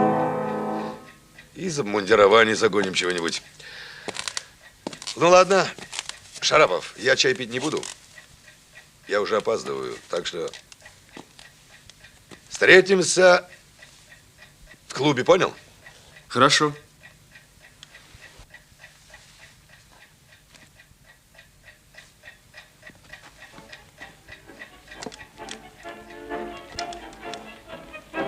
Здравствуйте. Вот, Катя, познакомься, пожалуйста. Вот это Павел Иванович. Этот товарищ Мамыкин. Коля. Здравствуй. А это вот товарищ Гриша 6×9. Шарапов, сейчас. 6×9 это после одного случая. Я вам сейчас хочу его рассказать, это очень интересно просто. Ну вот однажды подходит ко мне человек и говорит, что... Старший лейтенант Шарапов для Здравствуй. прохождения дальнейшей службы прибыл. Шарапов, и откуда ты такой красивый, а?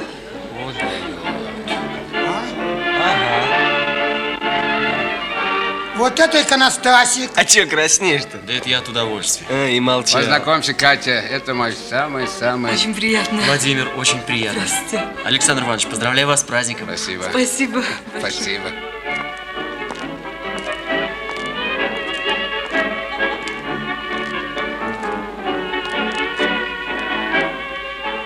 Видишь, Люба, каких орлов воспитываю.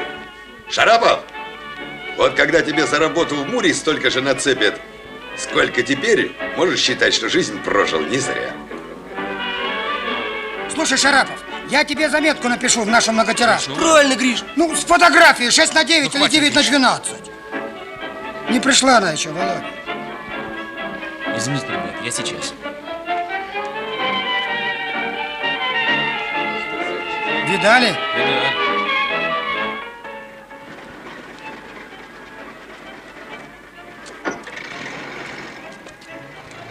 Здравия желаю. Молодец, Шарапов. Сразу военную выправку видать. Не то, что наши тюхи. 2 кулака под ремень просунуть можно. Ну, как служится, друг? Пока похвастаться нечем. Ну, пока нечем. А Жеглов тебя хвалит.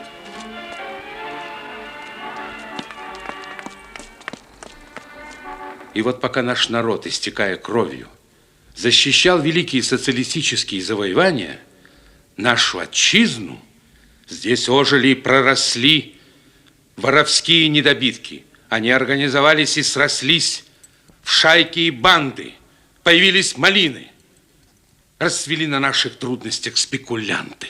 И сейчас, когда самая страшная война позади, еще шевелится это бандитское болото, насыщенное, к тому же, трофейным оружием. Ну что ж, они пользуются тем, что для полного и окончательного искоренения их временно не хватает опытных кадров. Многие наши товарищи полегли на фронтах войны. Опытных специалистов пока еще недостаточно. И поэтому мы огромные надежды возлагаем на пополнение, поступающее к нам из рядов воинов-фронтовиков. Мы надеемся на их бесстрашие, самоотверженность, фронтовую смекалку и наблюдательность.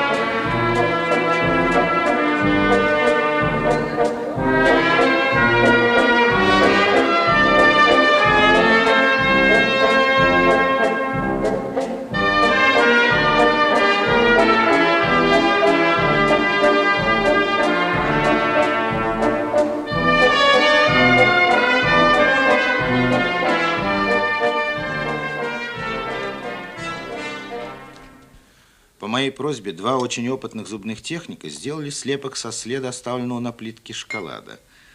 Мы сравнили слепки зубов Груздева и Груздевой с этим образцом. И что? Вот извольте. У лица, оставившего след на шоколаде, нижние центральные резцы имеют значительный промежуток с остальными зубами. К тому же они несколько повернуты вокруг своей оси. Этих признаков, очевидно, не наблюдается в сравнительных слепках. Но ведь стол у Ларисы был накрыт на двоих, и никого... Не знаю, не знаю. Меня интересуют чистые факты без примеси, к числу которых относятся следующие. На бутылке вина обнаружены пальцевые отпечатки. Вот. Отпечатки оставлены не Груздевым и не Груздевой, а третьим лицом. Опять третье лицо. Мне кажется, вам пора с ним познакомиться. Шарапов, к Жиглову. Груздев на допрос просится. Введите. Все. Лед тронулся, сейчас каяться начнет. Садись, Шарапов, наблюдай. Здравствуйте.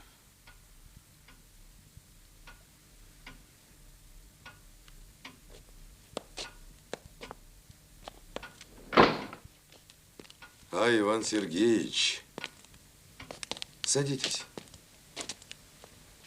Дежурный сказал, что вы хотите говорить со мной, так нет? Садитесь. Да, хотел. С вами или с кем-нибудь еще, мне все равно.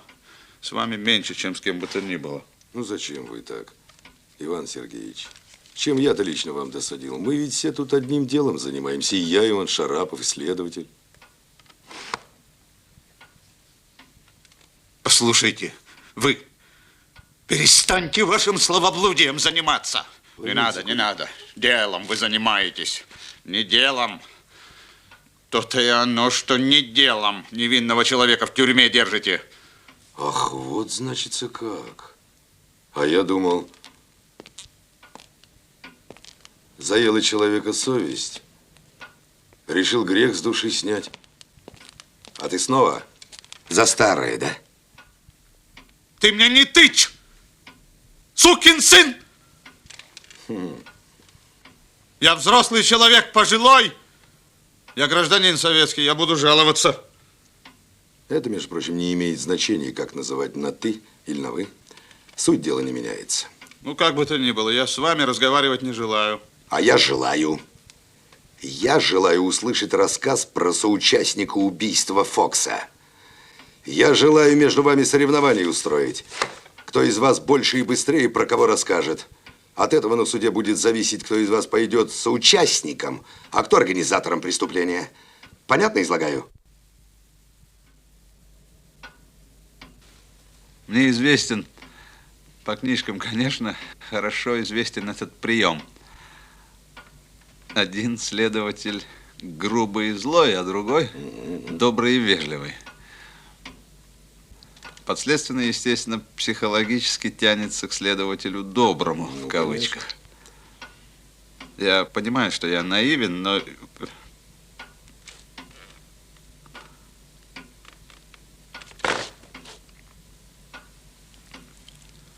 Я прошу, очень прошу вас, уйдите, уйдите, а? А вот с ним мы будем разговаривать. Добро. Ну что, Шарапов у нас сотрудник молодой, настырный. Я не возражаю. Только учтите вот что. Спасти свою жизнь можно только чистосердечным признанием и глубоким раскаянием. И про Фокса рассказать пока не поздно.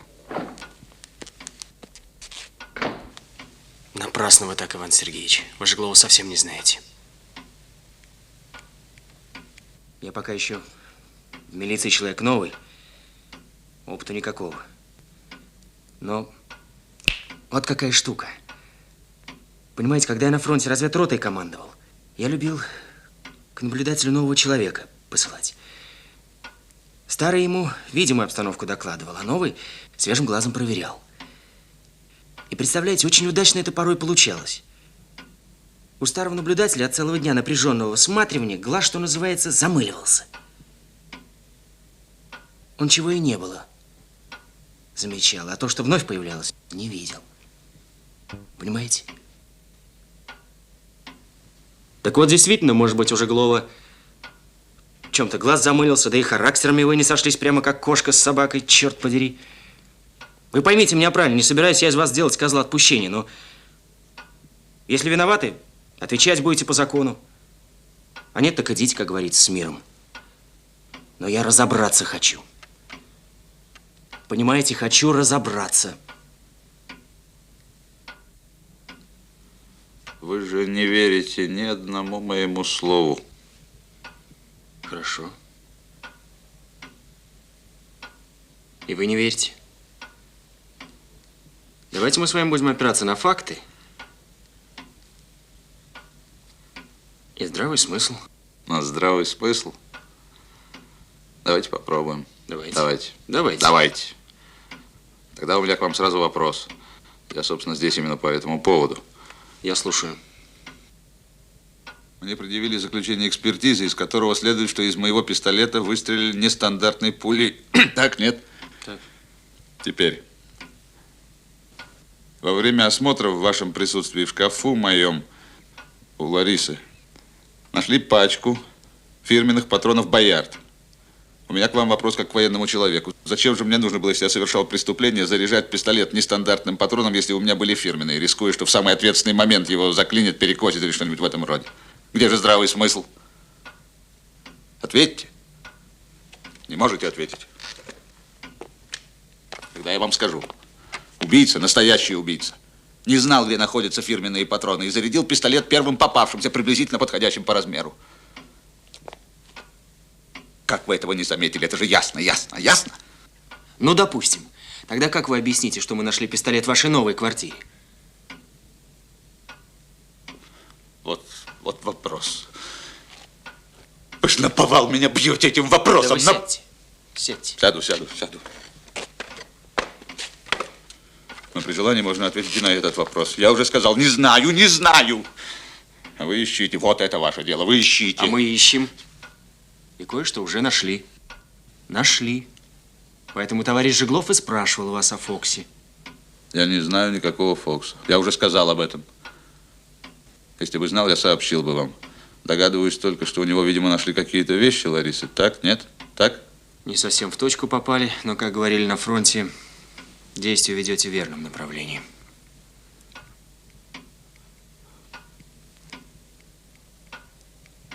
Я курить очень хочу.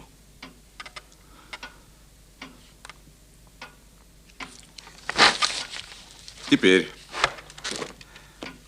Важной уликой против меня вы считаете заявление моего соседа Липатникова, что он встретил меня на лестнице. Но я еще раз повторяю, он встретил меня в 4 часа, а не в 7. И Ларису я не видел.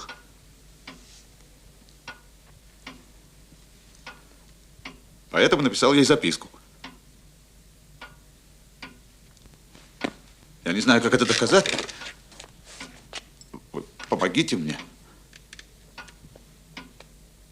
В конце концов, почему слова Липатникова правда, а мои нет? Однако ему вы верите безоговорочно, мне же не верите вовсе. Ваш сосед лицо не заинтересованное. Ну, допустим. Но он же человек. Errare humanum est. Человеку свойственно заблуждаться. Это по латыни. Расспросите других соседей. Часы его проверьте. Может быть, они у него стояли. Хотя он говорит... Может быть, были испорчены. Ну, что-нибудь делайте что-нибудь, не сидите сиднем. Жену мою еще раз расспросите. Сопоставьте ее показания с показаниями квартирной хозяйки. Вы поймите, в этом деле одно-два слова могут играть либо счастливую роль, либо роковую.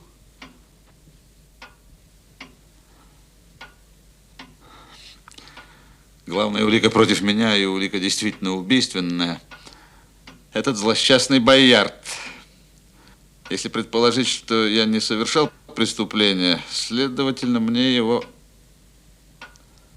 подбросили. Убийцу подбросил.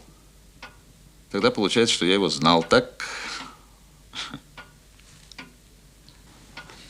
Был такой китайский мудрец Конфуций, так вот он говорил: очень трудно искать в темной комнате черную кошку, особенно если там ее нет. Меня в этих уликах как будто нарочно запутали.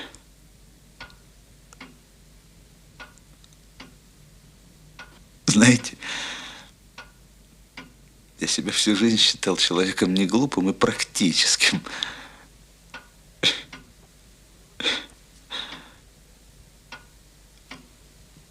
Но не могу я гоняться за неведомой тенью, особенно отсюда, из тюрьмы.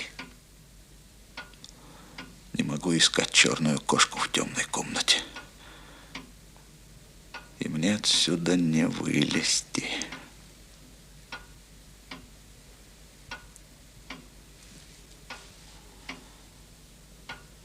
Слушайте, Шарапов,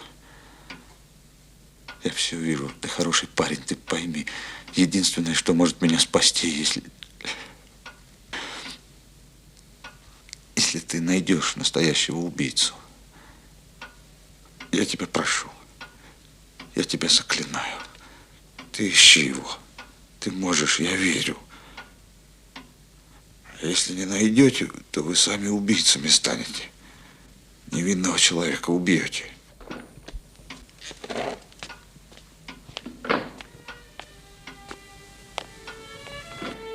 Шарапов, найди его. Даже если меня судят, найди. Если не жизнь, так хоть честь мою спаси.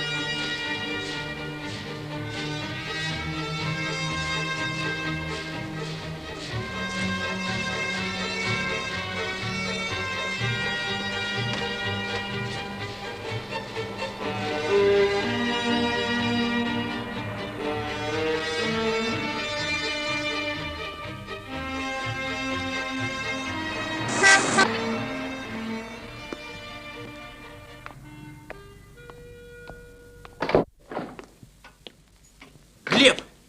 Ну так раскопайте. Выслушай меня 2 минуты. Ты помнишь, сосед Грузию времени не знал. И мы по матчу ориентировались, помнишь? Ну, подожди. Алло. Меня по внутреннему не будет минут 5. Жиглов. Ага. И кто играл, ему неизвестно, помнишь? Ну? Он еще сказал, что не болеет. Алло. Выслушай меня 2 минуты. Помнишь, нет? Ну что ты заладил? Помнишь. Не тяни кота за хвост. Что у тебя за привычка такая? Я хочу, чтобы ты все до мельчайших подробностей вспомнил. Ну? Так вот, на радио мне сказали, что в тот день был еще один матч. «Зенит», «Спартак». И трансляция его закончилась в 4 часа. Представляешь, в 4! Как это меняет дело? Вот справка. Это несколько подмывает показания соседа, но мы вовсе не на них базировались.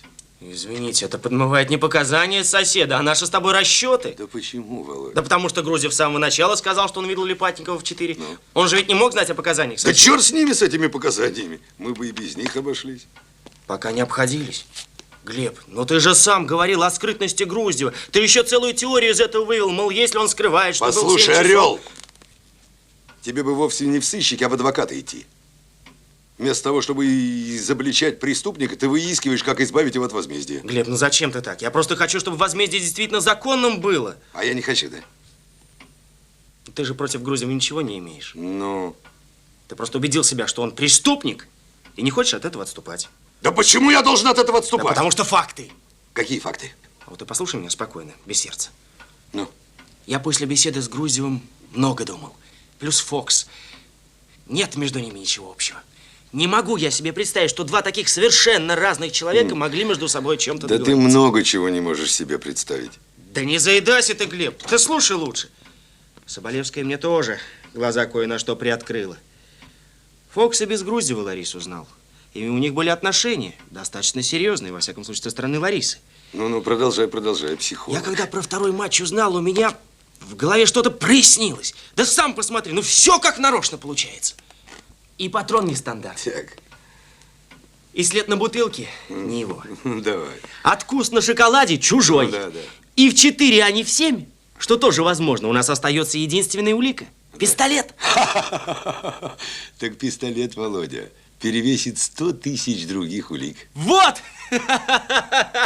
Я и понял, что преступник мог подумать точно так же. Поэтому я поехал на квартиру Груздеву, переговорил с домохозяйкой и женой и выяснил все, что было 20 и 21 числа. Подробно, по минутам. Говори. 21 числа утром, часов в 11, к ним приходил проверять отопление слесарь-водопроводчик. Так. Покрутился по дому минут 20. Высокий, красивый, черный. Под плащом военная одежда. Ну, говори. В жилконторе поселка слесарь с такими приметами не значится. Груздева надо отпускать. Вопрос есть, товарищ начальник? Положим, жена Груздева под присягой подтвердит, чтобы мужа выгородить, что это ты пистолет подбросил. А также поведает, о чем говорили отец Варлам с Гришкой-самозванцем на литовской границе. Квартирную хозяйку тоже может заинтересовать. Запугать, например. Это не свидетель. Ну а кто же свидетели? Фокс. Вот единственный неповторимый свидетель. Как говорится, для всех времен и народов. Вот поймаем его тогда. Но ты же сам понял, что Груздев не виноват. Допустим, что ты прав. Но нельзя его отпускать. Хотя бы потому, что убийца поймет, с Груздева сняты подозрения. Он затаится, ляжет на дно, и что тогда? Да почему же Груздев должен из-за этого бандита в тюрьме париться? Для него каждый день в тюрьме 10 лет жизни Послушай, стоит. Шарапов, не распускай сопли. Здесь Мур, а не институт благородных девиц. Убита женщина. А убийца разгуливает на свободе. А он должен сидеть в тюрьме. Но ведь Груздев... Будет сидеть! Я сказал. Пока не найду настоящего убийцу. И потом вот что, лейтенант Шарапов. Ответственность за операцию возложена на меня, так что будьте любезны соблюдать субординацию. Слушаюсь, товарищ капитан. Вот так. Разрешите поговорить с подполковником Панковым? Ну откуда ты такой выискался?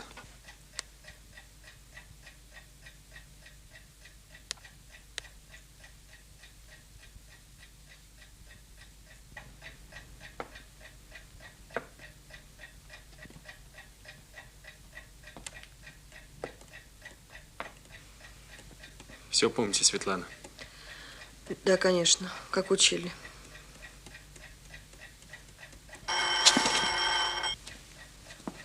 Давайте.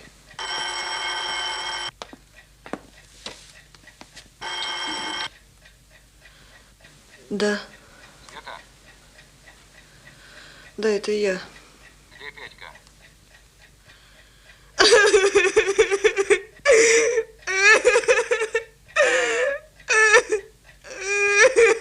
Да чего, ребята, говори толком. Петеньку посадили.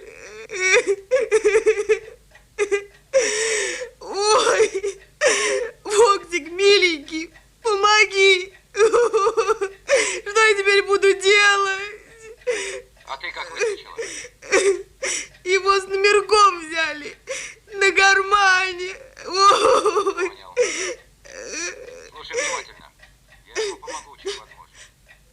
Ты больше мне не звони, я сам тебе потом позвоню. Если тебя легавые возьмут, молчи, как немая. Тогда выручу. Будешь болтать, язык отрежу. Всё.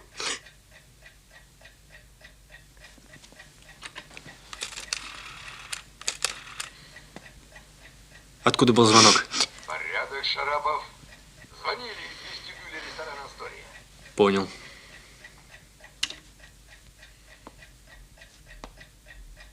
Значит так, братцы-кролики. Деньги казенные.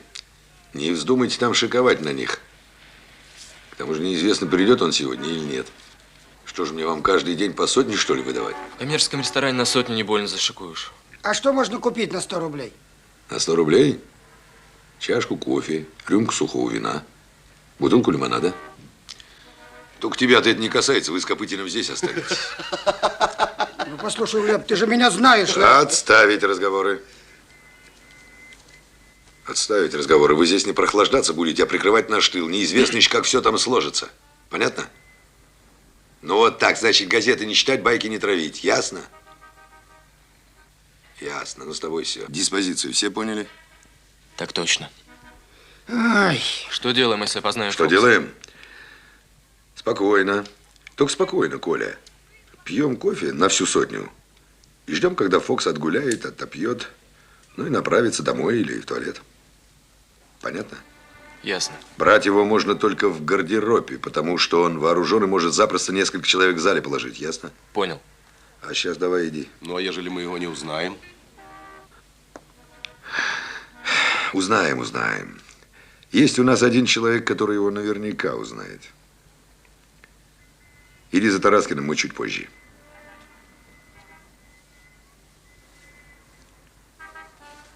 Ну, не пуха.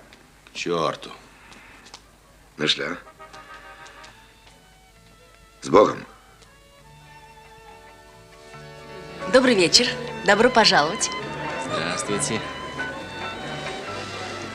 Давненько я здесь у вас не бывал. Что желаете выпить? Водка, коньяк, ликер, шампанское? Вы мне меню пока дайте. Шампанского? Меню в обеденном зале. А у нас вот. Прескурант.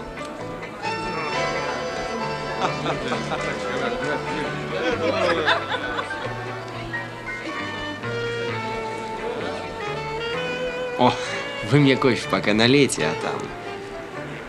И все? Ну, пока все, а там видно будет. Танцуем быстрый танец!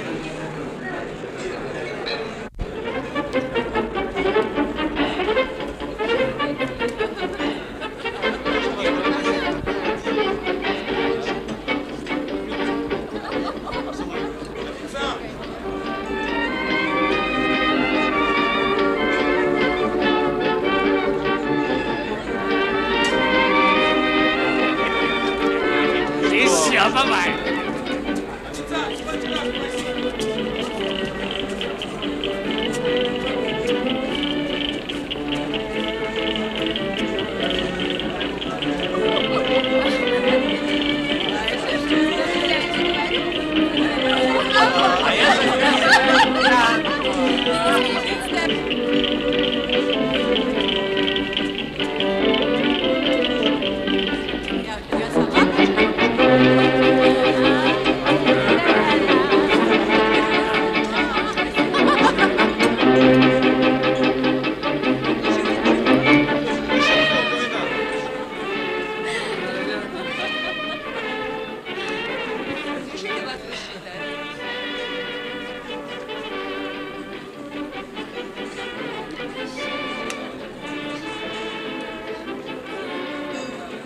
Что-нибудь еще желаете, молодой человек?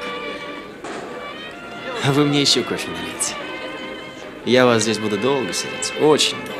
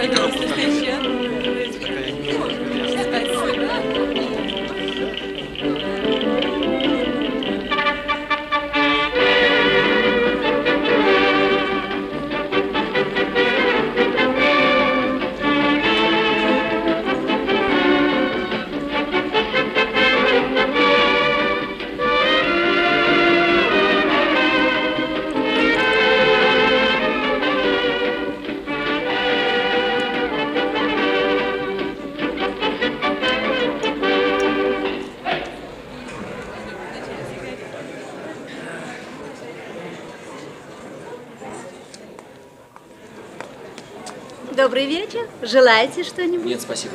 Шоколад, сигарет. Я не курю. Вот печенье птифур. Оно вашей девушке может понравиться. Спасибо, не надо. Ну, возьмите мускат. Его в буфете нет. Слушай, докатись ты со своей тележкой. Фу, какой грубиян. Еще прилично одет. Нюр, ты погляди на него.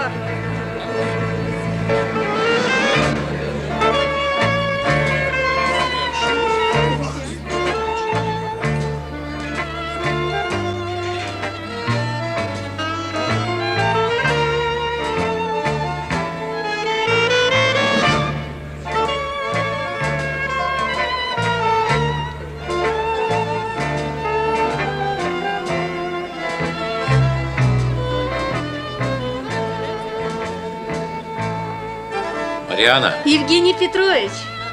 иди сюда. Добрый вечер. Что желаете?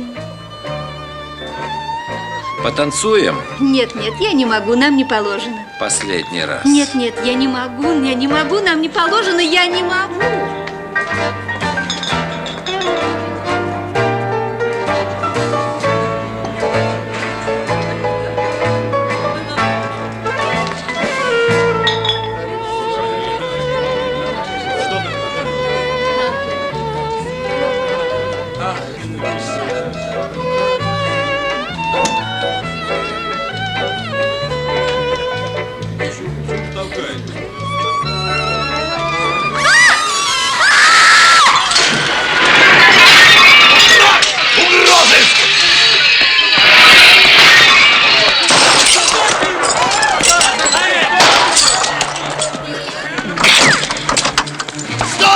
Студебекер заскочил! Глеб! Давай! Хорошо! Выйдет быстро! Уйдем! На студию уйдет быстрее! Глеб, не ждала машина! Скорее, скорее!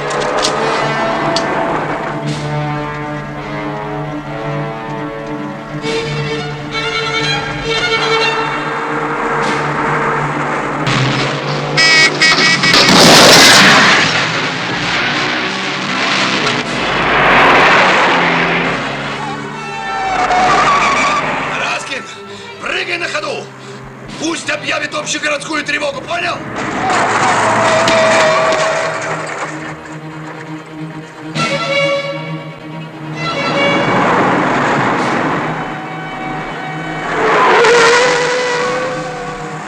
Куда?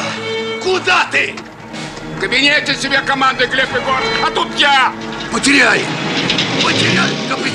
Никуда мы его не потеряем! Он денется!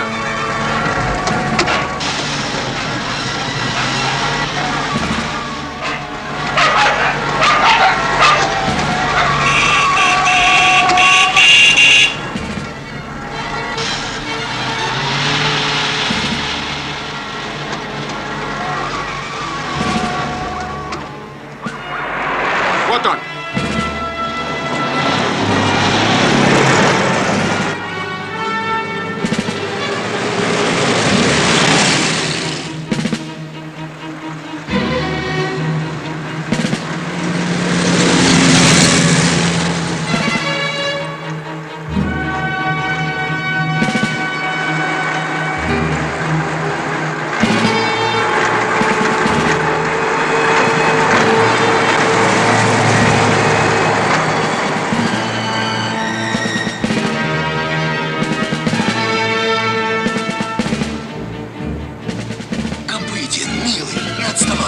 Как же, Глеб Егорович, не отставай, тудоромотор, втрое. Глеб Егорович, еще немного мои баллоны не сдюжат. Я сколько раз говорил. Давай, давай, отец! Не время сейчас, после переговорим. В Сокольнике он, гад, рвется. Там есть где спрятаться.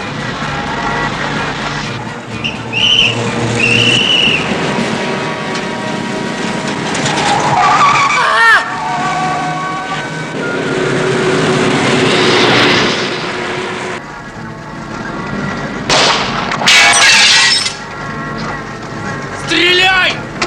Стреляй, Глеб, ну что же ты ждешь? Стреляй!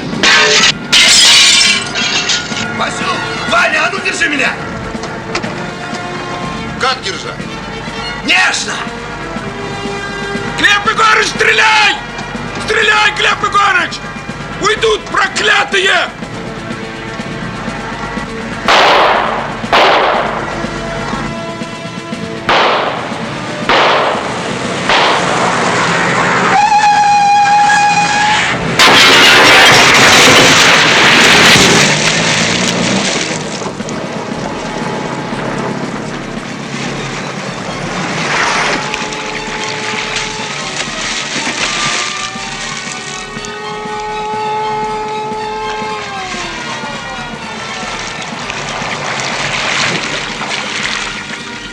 Еще не угомонился? Я же тебе показал, как стрелять!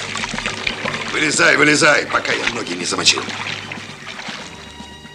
Капитан, вытащите труп шофера, дактилоскопируйте его быстро.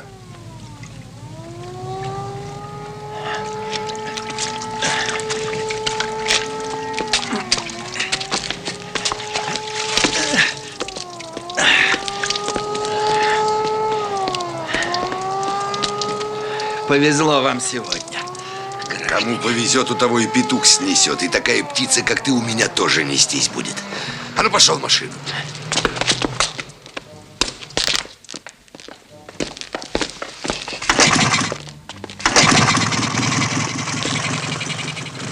Люди за этот орден свою кровь проливали. Ты под него чужую.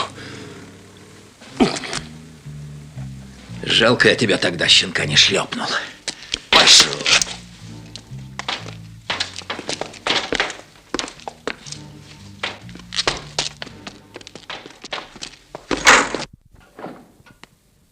Все готово.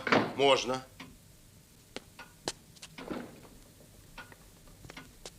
Сідайте отуточки. Це пойняти. Там сідайте. Це подставные. Жінка Груздьова ждет. Здравствуйте. Проходите. Вы только не волнуйтесь, успокойтесь. Сейчас в присутствии этих товарищей вы осмотрите 3 молодых людей. Не спешите. Будьте внимательны. Если вы из них кого-нибудь узнаете, скажите мне. Помните об ответственности за дачу ложных показаний. Только не волнуйтесь. Я спокойный молодой человек. Я спокойна. Прекрасно. Вот они, пожалуйста. Который? Вот этот.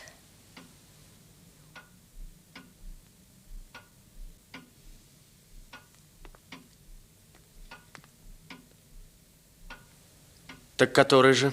У шкафа.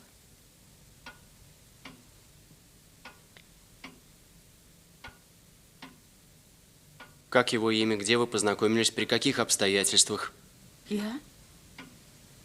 Я не знаю его имени, мы с ним не знакомы. Этот человек слесарь из жилконторы в Лосинке. Вы его часто видите? Я видел его только 1 раз. В тот злополучный день, когда Иван Сергеевич... Вы не волнуйтесь.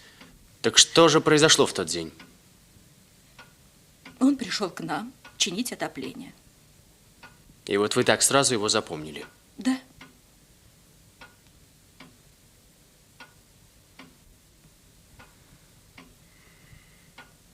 А что же вы делали, когда он проверял отопление? Я была на веранде, писала реферат. А потом он вышел из кухни, сказал, что все в порядке, и ушел. Ну, вот и все, собственно. Правильно.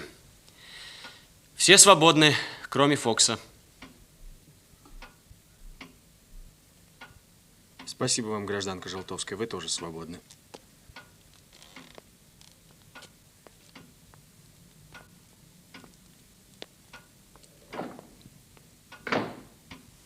Сергей Петрович,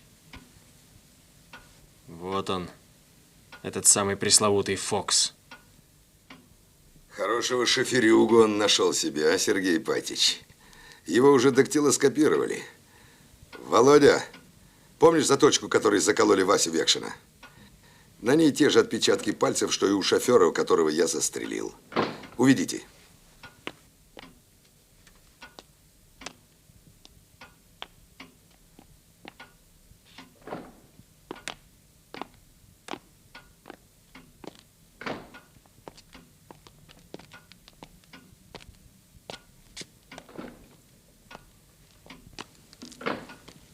Эх, сейчас бы супчику горяченького, да с потрошками, а? Шарапов не отказался бы ты от горяченького супчику, да с потрошками? Я бы сейчас с большим удовольствием бы щец навернул. Да? Ага. Но до Астории далеко, а столовая только в 7 откроется. Допрос отложим до утра? Ладно, до утра. Глеб, давай с Груздевым решать. Что с ним решать? Завтра утром вызовешь его, да отпустишь. Меня сейчас больше Фокс занимает. А меня Груздев. Да ты чего, Володь? Сейчас ночь на дворе. Чего их в такой час в постели подымать? Ничего, я думаю, что с той постели и среди ночи помчишься. Тем более жена его здесь. Да ты теленок, Володь. Им до дома-то доехать будет не надо. Ничего, я думаю, в крайнем случае они пешком дойдут. Ну, давай решать, Глеб. А потом уже домой. Ну ладно, делай, как знаешь. Алло, Симакова. Симаков слушает. Симаков! Шарапов говорит. Грузева с вещами. Чего? Да Грузева с вещами на выход. Вот так, вот так. Вот ты, значит, выруливай с Груздевым, а я пойду Панкову предупрежу, пока он тут. Глеб. Глеб, с Грузевым проститься не хочешь? Да что мне с ним прощаться? Я думаю, перед ним извиниться нужно. Ну, о чем ты говоришь, Володя? Он тебе и так руки целовать будет. От радости. Не за что ему нам руки целовать. Мы его так наказали, без вины. Запомни, Шарапов, наказаний без вины не бывает. Ему надо было просто вовремя со своими женщинами разбираться и пистолеты не разбрасывать, где попало. Ясно? Так что наказаний без вины не бывает. Шарапов. Прошу вас.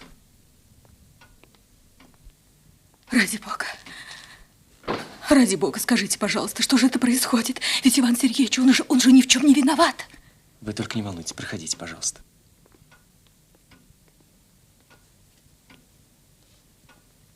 Разрешите? Галя!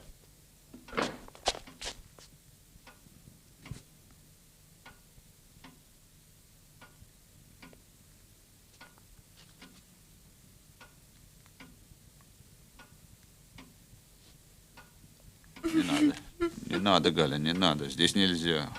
Галя, не надо, не надо.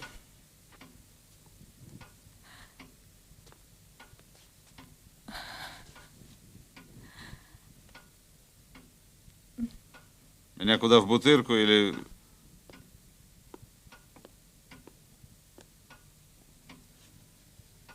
Иван Сергеевич.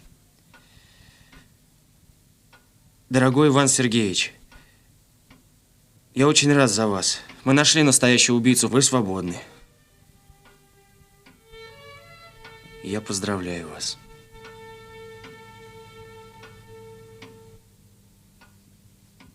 Что у вас с лицом? В Астории поужинал. Да вы свободны, Иван Сергеевич.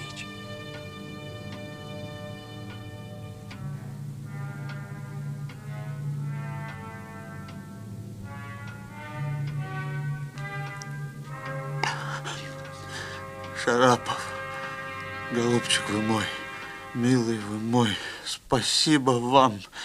Я верил в вас. Галя, да? Я с самого начала в него верил. Голубчик вы мой, если бы не вы, Галя, поблагодари его, Галя. Спасибо вам. Дело сложилось так. На о чем говорить? Здравствуйте.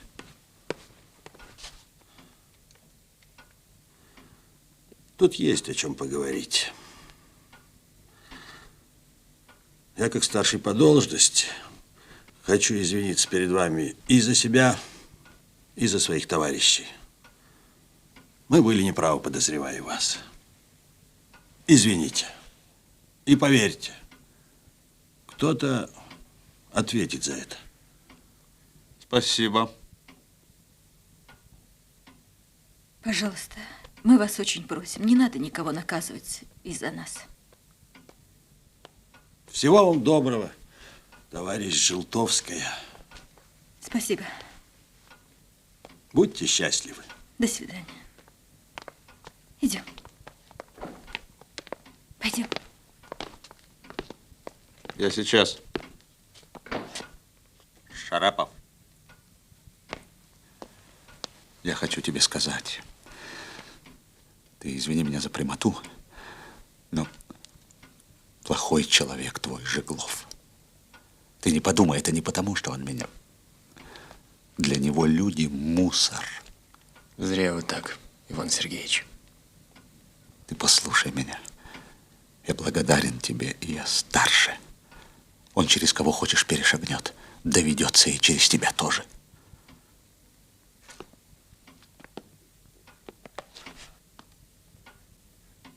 Вот и вы уходите с ожесточенным сердцем, Иван Сергеевич.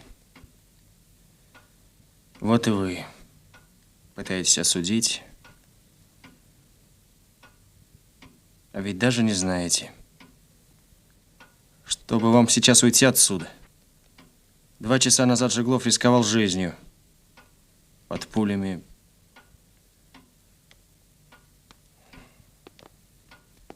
Ну, прощай.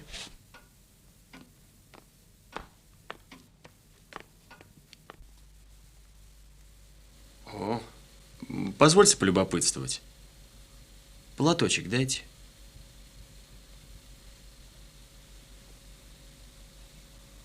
ЕФ. Красиво. На этой бутылке, найденной нами в квартире убитой, отпечаток вашего пальца. А это еще ничего не доказывает, начальник. Я действительно припоминаю, я пил с Ларисой вино Кюр-де-Мюр.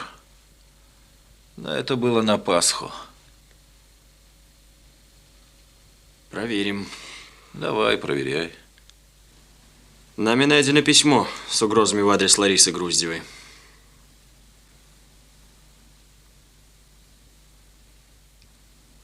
Опять неувязочка, начальник. Это не мой почерк. Не ваш. Ну, еще бы такая улика. Ничего, графическая экспертиза разберется. Давай, разбирайся.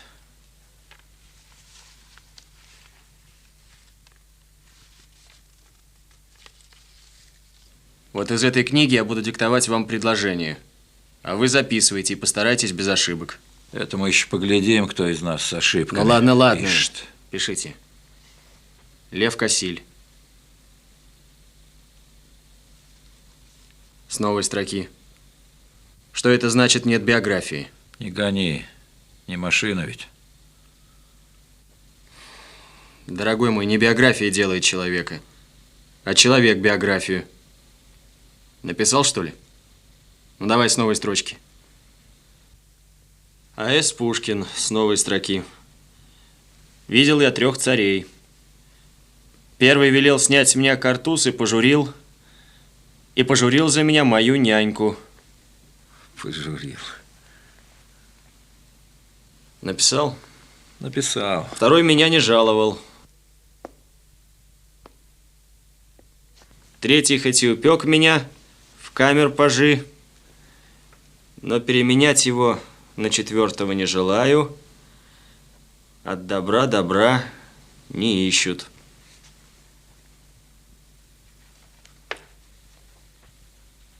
И еще одно.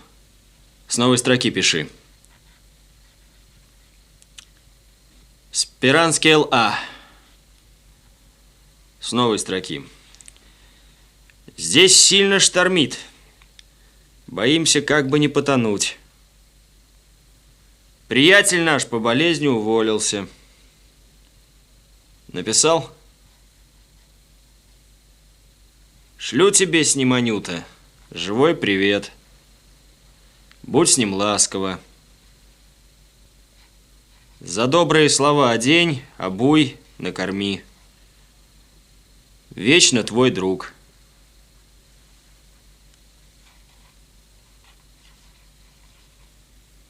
Написал? Угу. Ну-ка теперь число поставь и распишись.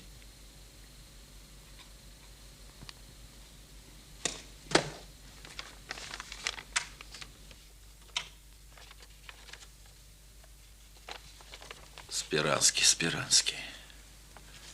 Что за писатель такой Спиранский? Что-то не слышал. Лев Александрович, замечательный писатель. Из современных, что? Даже куда современней. Распрекрасные романы пишет.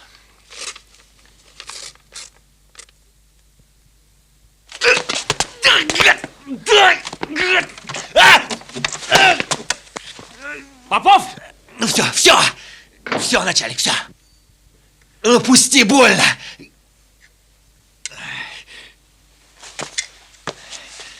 Не для протокола, Шарапов, а для души мои слова тебе. Хитры вы, конечно, собаки легавые с подходцами вашими. Только ты учти, ножичков у нас на всех хватит. Наглотаетесь досыта, как давеча на бульваре. Будь, Шарапов, не кашляй. Да, Сенечке Тузику, псу вашему, пламенный привет.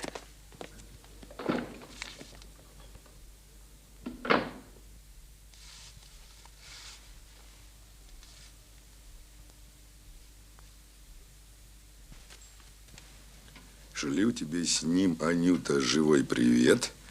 Будь с ним ласково.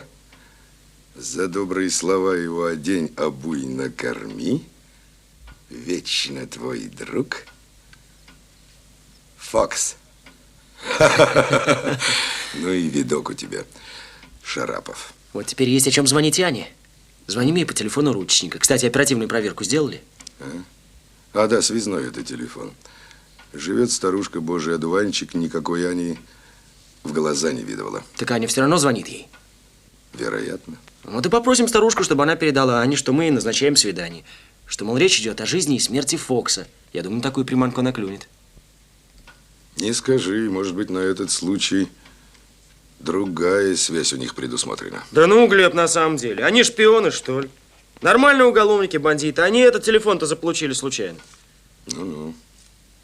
Не отвлекайся, Володя. Представлюсь я ей уголовником.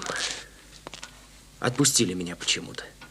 Ну, в камере подружился с Фоксом. Как доказательство передам письмо и поясню, что самое главное, Фокс велел передать на словах. Так? Ну так. Приводит она меня в банду, благо из уголовников меня никто не знает, и назначаю операцию по указанию Фокса. Ну, детали мы обговорим потом, сейчас важно по существу решить. И вот там-то на операции мы всех их и вяжем к чертовой матери. Насчет Ани мысль хорошая. Надо попытаться вытащить ее на свидание. Эх, черт, мне бы пойти. Нельзя. Они меня в момент расшифруют. Каждая собака в лицо знает. Да, тебе и речи нет. Давай, Глеб, решай, время дорого. Если сейчас упустим этот момент, потом не будет у нас такой возможности.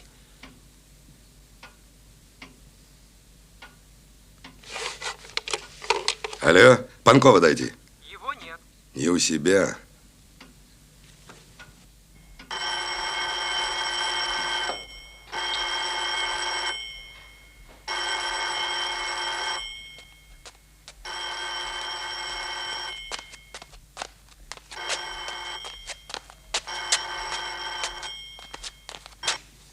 Алло. Слушаю. Здравствуй, бабонька. Ты мне Аню к трубочке позови. А где я ее тебе возьму? Нет ее сейчас. Надо чего? Мне скажи. Я ей все передам. Слушай, бабка, меня внимательно. Ты мне Аню где хочешь сыщи. Слышь, скажи, мол, человек от Фокса пришел, весточку притаранил. Ага. Не звонить я тебе боль не могу. Не могу. Значит так-то, сегодня уже поздно. А вот завтра в 4 часа буду ждать ее в Третьяковского проезда возле метрополя. Ну, роста я среднего. Да, вот в пальтишке буду черником. Кепчоночка серенькая. Чтобы узнала она меня совсем, журнальчик у меня будет огонек в руке. Ну, захочет, узнает, короче говоря.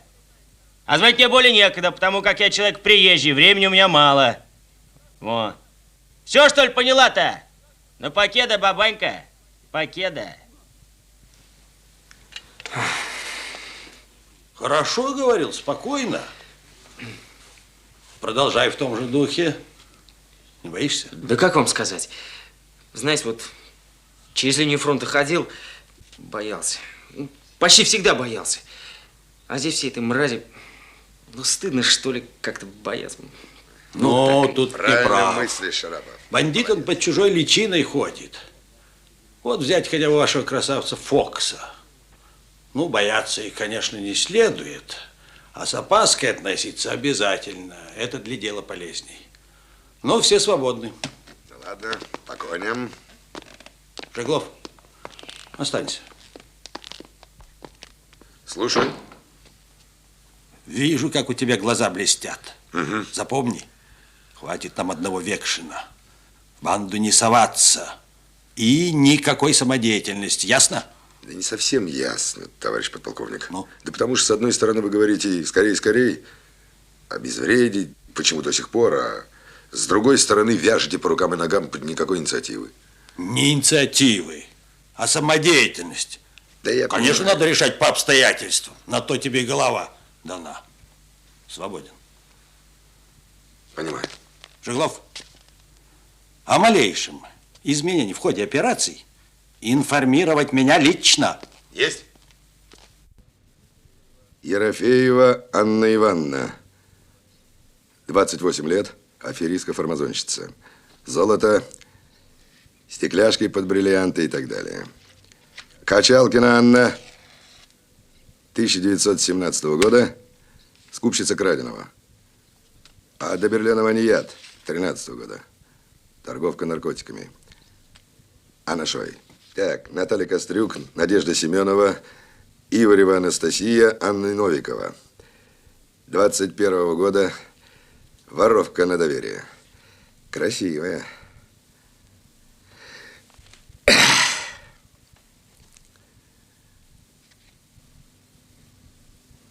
Запоминай, запоминай.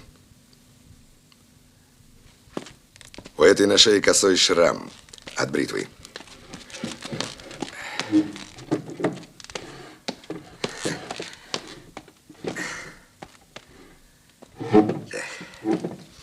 Ну, поехали дальше.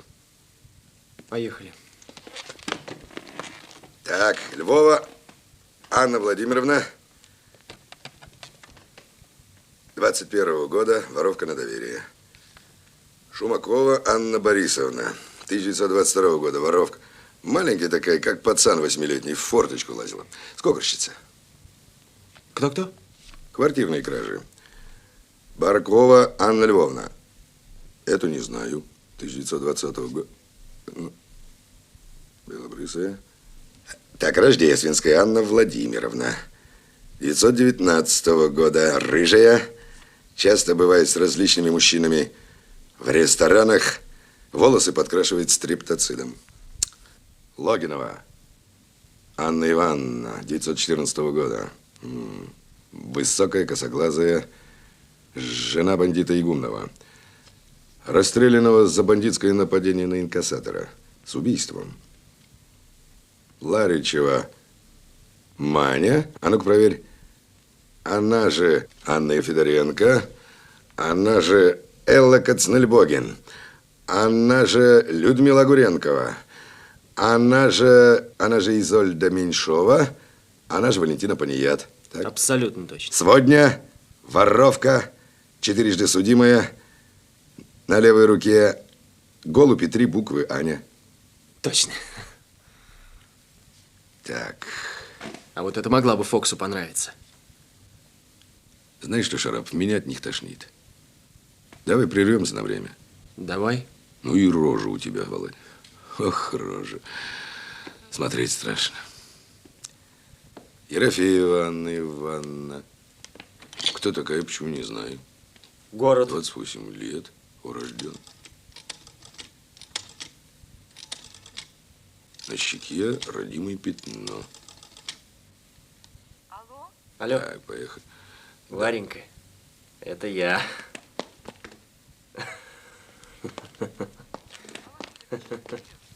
Да и тут Жиглов из вежливости ушел. Мы не сможем с тобой сегодня увидеться, Варенька. Да нет, не устал. Просто я тебе не сказал в прошлый раз, что хотел. По телефону нельзя. Мне нужно глаза твои видеть. А ты мне завтра позвонишь? А? Завтра? Не знаю. А послезавтра? Не знаю. А ты надолго занят? Не знаю, Варя. Здесь Шарапов работница железнодорожного Нарпита. Все по имени Аня. Помнишь, Волокушина говорила, что Аня на железной дороге работает? Запоминай. Анна Львова, официантка, 40 лет.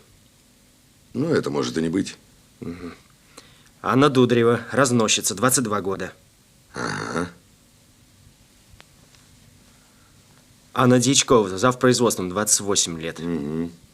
Так. Анна Скулова, посудомойка. А ты где сидел, Володя?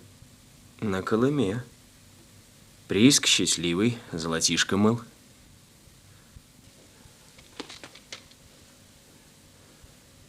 Ага.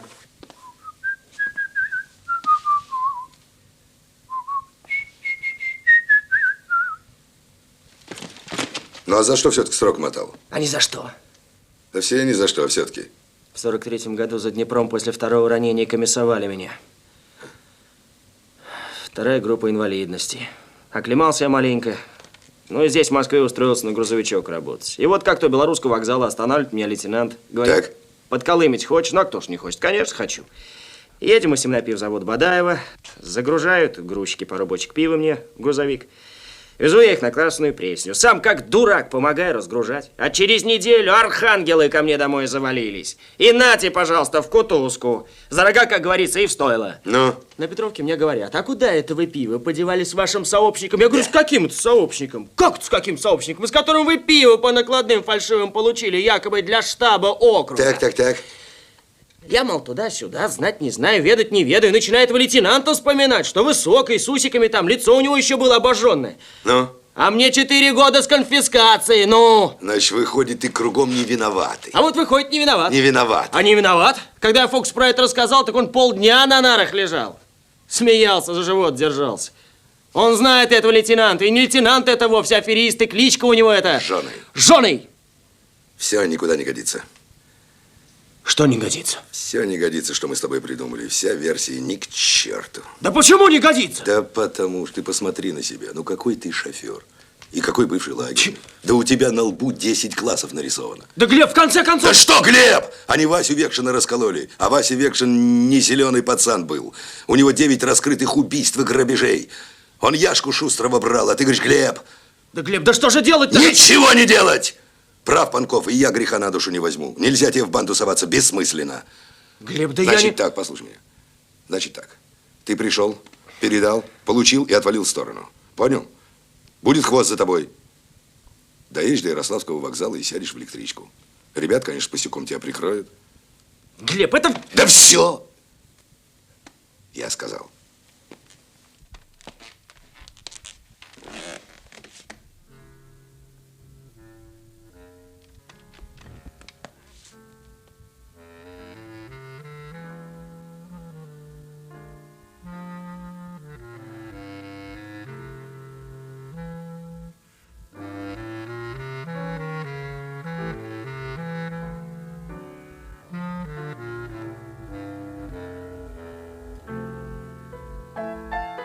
Алло.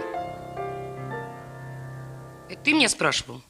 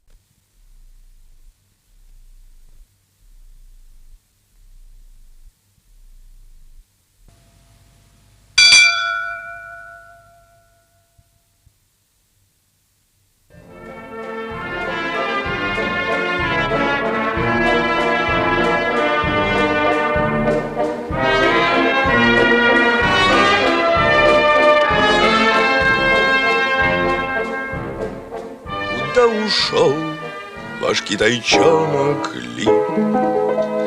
Вы, кажется, еще любили португальца, а может быть, с малайцем вы ушли.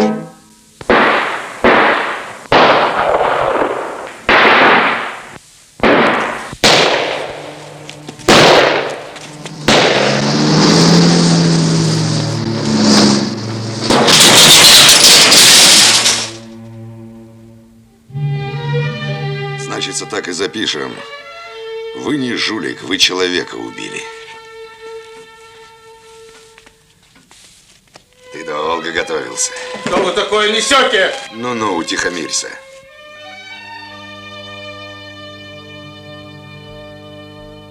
Убита женщина, а убийца разгуливает на свободе. А он должен сидеть в тюрьме. Но ведь Груздев не виноват. Будет сидеть, я сказал. Брать Фокса можно только в гардеробе, запомни. Ладно. Потому что он вооруженный, может запросто несколько человек в зале положить. Ясно? Понял. Давай.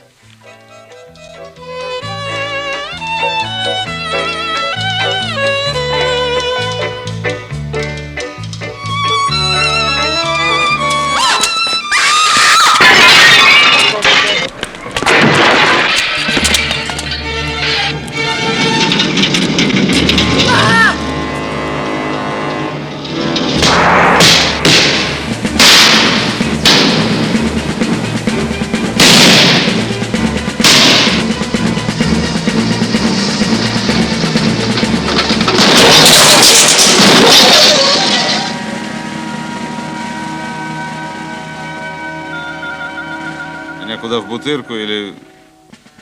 Иван Сергеевич, дорогой, мы нашли настоящего убийцу, Фокса. Вы не виноваты. Бабонька, здравствуй. Ты мне Аню к трубочке позови. Нет ее сейчас. Понял. Ну, слушай, бабонька, внимательно. Ты мне Аню-то обязательно сыщи.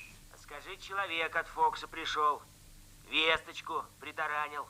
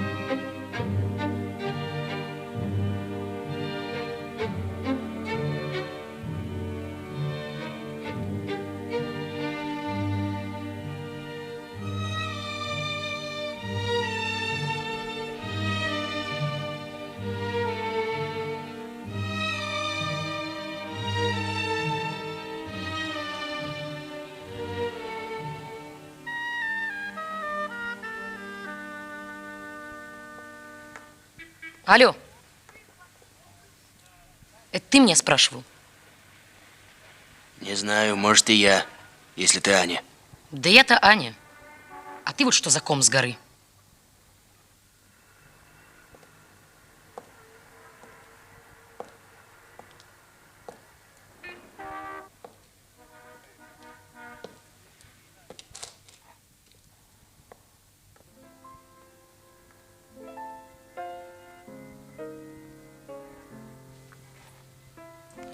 Тебе бабка передала, что я звонил? Ну, передала. Что с того? Значит, штука такая. Прищучили твоего Фокса всерьез. А тебя менты мне попросили передать? Я 3 дня с Фоксом на одних нарах провалялся. И он просил меня помочь ему. А я сижу здесь с тобой, с дурой. Так, твой. Ты вот что, не собачься. Говори, если звал. Мне тоже нет интереса здесь с тобой сидеть. Записку он со мной передал.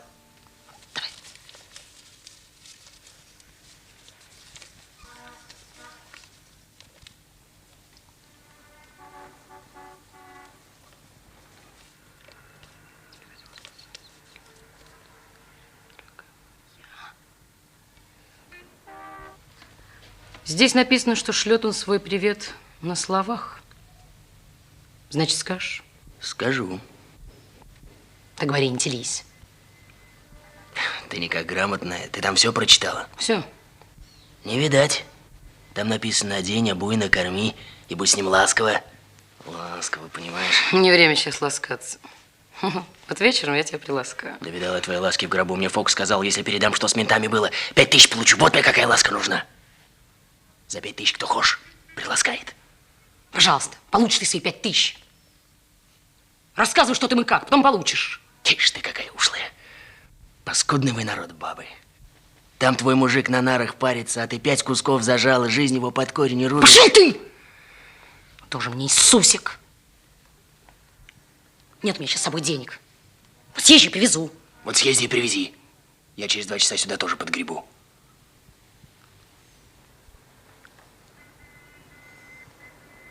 Слушай, мне далеко ехать. Давай встретимся, знаешь где? В половине 9 в Сокольниках. Знаешь, там на углу есть булочная. Договорились. Ну ладно, черт с тобой. Только смотри, без всяких там, я деньги сам пересчитаю наперед. Не подумай, не лопух какой-нибудь. Ну, пока.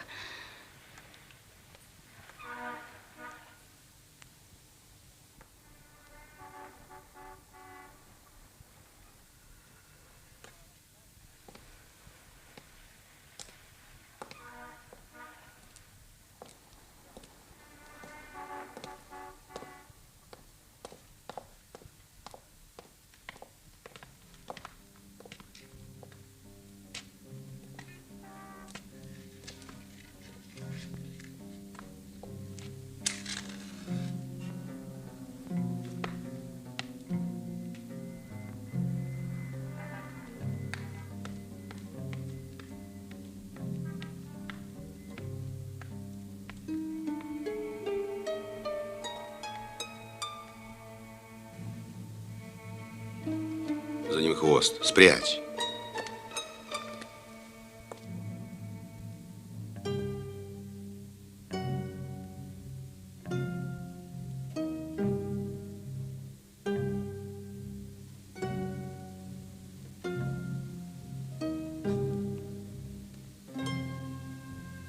Молодец, Шарапов.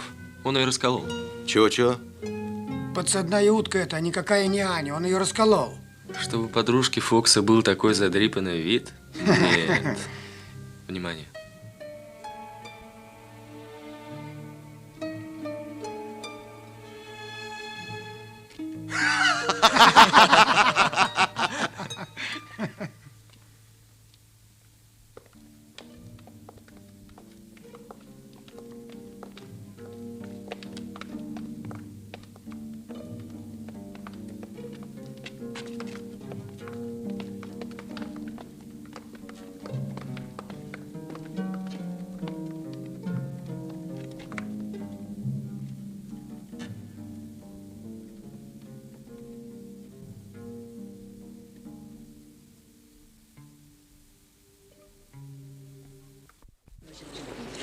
Петька, иди сюда! Мальчики, что вы кидаетесь на постель? Вперед, вперед, надо! Тихо!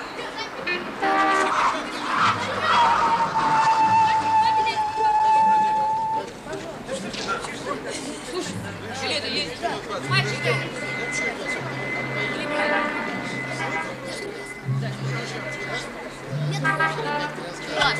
Марина, ну скорее!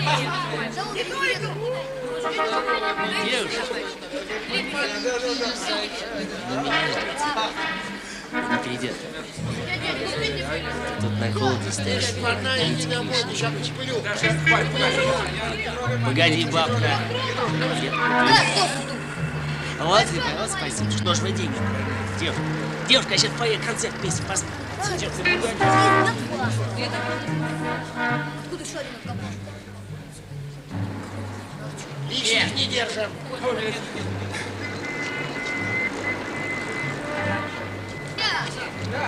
Есть?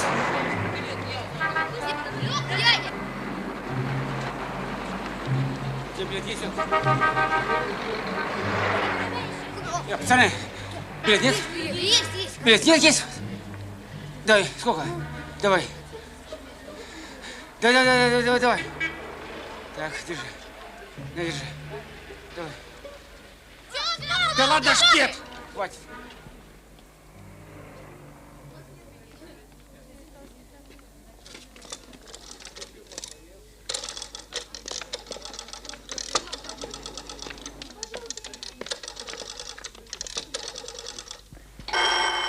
Слушаю.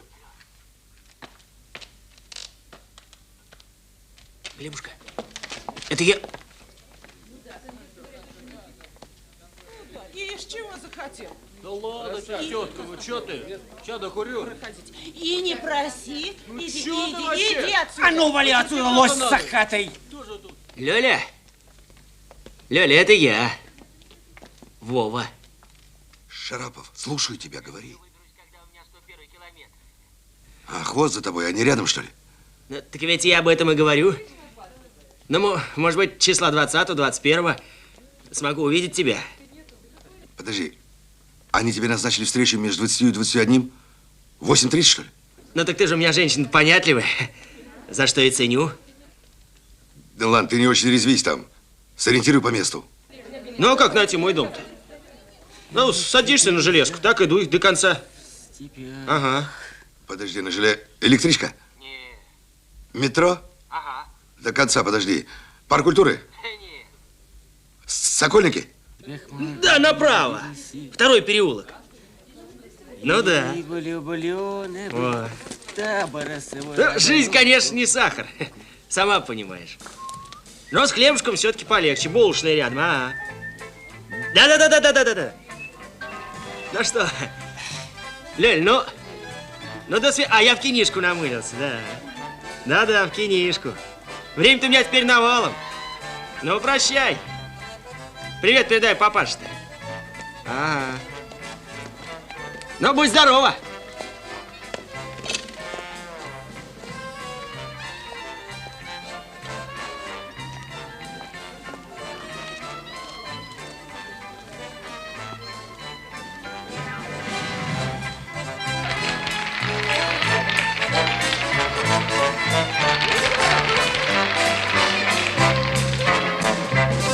Тебя просил я быть на свидании, мечтал о встрече, как всегда. Ты улыбнулась, слегка скудевший, сказала Да. С утра побрился и галстук новый с горошком синим я надел. Купил 3 асты, 4 ровно, я прилетел. Я ходил, я так ждал, И я ждала, я был зол, и я сердилась, я ушел. и я ушла. Много были, я в аптеке, А я в кино искала вас. так значит завтра на том же месте в тот же час.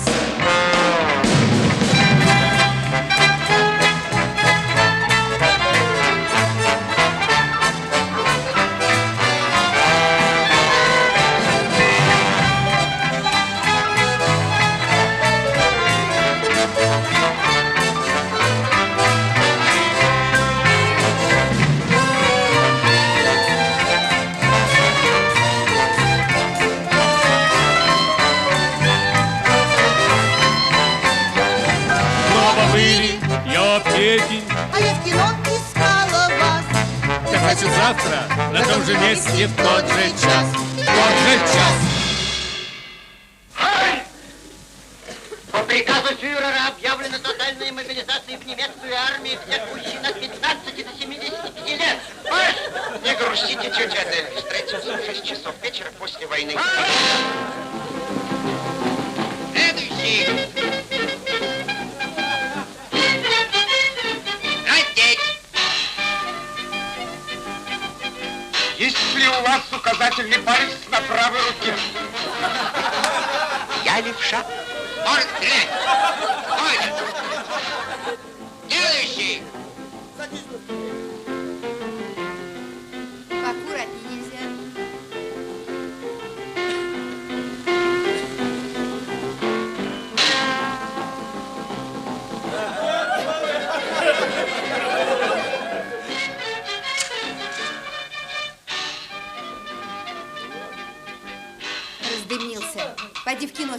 Ну неужели ты такой умный, такой находчивый, не можешь придумать казнь, которая отплатила бы ему за все сполна?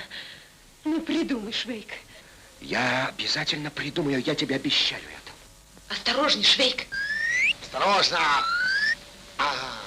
Попался, голубчик. Брось палку. Марш вперед, скотина! Боже мой!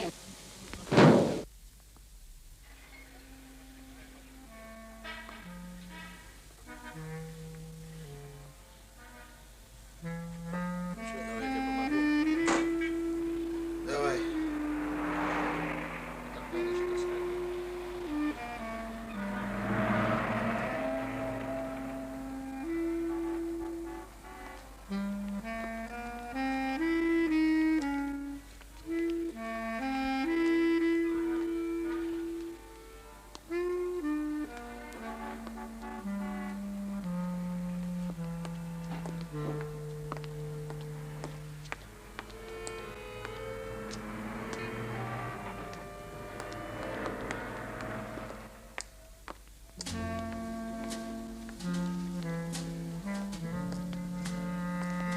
Вы от Евгения Петровича?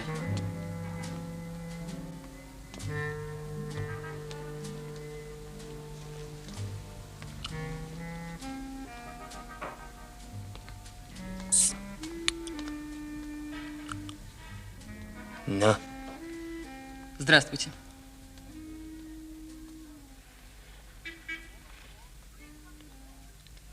Вы что?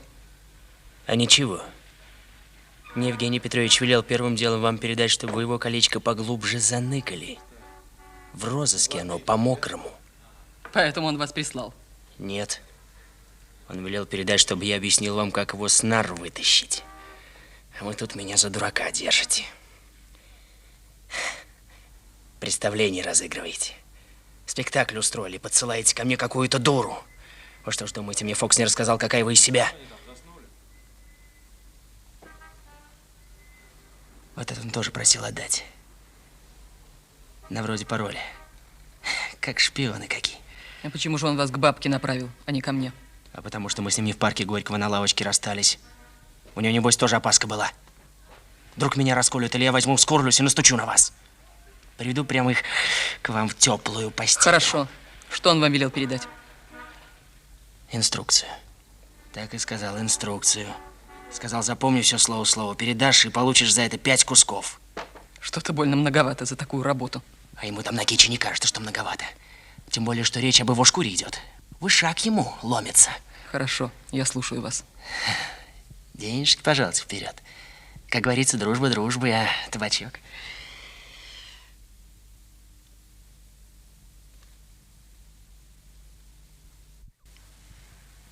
Перестаньте. Ровно 5000. Смотрите. На совесть вашу полагаюсь. А то ведь мне тоже лишний раз рисковать перед муровцами неохота. Попробуйте только соврать. А зачем же мне врать? Все расскажу, как было. Значит, взяли его за убийство женщины, а сейчас колют насчет оскорбления продовольственного. Но где сторожи пришили? Но там дела плохи. Что, все, поехали? На 3 пальца его остались. Сейчас его на Петровке содержат, а на следующей неделе перевезут его в тюрьму матросскую тишину. И хана. Оттуда не сбежишь. А с Петровки сбежишь? Из Петровки не сбежишь. Но если повезут его на следственный эксперимент из тюрьмы, там конвой другой. Там такие псы, натасканные с автоматами, конец всему делу. А если они его с Петровки повезут, то там оперативники с ним будут. Они соскари. А как охранники, они фраера, их там сразу заделать можно на месте. Всех. Как это? Как это, как это? Вы что, маленькая, вопросы такие задаете? Пиф-паф и в дамки. Что такое следственный эксперимент? Ну, допустим, сознается он, что убил этого сторожа. И хочет, мол, показать, как это было. На месте происшествия. Но, естественно, так как он в полной несознанке, они захотят его показания закрепить и повезут его туда обязательно. Что еще велел передать Евгений Петрович? Детали всякие. Ну, как это устроить? Да еще этому горбатому вашему. Сказал так, что если не отобьет его у муровцев, сдаст он его самого и людей его сдаст. Ладно. Сейчас вы поедете со мной и расскажете, что и как. Все детали. Нет, такого уговора не было. Я Фоксу обещал вас найти и все обсказать как надо. А чтобы с вами куда-то ехать, вашими делами заниматься, я не... Тебя, мусор, никто не спрашивает. Лезь в машину. Да вы чё? Вы чё? Мужики, да, ну что в натуре-то? Мужики.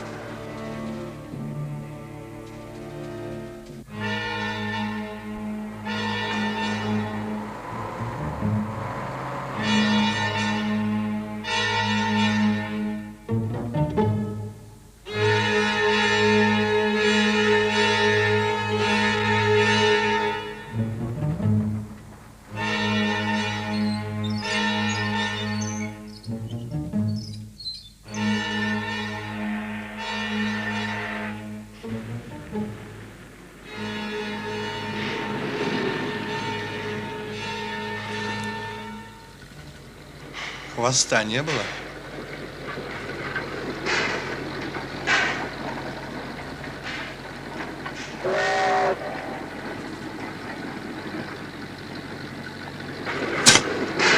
Береженого Бог бережет.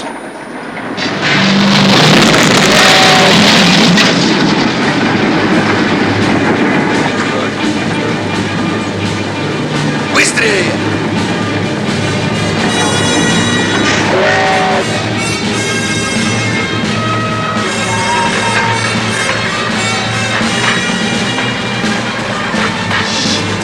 Надо что-то делать, Клев! Уходят, уходят! Глеб Егорыч, ведь уйду! Глеб Егорович, тут есть телефон, может сообщить постам. Сообщи, Ваня. Да что ты стоишь, Глеб? Надо что-то думать! Ведь они убьют его! Ай! А ну в машину, быстро!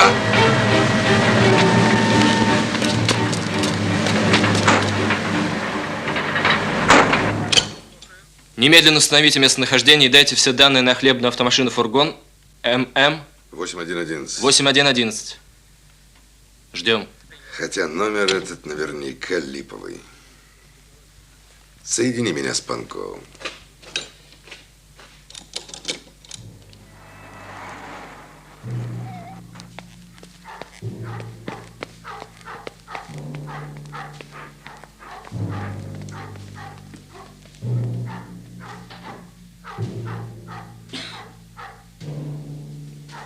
Завязать ему глаза. Не надо, он же ничего не расскажет. Давай. Чё ты пихаешься? Иди. Топай.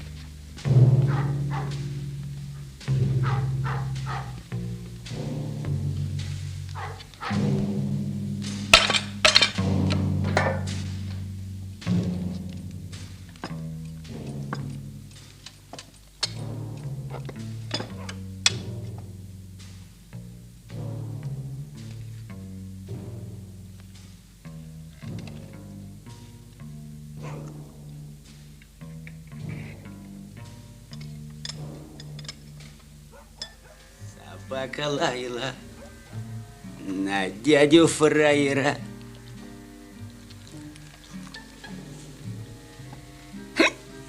Ну что ты улыбишься, как параша? Дурак ты. Был бы на моем месте стукач, ты бы уже полдня на нарах куковал. Я тебя еще в кинотеатре срисовал, как ты вокруг меня ошивался. Я тебе, да не ори противный ты. Нос откушу. И слюни подбери, после тебя не утереться. Сядь, промокашка. Сядь, не мелькай. Баклан.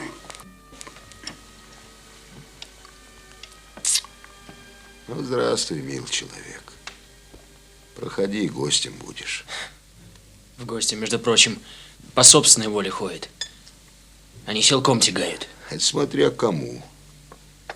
Я, например, если в гости зову, ко мне на всех 4 поспешают.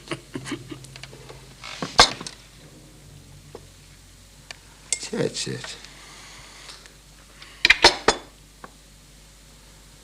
Выпьем, закусим, о делах наших скорбных покалякаем.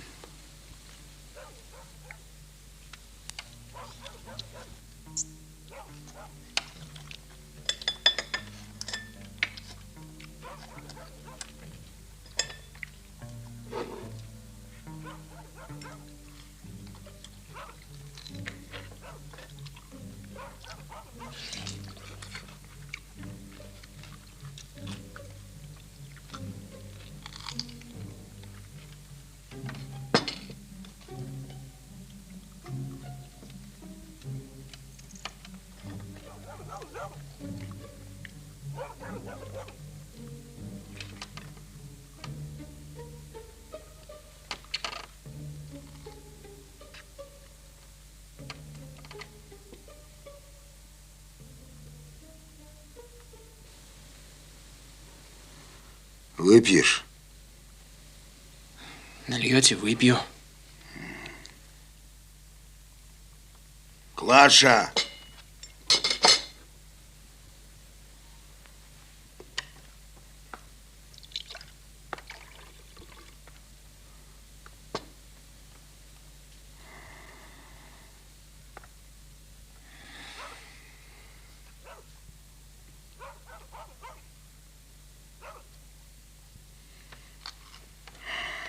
Ну, за что мы выпьем? А за что хотите?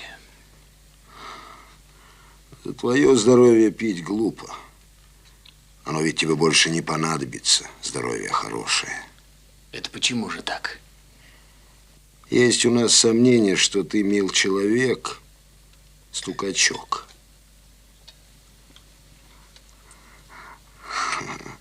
Дурилка картонная. Обмануть хотел. Тогда давай за твое здоровье выпьем. Ты, видать, себе 2 века намерил. И как грозишься? Да чем же я тебе пригрожу, когда вокруг тебя кодло с пушками да перьями в придачу? От меня тут за 1 минуту ремешок останется. А дружки твои из Мура, что же? Слушай, папаша, вчера в это же время твой дружок Фокс мне замечательные слова сказал. Самое, говорит, дорогое на земле – это глупость, потому что за нее дороже всего приходится платить. Это ты к чему? А к тому, что мне моя глупость по самой дорогой цене обойдется. Глупость и жадность.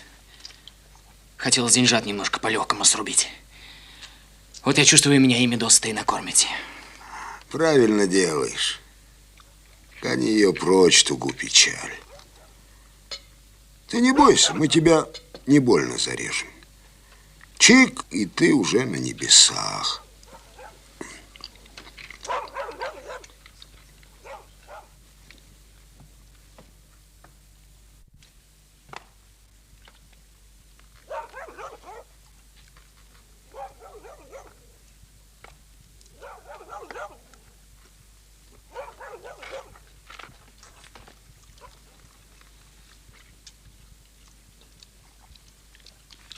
Стоило меня за этим через весь город таскать.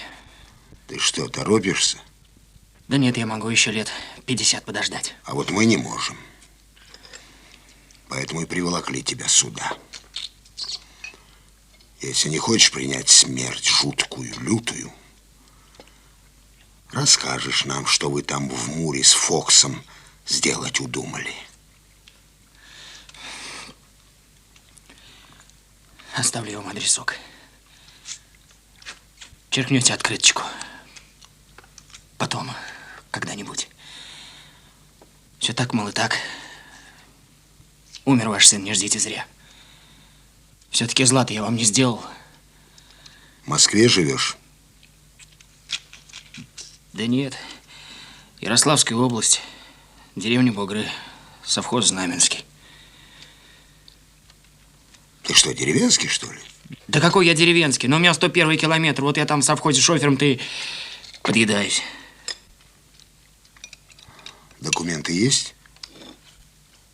Всех документов одна бумажка.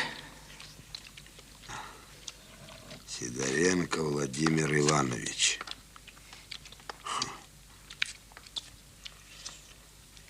Изменить меру пресечения на подписку о невыезде.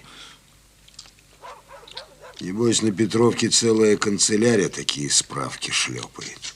Как говорится, чем богаты, больше-то все равно ничего нет. А как же ты к Фоксу попал? Это не я к нему. Это его ко мне бросили-то. 3 дня тому назад. А ты что там делал? Да ни за что, неделю продержали. И он привез на завод Станколит ворс картошку. У них там с нашим совхозом договор.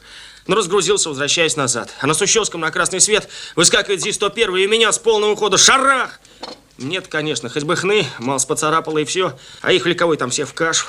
Ну, конечно, орудовцы, хмыри из ГАИ, подполковник на велесе приехал. Крик, шухер до небес, хватает меня в мещанку. А у меня с утра маковой росиной. Ну, в общем, составляет протокол, анкету заполняет. А когда шло дело до моей первой судимости, ну, тут они прям взъелись. А не было у тебя, говорят, сукин сын, умысла на теракт. Ну, вот сижу я в предвариловке, парюсь неделю. А 3 дня назад объявляют мне, что водитель легковой был в сильном опьянении. Как будто это не в тот же день-то выяснился, позавчера только. Правда, мне Евгений Петрович еще 3-го дня сказал. Говорит, твое дело чистое, скоро на свободу выйдешь. Нет у них ничего, а то бы одними очниками замордовали. А почему тебе Фокс поверил? Ну, это ж я... Не знаю, может, показался я ему. Ну, а скорее всего, другого выхода у него не было. Вообще-то он так, мужик-то рисковый. Он мне говорит, для меня жизнь без риска как еда без соли. Да, дорисковался, гаденыш. Говорил я ему, говорил. Кабаки и бабы доведут до Цугундера. Зря вы так. Тихо, тихо, тихо. Ну, рассказывай, рассказывай. Карп, Ну и, значит... Чего? ты на руки-то его погляди. Из него такой же шофер, как из промокашки скрипач.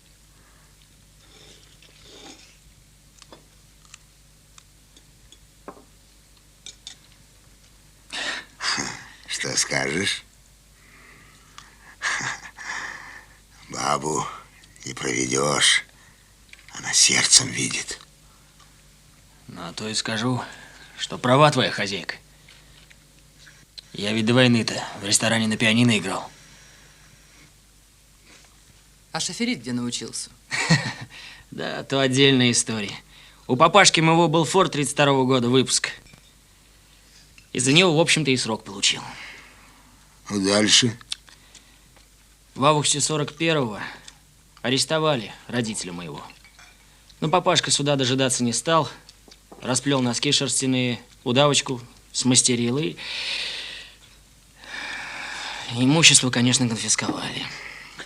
Да у меня такой папашка был, что вам всем до него дорасти надо. Он, как потом выяснилось, вагонами воровал. Ну, Сидоренко. Может, слыхали такую фамилию? Но дело-то громкое было. Он еще начальником станции Москва товарной был. Из-за любовницы погорел.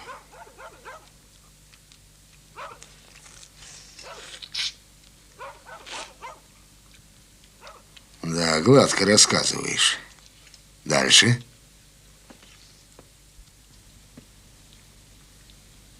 Ну, а дальше... Иду я как-то с барышней по Пятницкой. Вдруг смотрю, наш Форд стоит. Перекрашенный только. Ну, свою машину как облупленную знал, мог ногтем открыть. Говорю, ну что, Лёля? Лёля? Какая Лёля? С Елоховской? С Тверского. Что, говорю, Лёля, прокачу в последний раз, а у самого уж повестка военкоматская была. Ну, вот так на 7 лет и накатал. Машина-то это летчику какому-то, полковнику заслуженному досталась. И там в машине, я их в глаза-то даже не видел. То ли документы, то ли карты какие-то секретные были.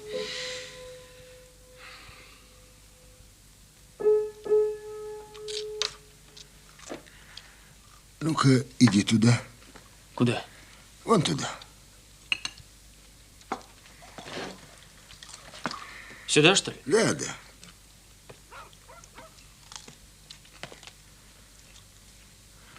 Покажи себя.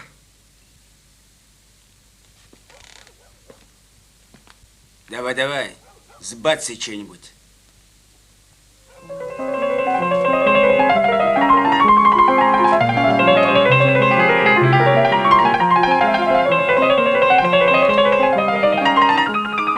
Да я так могу. А чё ж сыграть-то? Мурку.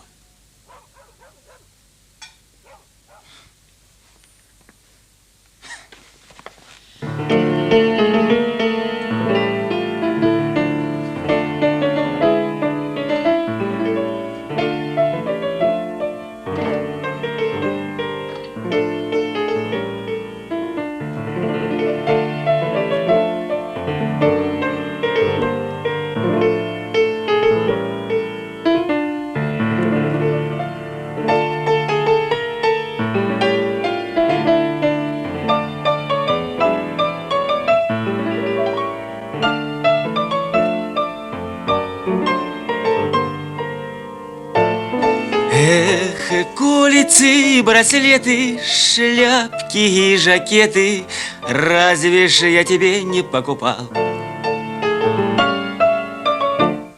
О, совсем другое дело.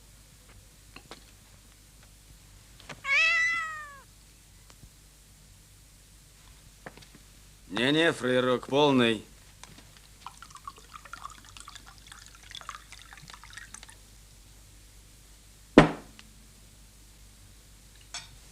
За что выпьем? А?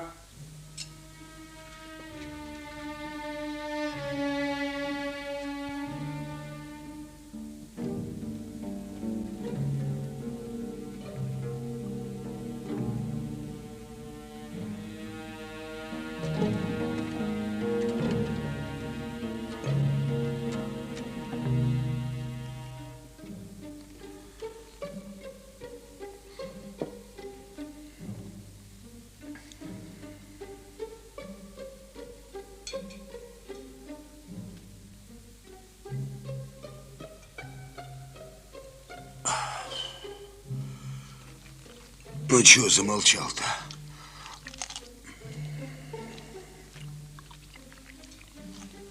Папаша, можно я поем малость?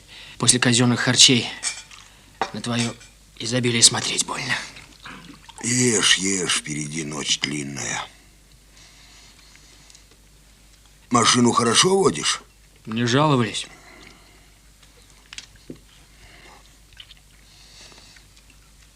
Ничего тебе не говорил Фокс о дружке своем? Убили менты дружка его. Застрелили. Где случилось это? Не знаю, я там не был, а Фокс не рассказывал. Сказал только то, что по глупости на милицию налетели. И кореш его пулю в затылок вмазали, сразу скончался. Без мучений.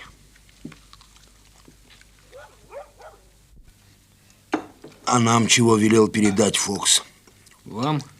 Да вам он ничего не велел передавать. Он мне посулил денег, если я разыщу его женщину. А это же ее усмотрение меня сюда заволаковать. Ну, что надо делать? Что говорил Фокс? Спасать его надо. А как же я его спасу? Что, Петровку на приступ возьму? Этого я не знаю. Но могу рассказать, что он придумал.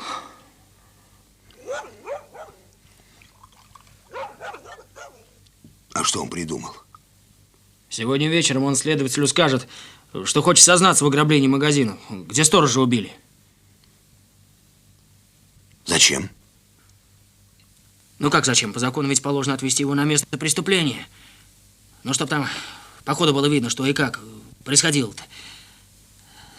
Так как он ни на какие дела больше не колется, то они не ухватятся за этого предложения. Ну вот. Надо им все сфотографировать, задокументировать. Это я понял. Что дальше-то? Ну вот. Повезет его не тюремный конвой, а Опергруппа там человека 3-4 и следователь. Ну, может быть, их 5 будет человек. Для этого дела дверь в магазине обязательно запрут. Вот, кстати, вот как только запрут дверь, значит, его в скорости должны привезти. Это вам сигнал будет. Он мне сказал, что все продумал до тонкости, каждую деталь обмозговал.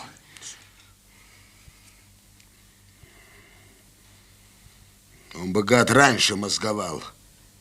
Как легавым в руки не даваться. Продолжай. Дальше план такой. Как только его привозят в магазин, дверь сразу закроют снаружи.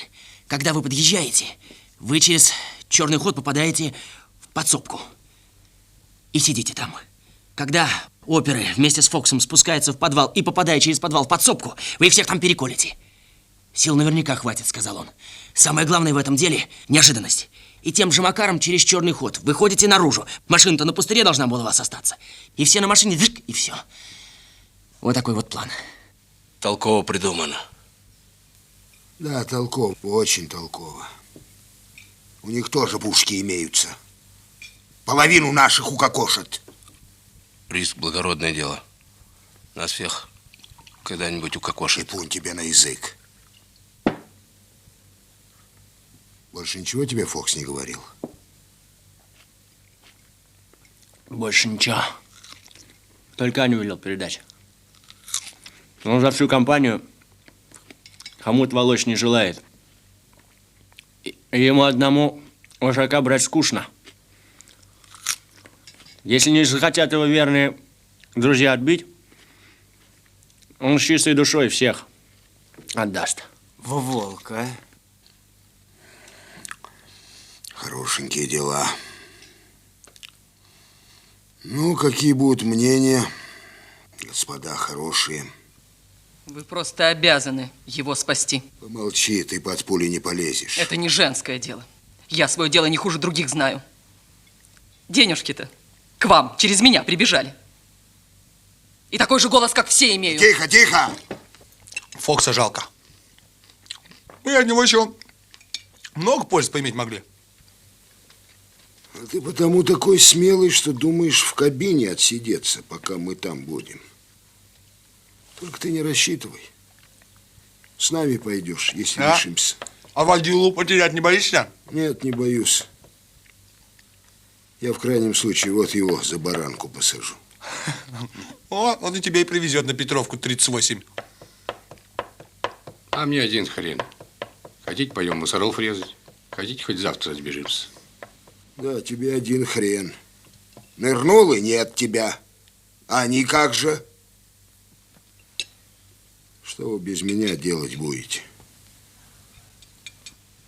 Хватит базарить.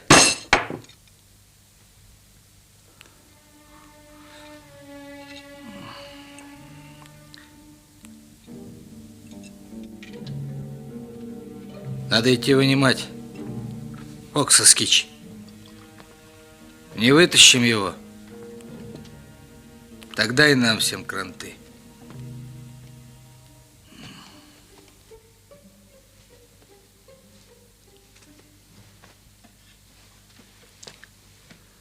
Я вот что решаю.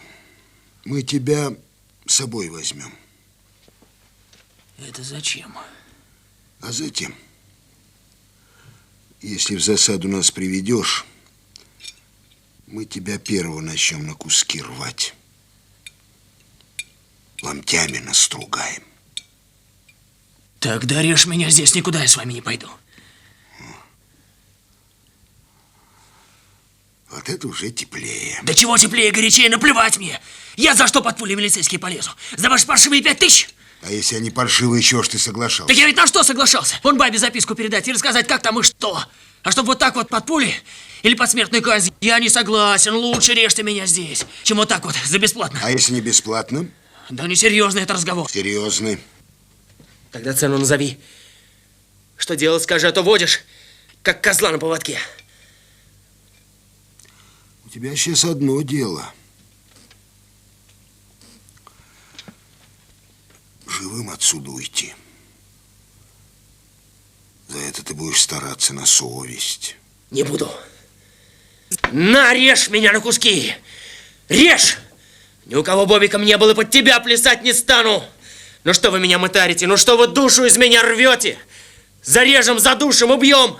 Ну не верите мне, не надо, но вы меня на врагах не поймали. Как поймаем, поздно будет. Ну, граждане дорогие,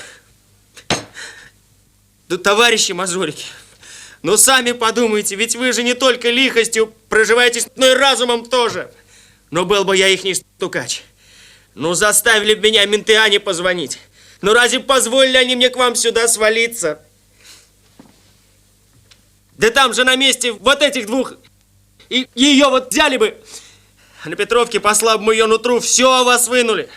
И портреты ваши, и фамилии, и хазы. А сюда приехало пару взводиков с автоматами, покрошили вас в мелкий винегрет. И конец!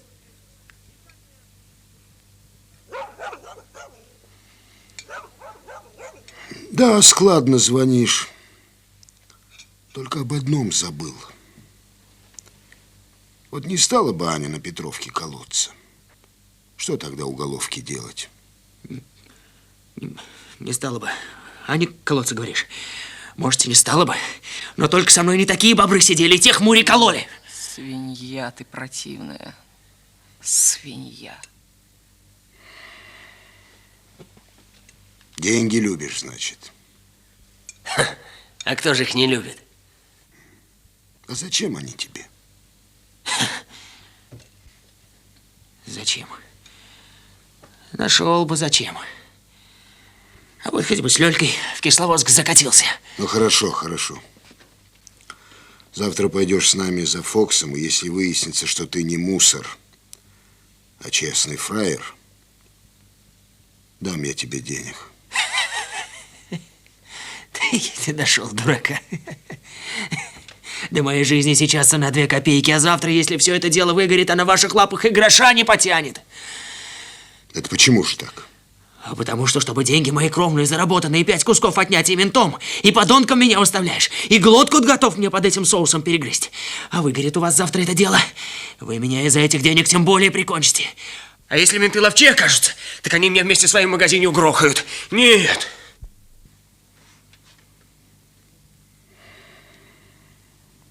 Кисловодск, говоришь, да?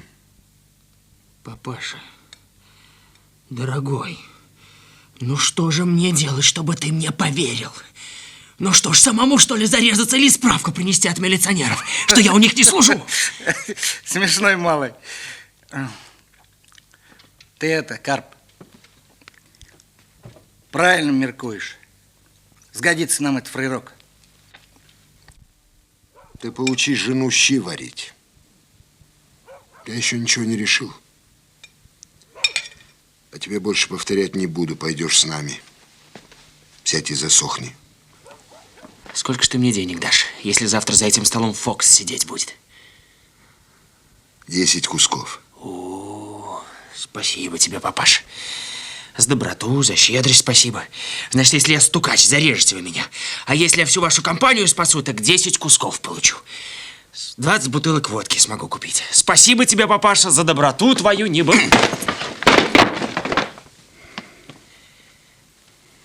И за щедрость спасибо. И за ласку, которую Фокс мне обещал. За все тебе Бис. Дай-ка ты ему еще пару раз. Для ума.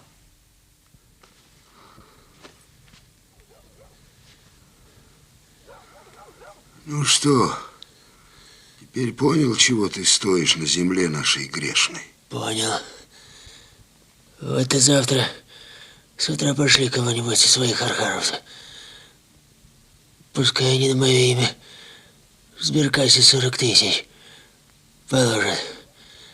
Тогда у нас будет с тобой полная любовь и доверие друг к дружке. Оставь.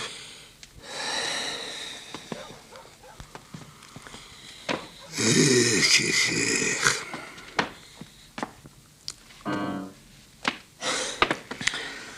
А зачем тебе сберкнижка?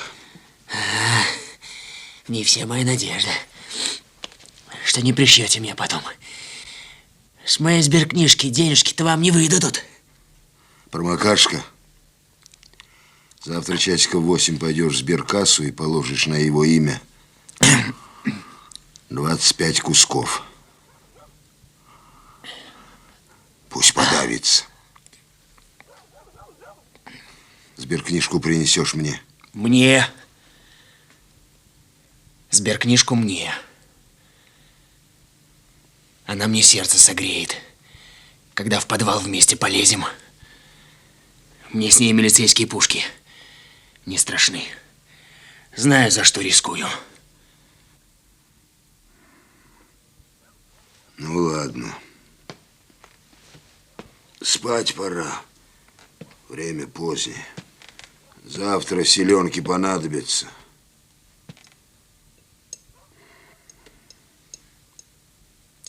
В 6 поднимаемся. Кто этого стеречь будет? Я. Я. Сиди. Я пойду. Вон на меня Я пойду. светелки покемарит. Я его уж не просплю. Шевели копытами. Пойди, дятел, я еще раз... Давай. Он же через трубу сбежит. Ну.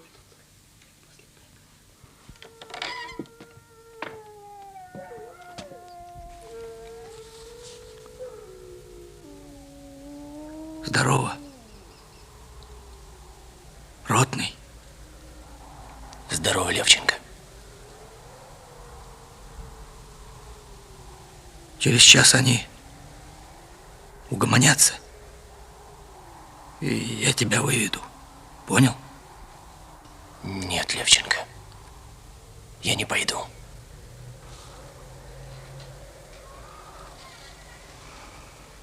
Разорвут они тебя. Разорвут. Тебе-то чего? Не хочу я этого. Нет, Левченко.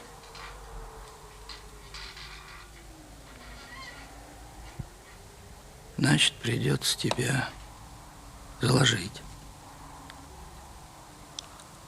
Ты пришел за их жизнями. Значит, и за моей. На меньшее ты не согласен. Заложи меня, Левченко. Заложи. А что мне делать? Уходи ты. И что будет? Я сделаю то, зачем пришел сюда. И жизнь твою не возьму. Тогда они возьмут твою. Наверное. Но это будет уже не важно. Да разве может быть? Это не важно. Может, Левченко, может. Когда год назад мы плыли с тобой через Вислу и были там вдвоем, там это тоже было не совсем важно. И Сашке Коробкову тоже. А теперь ты в другом окопе. А я снова плыву с нашей стороны. Так что уходи ты.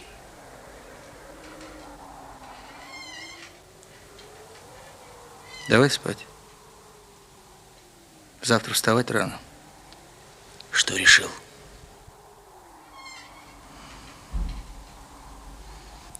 Убьют тебя. Наши убьют, если окажете сопротивление. А сдашься, тюрьма тебя ждет. Надолго.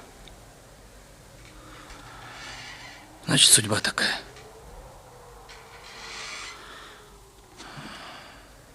Семи смертям не бывать. А в тюрягу я больше не сяду. Нет.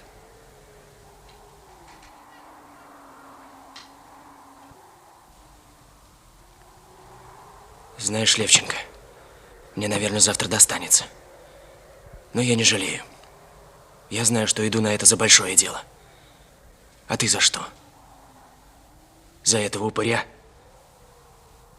Но помнишь, как мы с тобой в разбитом блиндаже под Ковелем мечтали, как заживем после войны? Жаль, что с нами не мечтал. Тот пес поганый. Кто такой?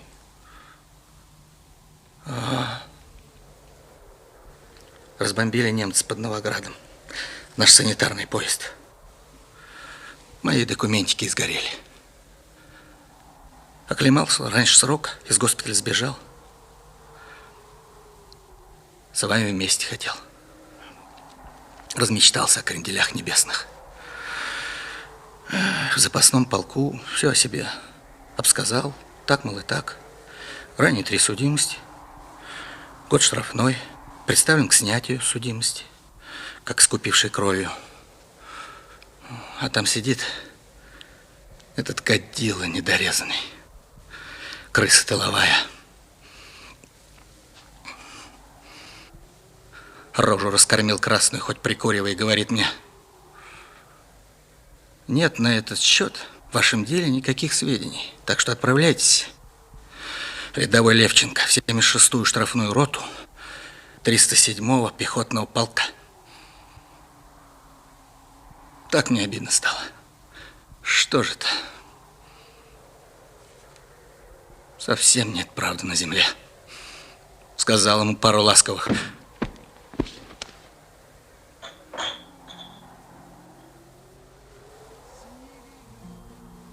Он в крик. То все до рук дошло. Не армейский трибунал и новый срок. Привет.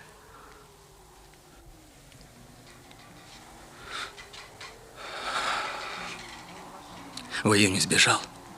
Вот теперь с этими гнидами кантуюсь. А куда мне? Куда мне теперь? Слушай, Левченко, я тебе больше не командир, приказывать не могу. Но прошу тебя, как человека, уходи отсюда. Если все обойдется, я сам с тобой по всем инстанциям пойду. Расскажу, как ты воевал. А про мои подвиги после войны тоже расскажешь? Или как? Да. Нет, со мной кончено. А я тебя не расколол, потому что нам с тобой под одной шинелькой спать доводилось. И ты свой офицерский доп-паёк под койкой втихаря не жрал и за нашими спинами не прятался под пулями. Поэтому мы с тобой завтра вместе пойдем. А как там, Бог даст. Так и будет. Левченко. Шарапов, ложись спать.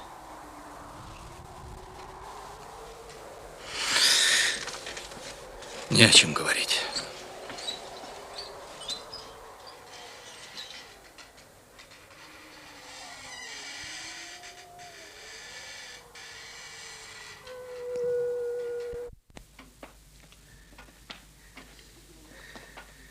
Ничего, ничего, ничего, мы еще покувыркаемся. Не тот парень, Шарапов. Ну, хватит дергаться, Коля, сядь.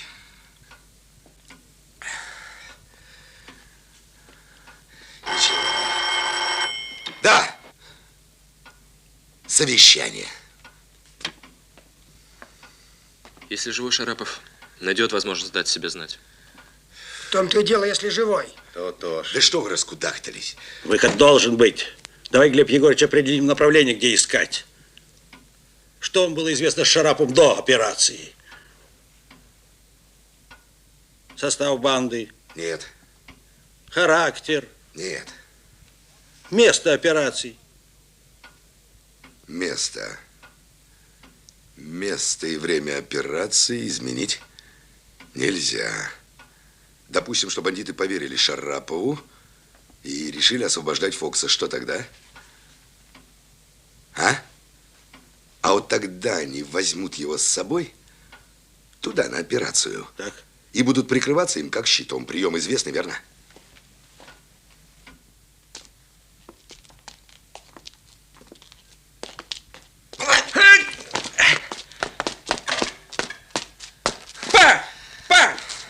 Убей ты, Глеб Егорович.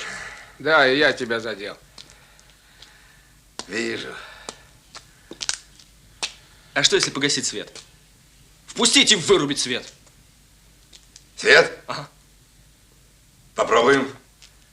Значит так, когда будут в самом центре, вот под этой аркой, гаси свет. Понял. Так.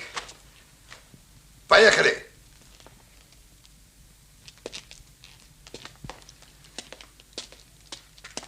Свет!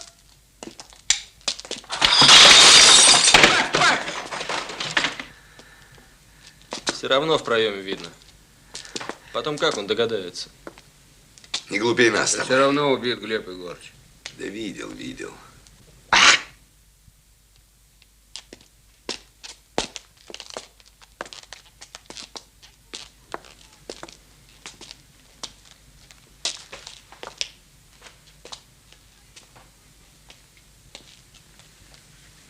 эта дверь куда ведет? Никуда.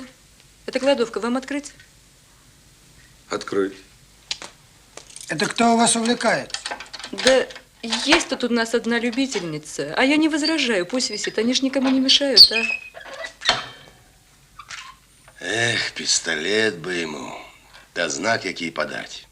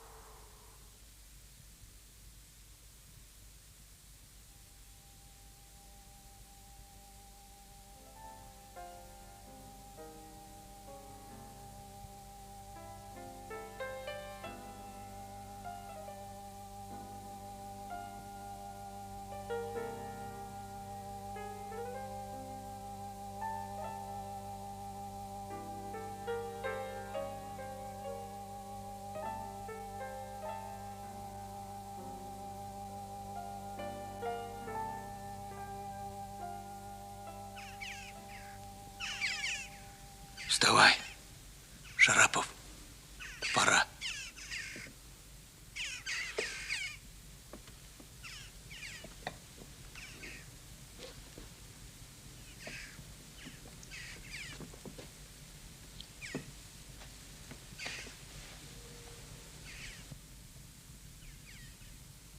Ну что, старшой,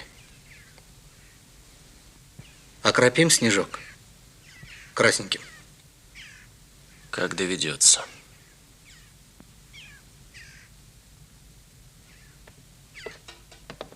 Передаем последнее известие. В скором времени группа военных преступников, соучастников Гитлера, станет перед судом народов Международным военным трибуналом.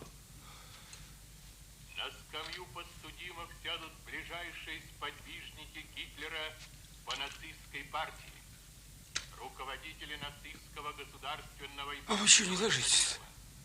Герман Геринг, Рудольф Гесс, фон Риббентроп, Альфред Розенберг и другие. Нюрнбергский процесс виновников войны будет беспрецедентным в истории событий. На заводе, где начальником цеха ширпотреба товарищ Голубин, начали изготовлять керосинки, известные под названием. Они отличаются от обычных керосинок не только внешней формой, но и новой конструкцией, экономичностью и безусловным горением. Сидоренко Владимир Иванович. Принято 25 тысяч. И этих денежек нам с Лёлей на целый годок хватит. Еще проживи этот год. Доставлено много образцов боевой техники, отбитой у врага в Берлине, Будапеште и в других районах недавних боев. Подготовка встречи воинов. В районе столицы идет деятельная подготовка к встрече. Ну, молодцы мои, пора. И снег нам в подмогу, если они там были, уже наследить успели. Проводят учет квартир демобилизуемых. Там, где это необходимо, будет сделан ремонт. Предприятие готовит для... Верю, ждет нас удача. На святое дело идем друга из беды вызволять. А валяльная фабрика Присядем на дорогу. для школьников, детей фронтовиков. 200 шапок изготовила меховая фабрика. Сведению граждан города Москвы. Все. С 16 декабря Жди нас с удачей. 1900 С Стерегись его, Карпуша. Приобретение керосина. Керосин выдается всему населению города по 2 литра на человека. Пошли. Выдача талонов будет производиться по месту получения основных продовольственных карточек через уполномоченных карточных бюро учреждений. Продажа керосина в нефтелавках начинается 17 декабря сего года. Срок действия талонов до 1 января.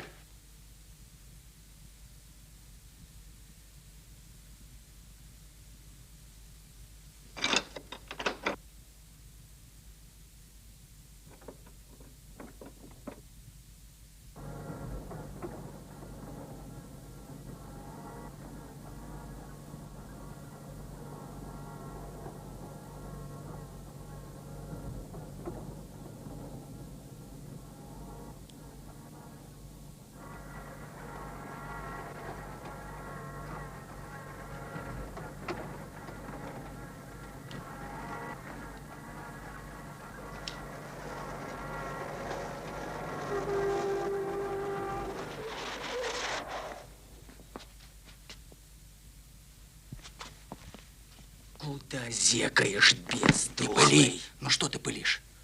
Ему сейчас с нами в подвал идти. Дай смотреться. Промокашка, сходи-ка к магазину, посмотри, что там. Копыт убери.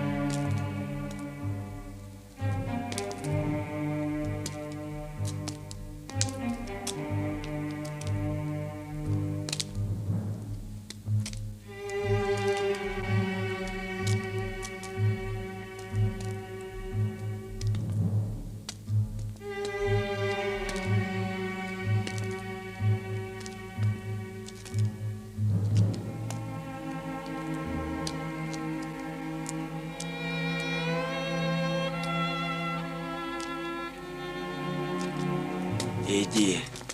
Что такое? Спички дай. Дай спички.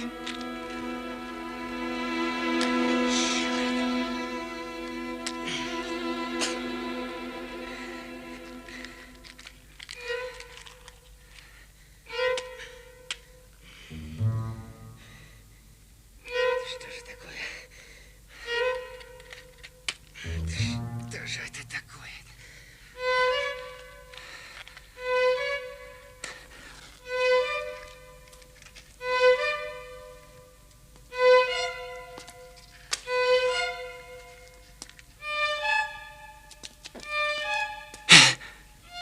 Ты где? Куда, пес? Где он, а? Карп! Тут дверь, он туда нырнул. Вова! Вова!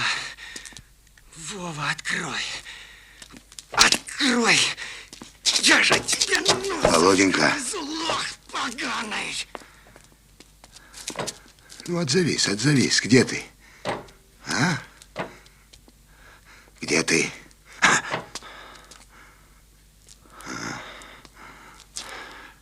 Ты что? Ты что? Ты что, в прятки решил со мной сыграть, да?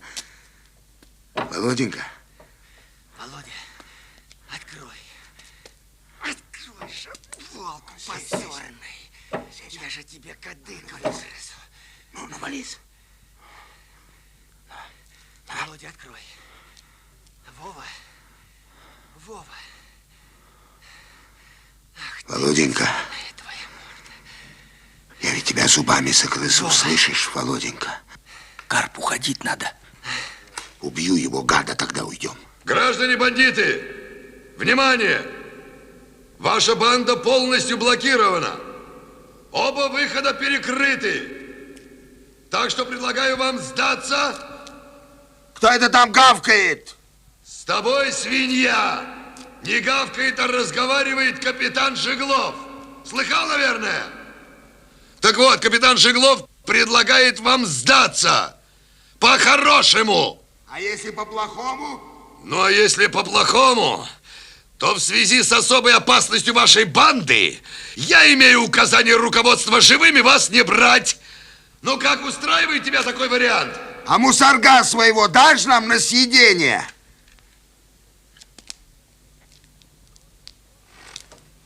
А вот пусть он сам за вас похлопочет, а мы рассмотрим. Дырку ты от бублика получишь, а не Шарапова. Он уже давно тю-тю. Руки у тебя короткие. Так что выходи по одному.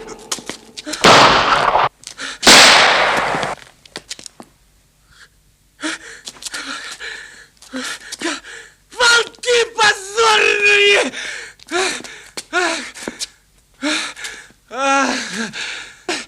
Не хочу! Не хочу! Ладно, черт с вами! Банкуйте! Волки! Сдаемся. Выходить по одному, перед дверью останавливаться. Стволы и ножи выбрасывать. Дверь под прицелом. Так что без всяких фокусов. Шаг вправо, шаг влево, попытка к бегству. Стреляем без предупреждения. Пошли!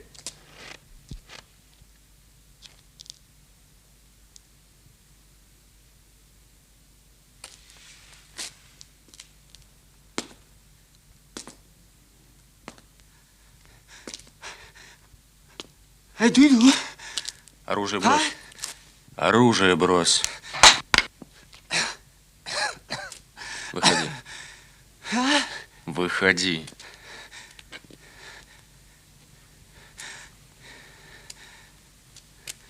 Куда?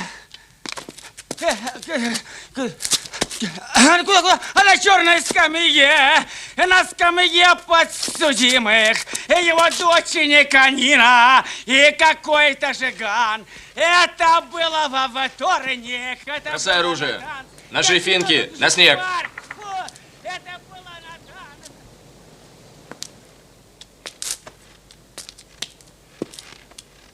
Следующий.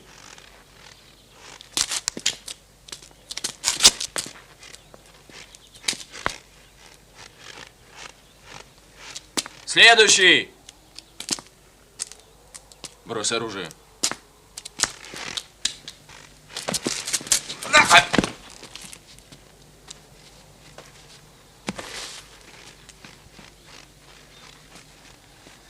Теперь Горбатый! Я сказал Горбатый!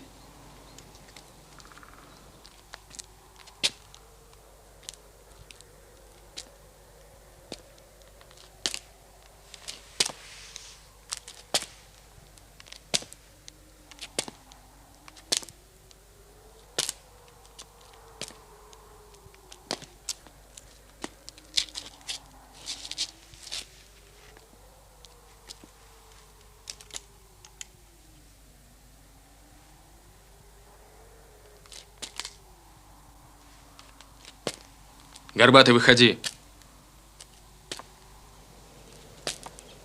Оружие на снег.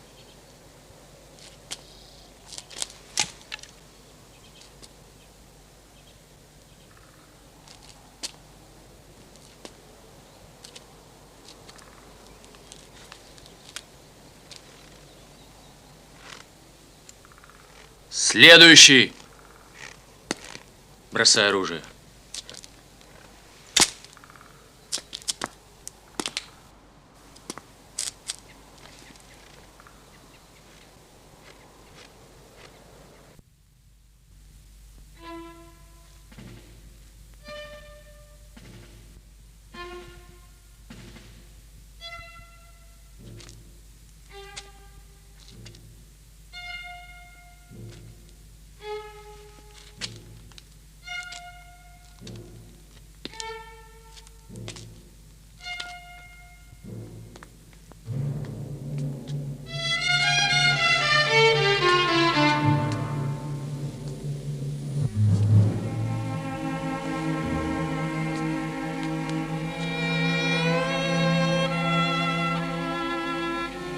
Вот и ты.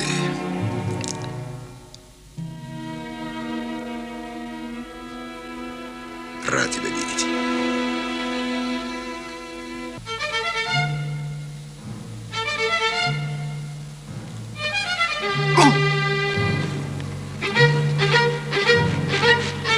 Не стрелять!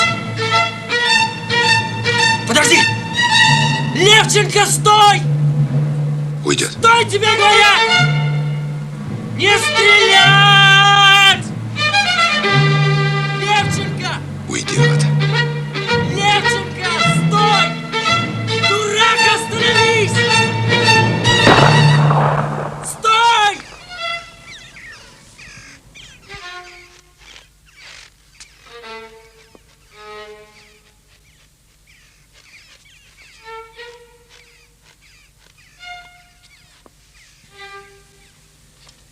Ты убил человека. Я убил бандита. Он пришел со мной, чтобы сдать банду. Успокойся, Шарапов.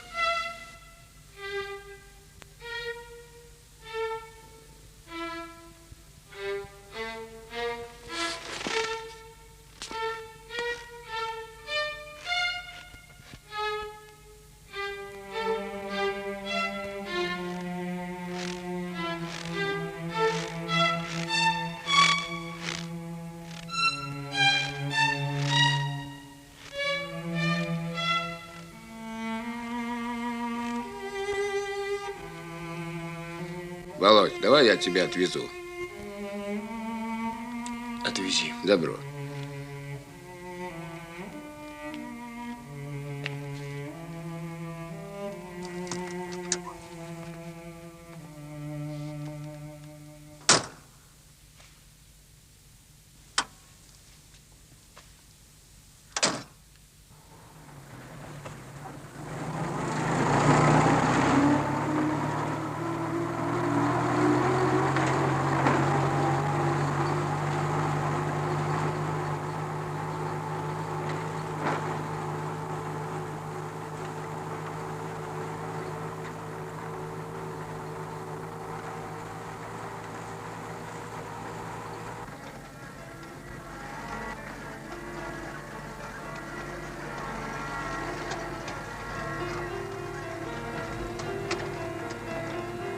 Отвези меня к роддому, отец. Помнишь?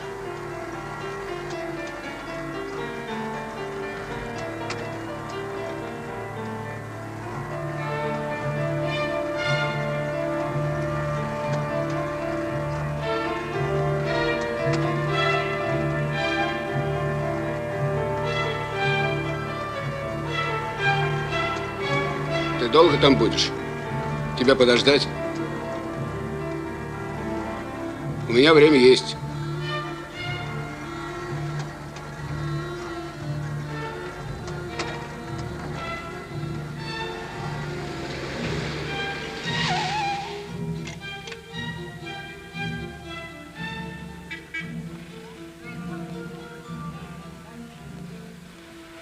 Давай-ка я с тобой пойду.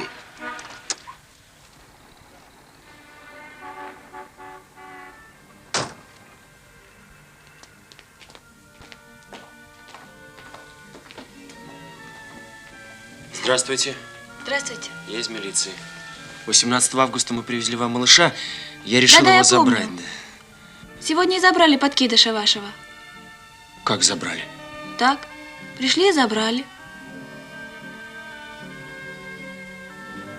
Да вы не волнуйтесь, малыш попал в хорошие руки. Вы знаете, как у нас с этим строго. Хотите, я вам адрес дам?